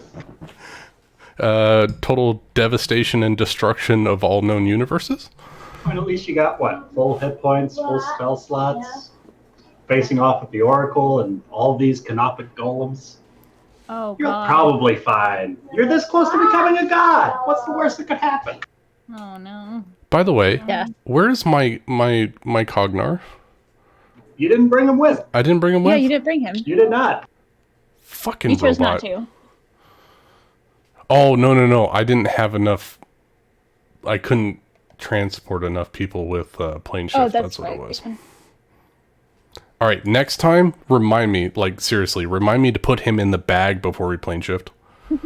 He's too big to go in the We bag. do have a portable hole. The portable hole, because he can fit in He's there. too big to go I in think the it still has a portable weight hole. limit. He's too big for the portable hole, I think. No, he's How not. much We how had much does he 5 weigh? people in there. How much does he But weigh? normal people, not a construct. He's almost the same size as I am. How much does he weigh, though? Exactly. DM, how much does he weigh? What's he made of? I don't know. You made him. I'm pretty sure Then you it remade was it. made of like bronze or something. I'm pretty sure he's metal and wood. So let's see. What's a 10 by 10 cube of metal? Oh, I have that calculated somewhere. Hold on, because I was going to drop a 10 by 10 cube of something on someone at some point. There you go. Somebody made of metal with Aggramar's mass, but double. How tall is Cognar? Cognar, well, he's large, so 10 foot tall. So the hole is only 10 feet deep. He's a construct. He can curl up into a ball. What's the weight limit on the hole?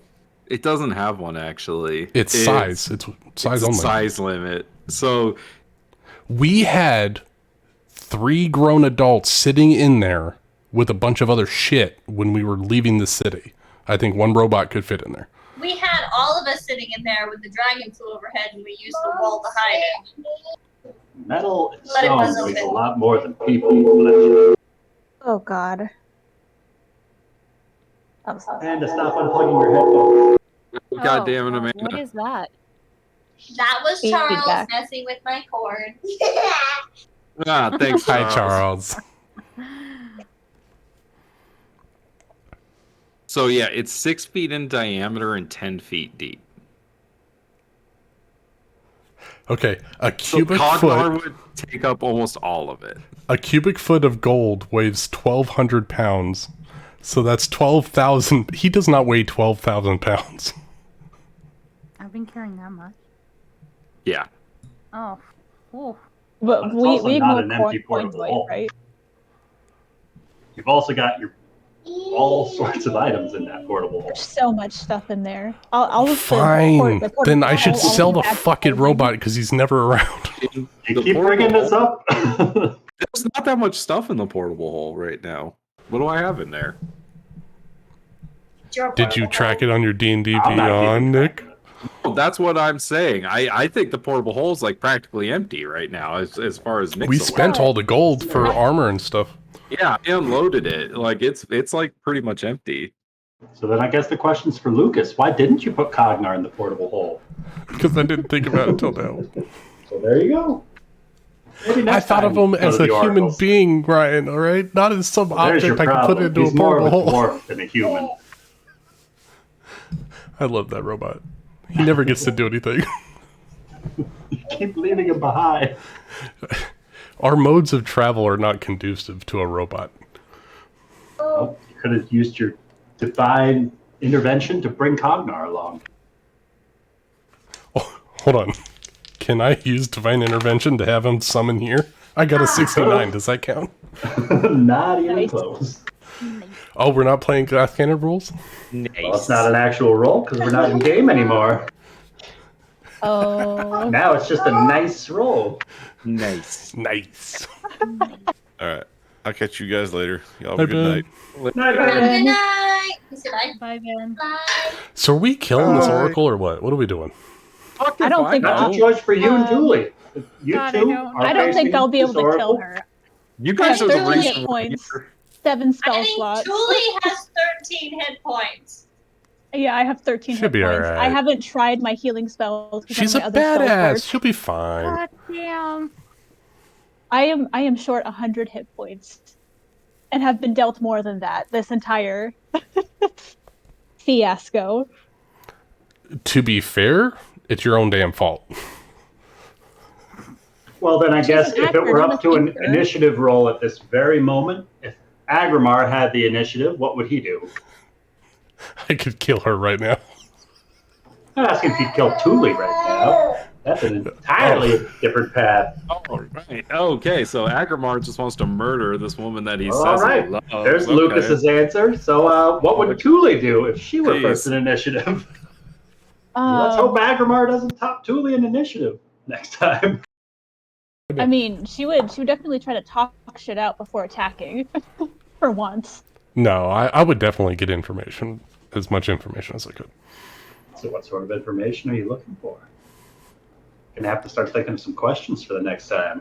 Oh, I already have my questions. I have so Oh my many. God. What's your favorite If there's a limit, color? let me know now.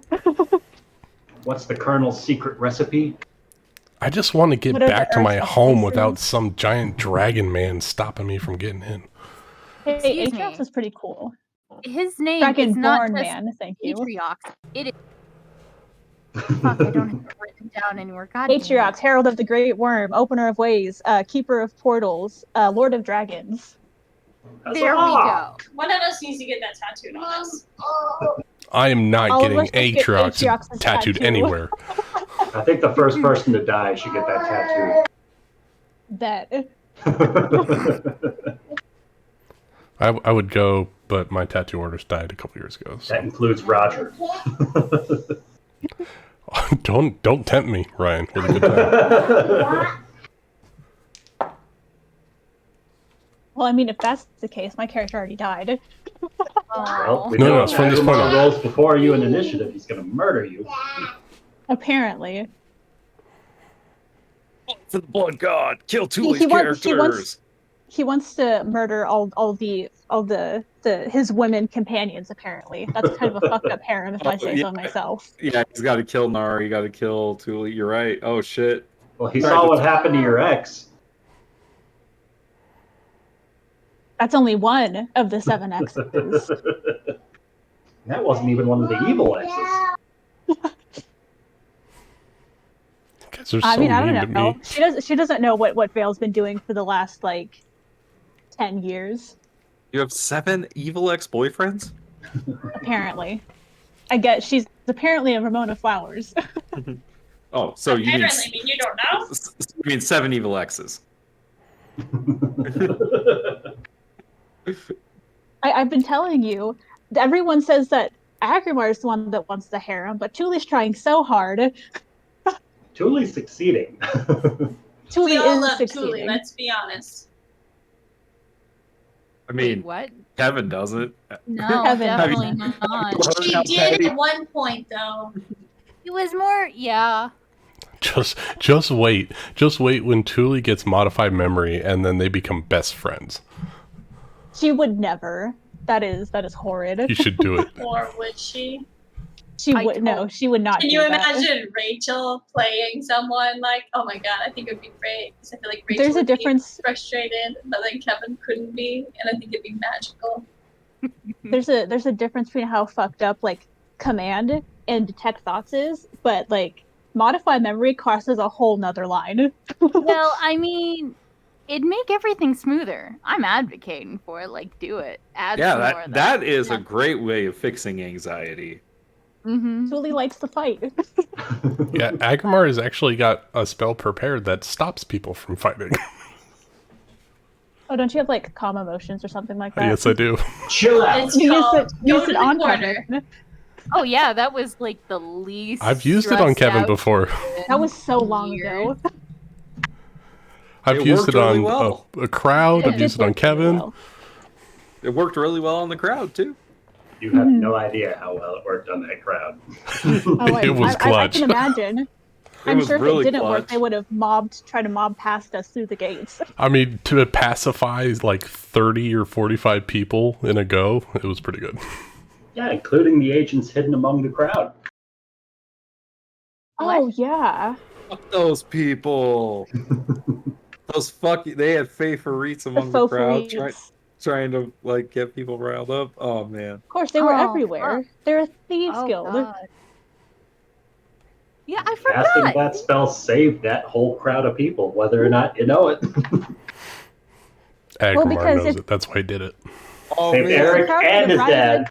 His dad. Oh no. I'm glad that his dad survived. Right? That would have been really And has gainful employment. That was the single best thing Aggramar has ever done, was save that many people.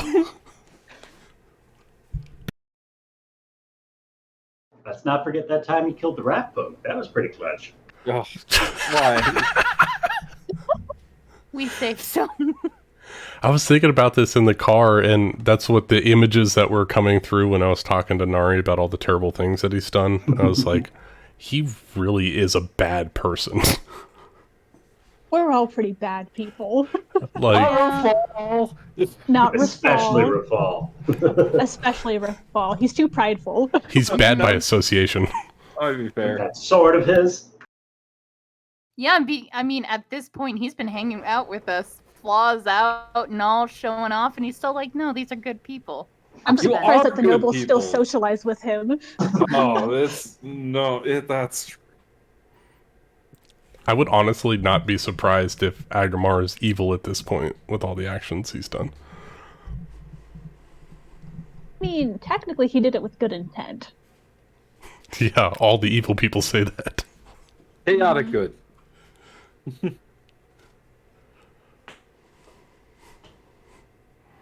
Obviously, chaotic neutral's the way to go. Tuli's fine.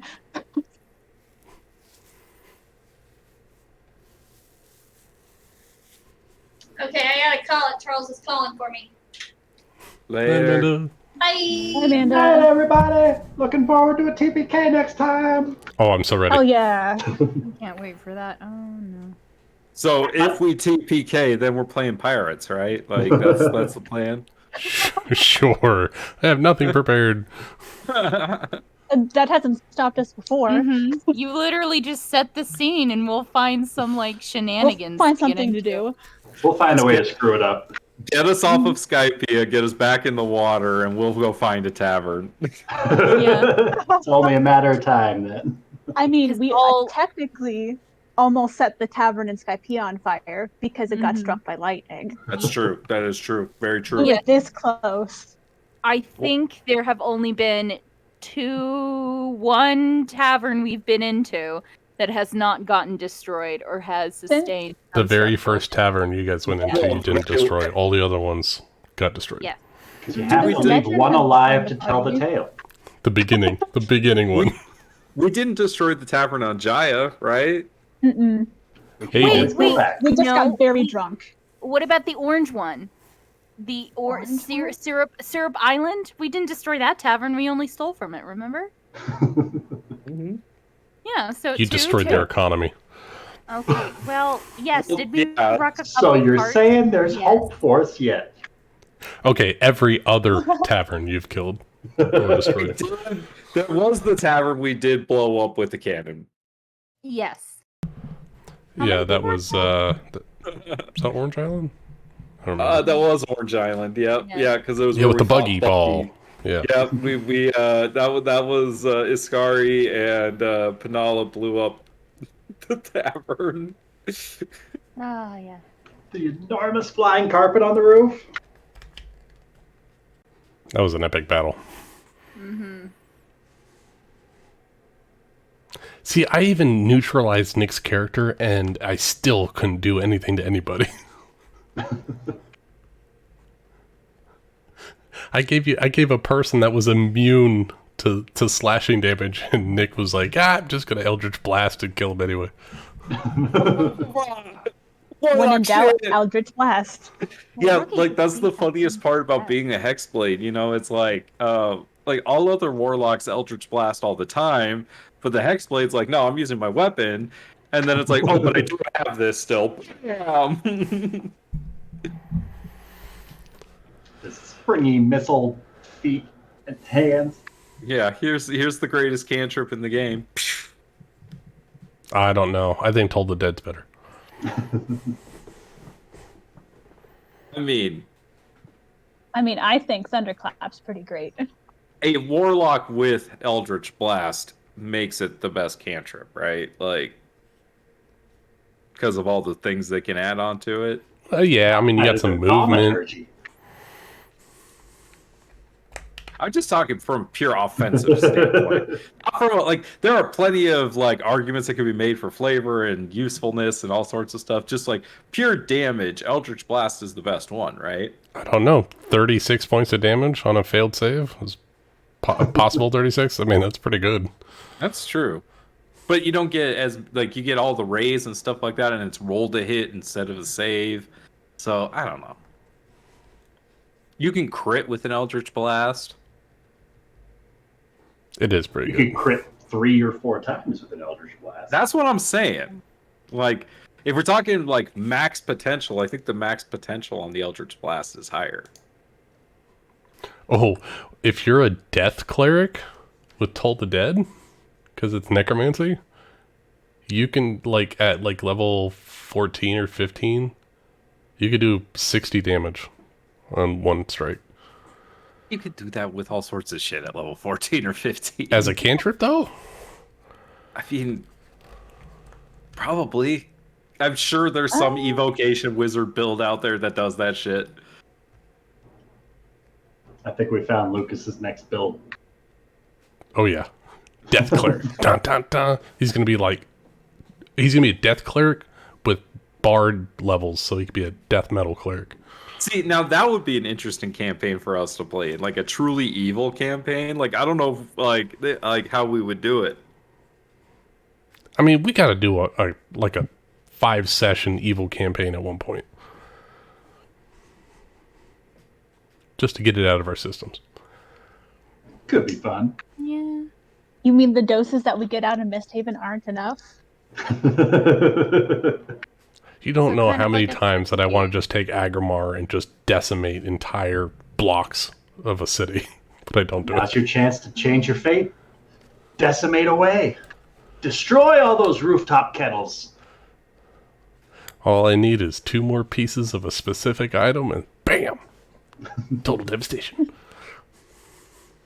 And you know where at least one of those pieces is. That's what I'm saying. For what? my WMD backstory that I made for Aggramar. Yo.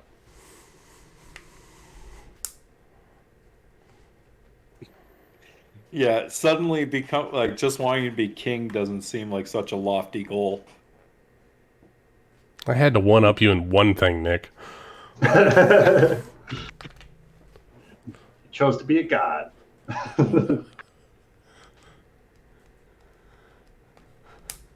Both literally and figuratively. All right. On that, I'm going to head out. Good night, everybody. Night. Glad everybody's still alive for now. Barely. Night. I thought Tuli was going to die at that door. I thought so too. Ryan kept asking, so how close do you want to be? I'm like, this thing is going to fucking yeet me across the room and I'm going to die. But you didn't. But you didn't. There's always next week, though. We'll find a way to bring Alice into the Oracle's chamber. No, not allowed. No, I think Alice could kick the Oracle's ass. No, she's she'll only be 4th level. Never fine. mind. She'll be I feel fine. like it wouldn't matter. She'd just show up and the Oracle be like, "Who is this god? What is this being that you've brought into my presence?" This unkillable entity. I dare not do harm upon it. Fine, I can't- you win. I give up. I really hope we get into combat next week in Amarillo Skies. I want Alice to fight, damn it.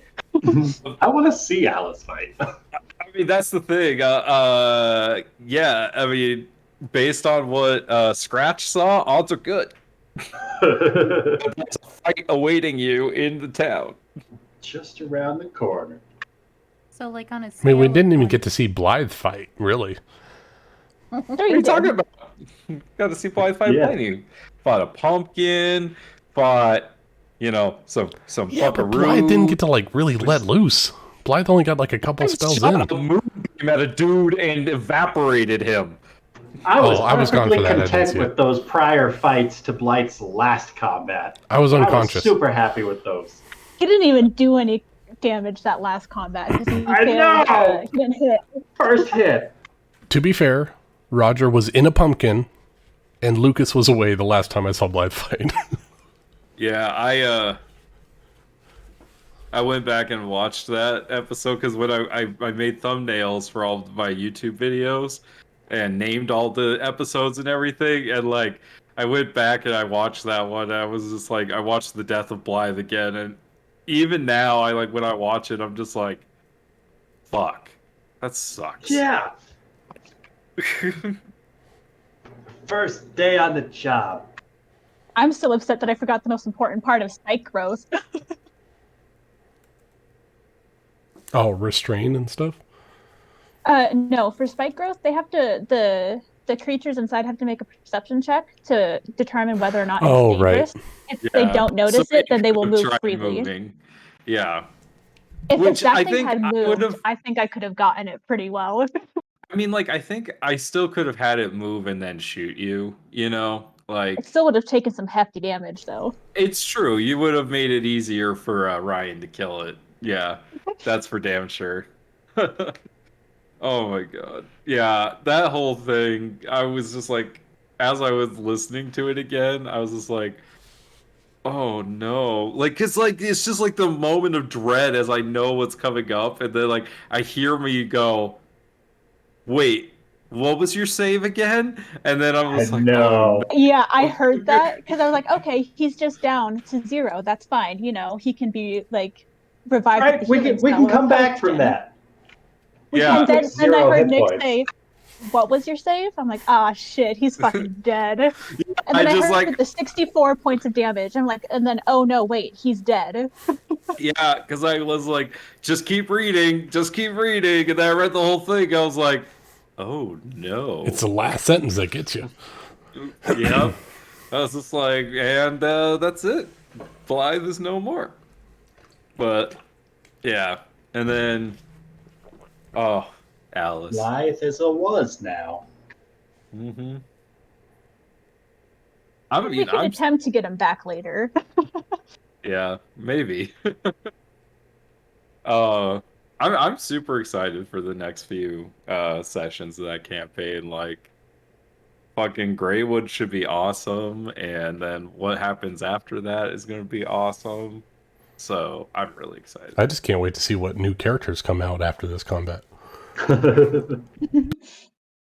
No.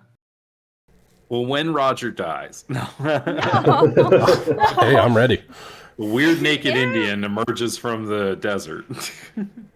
I got a swamp creature. I got a Native American. I got some other shit to go. Yeah. I got a desert tortoise build. I mean, as long as you are tactful, I don't see why Roger would die. Also, use your deflect missiles more often and stuff like that. You'll be fine.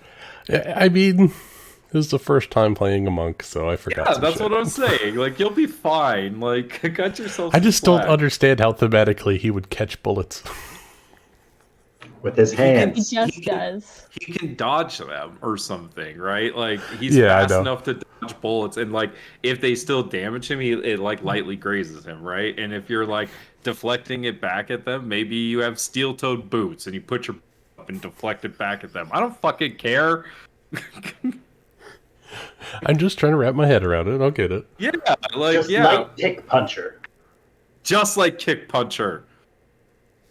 Don't get the reference. It's from Community.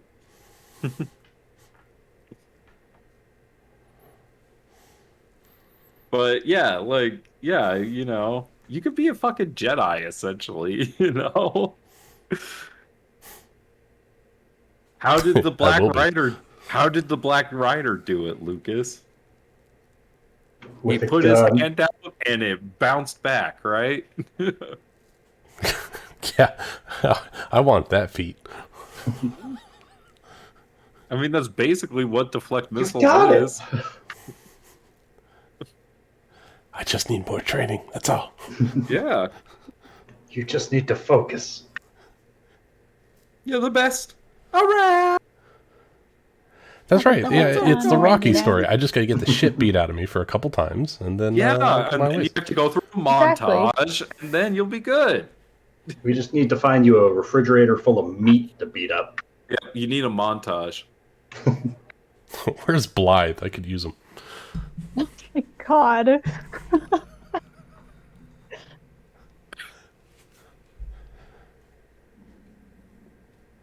I mean, there's going to be a whole regiment of the Emerald Claw hanging out in Greywood, so That's a good start. yeah. Nah, it'll be fun. I don't want Roger to die. That's not what I'm understanding. No, I'm just this is the exact same point I was with Cognar. It's just like he is rolling really bad for things that are important. So I'm like, if he dies, he dies. I understand. That's the face. That's his fate. He's an old man. He's ready to die. Agnar's rolls weren't that bad. No, but like in his like situations, it was like crit after crit. Ryan loves to roll crits on my characters. Especially when people are just on their own. Exactly. Things go so bad. Rafal That's gets fair. crit. Rafal gets crit a lot, but I have my sword to Right, yeah, you have an out. that now. Like that has helped so much. Like now when like the second ride's like that's natural 20, I'm like, no, it's not. Especially when like a natural 20 is the only thing that can hit you guys on some of these enemies. Yeah.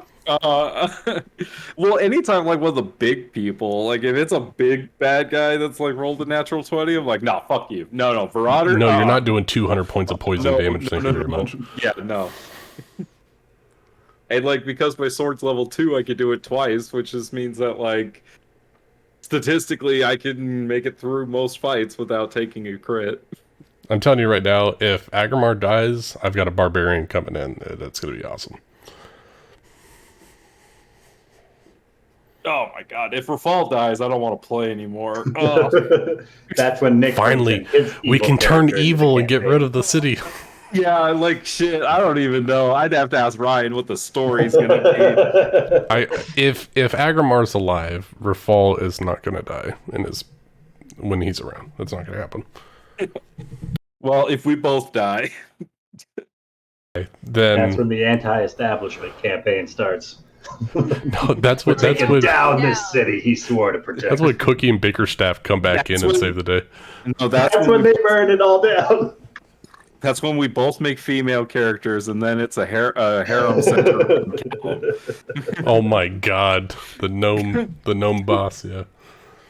No, I honestly, I put the thought of Rafal dying so far out of my mind. It's just like not on my radar at all. I'm just like, nah, he's not gonna die. Just everyone around him. Like, yeah, like even when he had a rapier through his throat and 2 death saves, I was like, he's not gonna die. Of course, Aggramar was there. Fine. Bye. Aggramar was face down on the ground. No, I saved Rafal on his death saves. I mean, Lucas, I don't want to make you feel bad, but it's definitely because Kevin was there. That's fine. Aw. Aw. Because I definitely think that if Rafal was like dead and dying or something like that, that Rachel would do whatever it took to make sure he didn't die. Oh yes. I will break character to make sure someone's character doesn't die. I'm sorry. I just don't want to. Oh, Thule ended up saving I him. don't though, right? believe you. Is Thule the one that ended up saving Rafal, right? Nari did. It was He did. I was Aggramar. like, I Who cast was healing it, word on Aggramar? you. he cast healing word on me. It was Aggramar. That's what It I was thought. me. I ran into combat to make sure that you didn't die. Yeah, Oh yeah, that's right. Like an And then idiot. I died. yeah. The bromance was strong. And then was man. revived. And then Thule died. And then got back traded up. his And then soul. died And then again. I got Tully up. I mean, I'm Summer, did we ever tell you about the dock and how Yes. much that was? You've told me many times. Oh my god. I even watched that session before I joined you guys. The docs was nuts. That natural 20 that I rolled, oh my god. Like, getting back Saved up in the whole that campaign. instance, oh my god, man. It was fucking crazy. I'm pretty sure correct me if I'm wrong, but I'm pretty sure we came out of the faux Fareed fight worse than when we fought a fucking Aboleth. Yeah. Yeah. Mm-hmm. No, I don't think anybody went down that Golden Lotus fight. No fight was worse than the docs fight. The docs fight was the closest we've Oh, come to a God. TPK. 1000% that was the closest we came to a TPK. I could not hit above, what was it, a 16? You were too busy shooting at crows. So You- low. Rolling like absolute dog shit. I was rolling like shit. Like, oh my god. Like, I remember that fight. It started out so well, and then the second day of the fight went Yeah, like, so bad. When the beholder emerged, you guys were literally like throwing it around. And then as more things kept emerging, it's like the party was getting more worn out from the fight. And as things were going on, things were slowly starting to tip against the party's fucking favor. tiefling showed up, and we were just out God. of everything. We were just like, oh no. Yeah, I think I Aggramar failed. went down, revived with a potion. Rafal went down, revived with a potion. Down, down, down, up, Nari up. died. Oh God. That Yeah, was I the lost fight my big spell on that died fight. in. If Rafal hadn't hit that goddamn tiefling. Well, yeah, Rafal rolled a natural 20, got back my up, and God. killed the bitch, right? Mhm. Oh god. Poor Nari, she was like not useful in that fight because of the sunlight. She just kept getting roasted. And she got dusted. Yeah, she literally got dusted. Ah, that's my And biggest then pain she is found that it's more so of hard to them heal hanging her. out on the ethereal plane. Yeah, because then the hags were chasing her, right? And the demi-lich. So when she dies That now, was a is bit she? of a fight too. So if she dies now in MistHaven, she's okay, right? Because there's no one there to As chase long her. as she can make it back to her burial spot. Within, I think, The it's either armory 1 in hour the or inn. 24 hours. Oh, so she better not die over here, Could get very bad. because I we're mean, in we are in a different Averston. plane. But we're in We're in like a Averston. pocket dimension, right? Yeah, But yeah, in Averston. yeah. So like, she's nowhere near her grave. Oh no. Ooh. So if she goes to 0 hit points, that's the end of Nari's story. Can we even like conventionally heal her, like with healing magic, or no? The only thing we can use is life transference and healing potions. All of the magics don't work on undead. That's why I sacrifice Agramar's life to heal her. Ah, Quick question, like after we get through all of this shit in the Oracle, do you think we could go like on a little mini detour and maybe explore Averston just a bit, cause a little bit of chaos? Yeah, maybe a beach episode. Yeah. The last time that deserve a happened, we beach found episode. Atriox. that was a spa episode. Very different. Mm-hmm. You can't spa at the beach. Are you crazy? What kind of beaches are in Averston? There's got to be a coast somewhere. Averston has better beaches than MistHaven. Wasn't Averston Beautiful warmer white than sands. MistHaven? Yeah, what is Little the bit. climate difference? A few degrees warmer in Averston. Oh, good.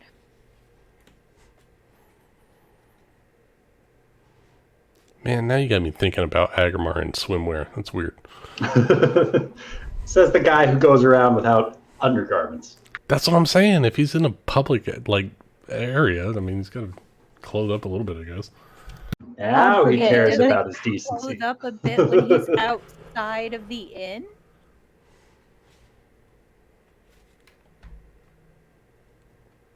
I still What find sort it of a hilarious how he swimsuit? flashed Ivana Shanti, whatever the hell her name is. Yeah, I show her. I hate her. taint. What? There's something wrong with that one. I don't know what it is, but there's something off about her. Oh no, she's. She saw crooked. Agramar's taint. That's enough to do it for anyone. She's Oh my crooked in God. some way. I don't trust her at all. She carries that wicked dagger. Like, of course. Well, she's very knowledgeable about weapons. So, I got it. Aggramar wears Daniel Craig in 007 white shorts. Super high cut. And he cuts out a hole for his taint for himself. He has to stitch them on every day, so he has to rip them off. Just in case Vavana's at the beach. It's got Velcro in the back. It's a tearaway Speedo. It's tearaway shorts. Rafal's just got your classic Chad like surf shorts on, Oh, what's on the board shorts? and sunglasses, like. he went. Rafal would wear those big douchey sunglasses. Oh yeah, 1000%. Like some massive Oakleys or something, like. Oh yeah. But instead of an O, it's a phoenix on the side. He's got like a bracelet on, puka shells.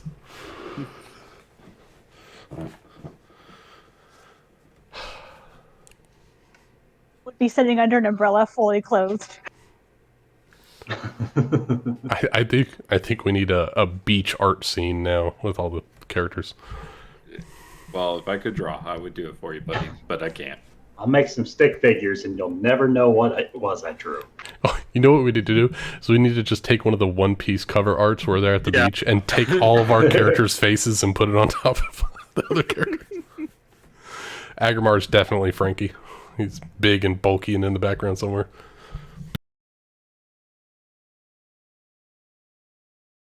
Rafal does not fit any character from One Piece. Zoro. How do you figure? He's super loyal and good with the sword. I think if anything, Neither one wears a hat. I guess Luffy wears a hat. Luffy wants to be the pirate king, therefore Luffy and Rafal. There we go. Yeah, but you're so much more charismatic and better looking and a better person. Charismatic than Luffy? No way. Rafal's way more flexible. Yeah, I guess Rafal and Luffy are the same. Nari is Robin, obviously. They're both. I don't know. Thule's got a kind of Robin vibe. Yeah, but Nari and Robin are both archaeologists, and they're both wanted because she's a vampire. Thule's like wanted. A devil fruit. I mean, Kevin is Nami, right? Yeah, she does want to hit everyone in the party. Yeah. And just wants money. I mean, at the end of the day, doesn't everyone? No. Yeah, that's you're Nami's attitude right there. Well, we found something that Kevin wants more than money this session. Callum and Usopp. Changing your fit. You mean, how is Callum not Chopper? He ain't no doctor. He's short. I understand that, but Kevin is also short. So, she's Nami. Nami is like the third tallest person. That doesn't matter. I think My my really personality benefit is pretty big, so that could be it. for one of those, you know the baby carriers that you sling over your back. We need one of those for Kevin. Oh, she's tuckered out. She needs a nap. I also think that we'd very much benefit with Aggramar just literally launching her into battle.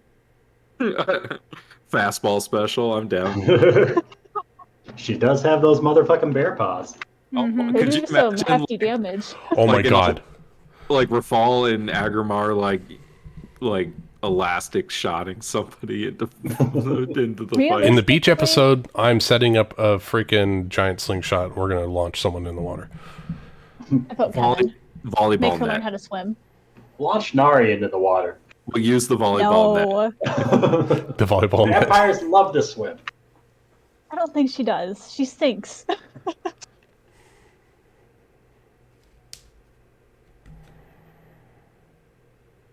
All right, I'm gonna hop off for real this time. Night, everybody. Good night. Yeah.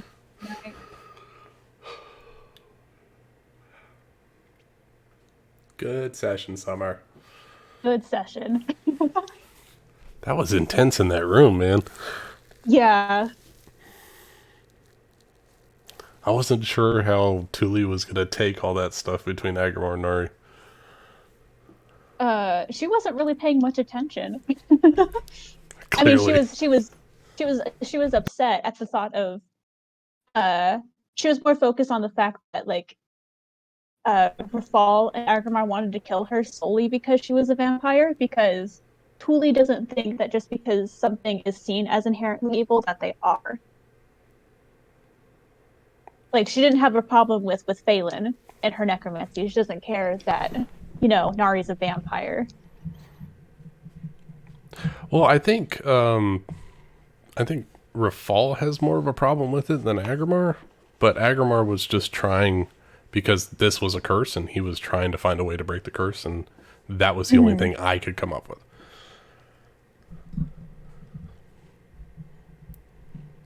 And most of the killing was because I was trying to do it mechanically in the game. It was like, okay, how do you actually kill a vampire? Okay, so you gotta kill a vampire with radiant energy, and then the soul leaves the body. You gotta get the soul back in the body. So that's why I was like, oh yeah, I gotta kill her.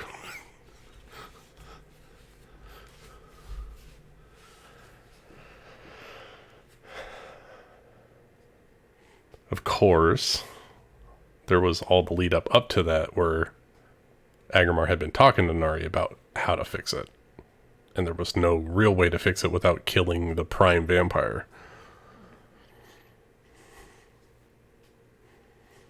Right, which was... the unkillable Titan. Prime? Oh, the unkillable Titan. So Nari drank his blood. Yep. Which really makes it a problem for Aggramar, because he made a promise to her, and now he has to keep it. Which was why you wanted to get into the tomb, so you could save her before she yeeted herself into hell. Exactly, because before you joined, before we went to the docks and Thule saved us, that morning we were supposed to do or that evening we were supposed to do the ritual, and then we all died. And so she couldn't get back to her body, but we were supposed to cure her vampirism then. Yeah. I don't know what we're gonna do about this fucking oracle. I have no idea. Like, I don't even know what I want to ask her. Oh, I know what I want to ask her. I've known for a while.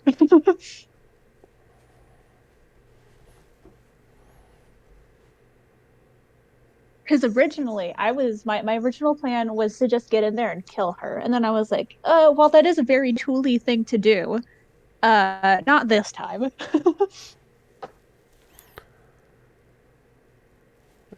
Yeah, I mean, like I said in game, it's like the only reason why he's here is so that way he can get Atriox off his back. So, like, he's not looking for advice. He's not looking for clarification from this person. It's like, I'm just going through the motions, so I have no idea what I'm going to do. So then technically shouldn't have Aggramar gone the benefit route then? Well, no, because he's not looking. He was looking for understanding, and he got it before he got to the Oracle. Like, he knows what his path forward is, and so he doesn't need her information. I don't think Thule knows what the fuck she's doing anymore. Yeah, I don't know. It's fun, she's though. touching things without, like, making sure that they're safe. Is that you, or is that you trying to be Thule? No, that's me trying to be Thule. Thule's very not good right now. God, I wish I could find out why. She's a tough nut. Or she acts like she's a tough nut. I should clarify. You do a really good job of it. She doesn't have a plus 14 in performance for nothing. I mean, I've got a 19 passive insight. I'm pretty good at reading people, but Lucas is not very good at reading people.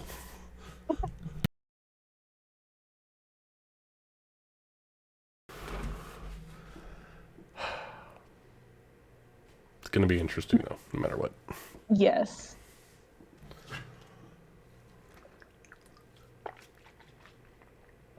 Well, I gotta go get ready for work. All right, Summer, we'll talk to you later. Good night. Night.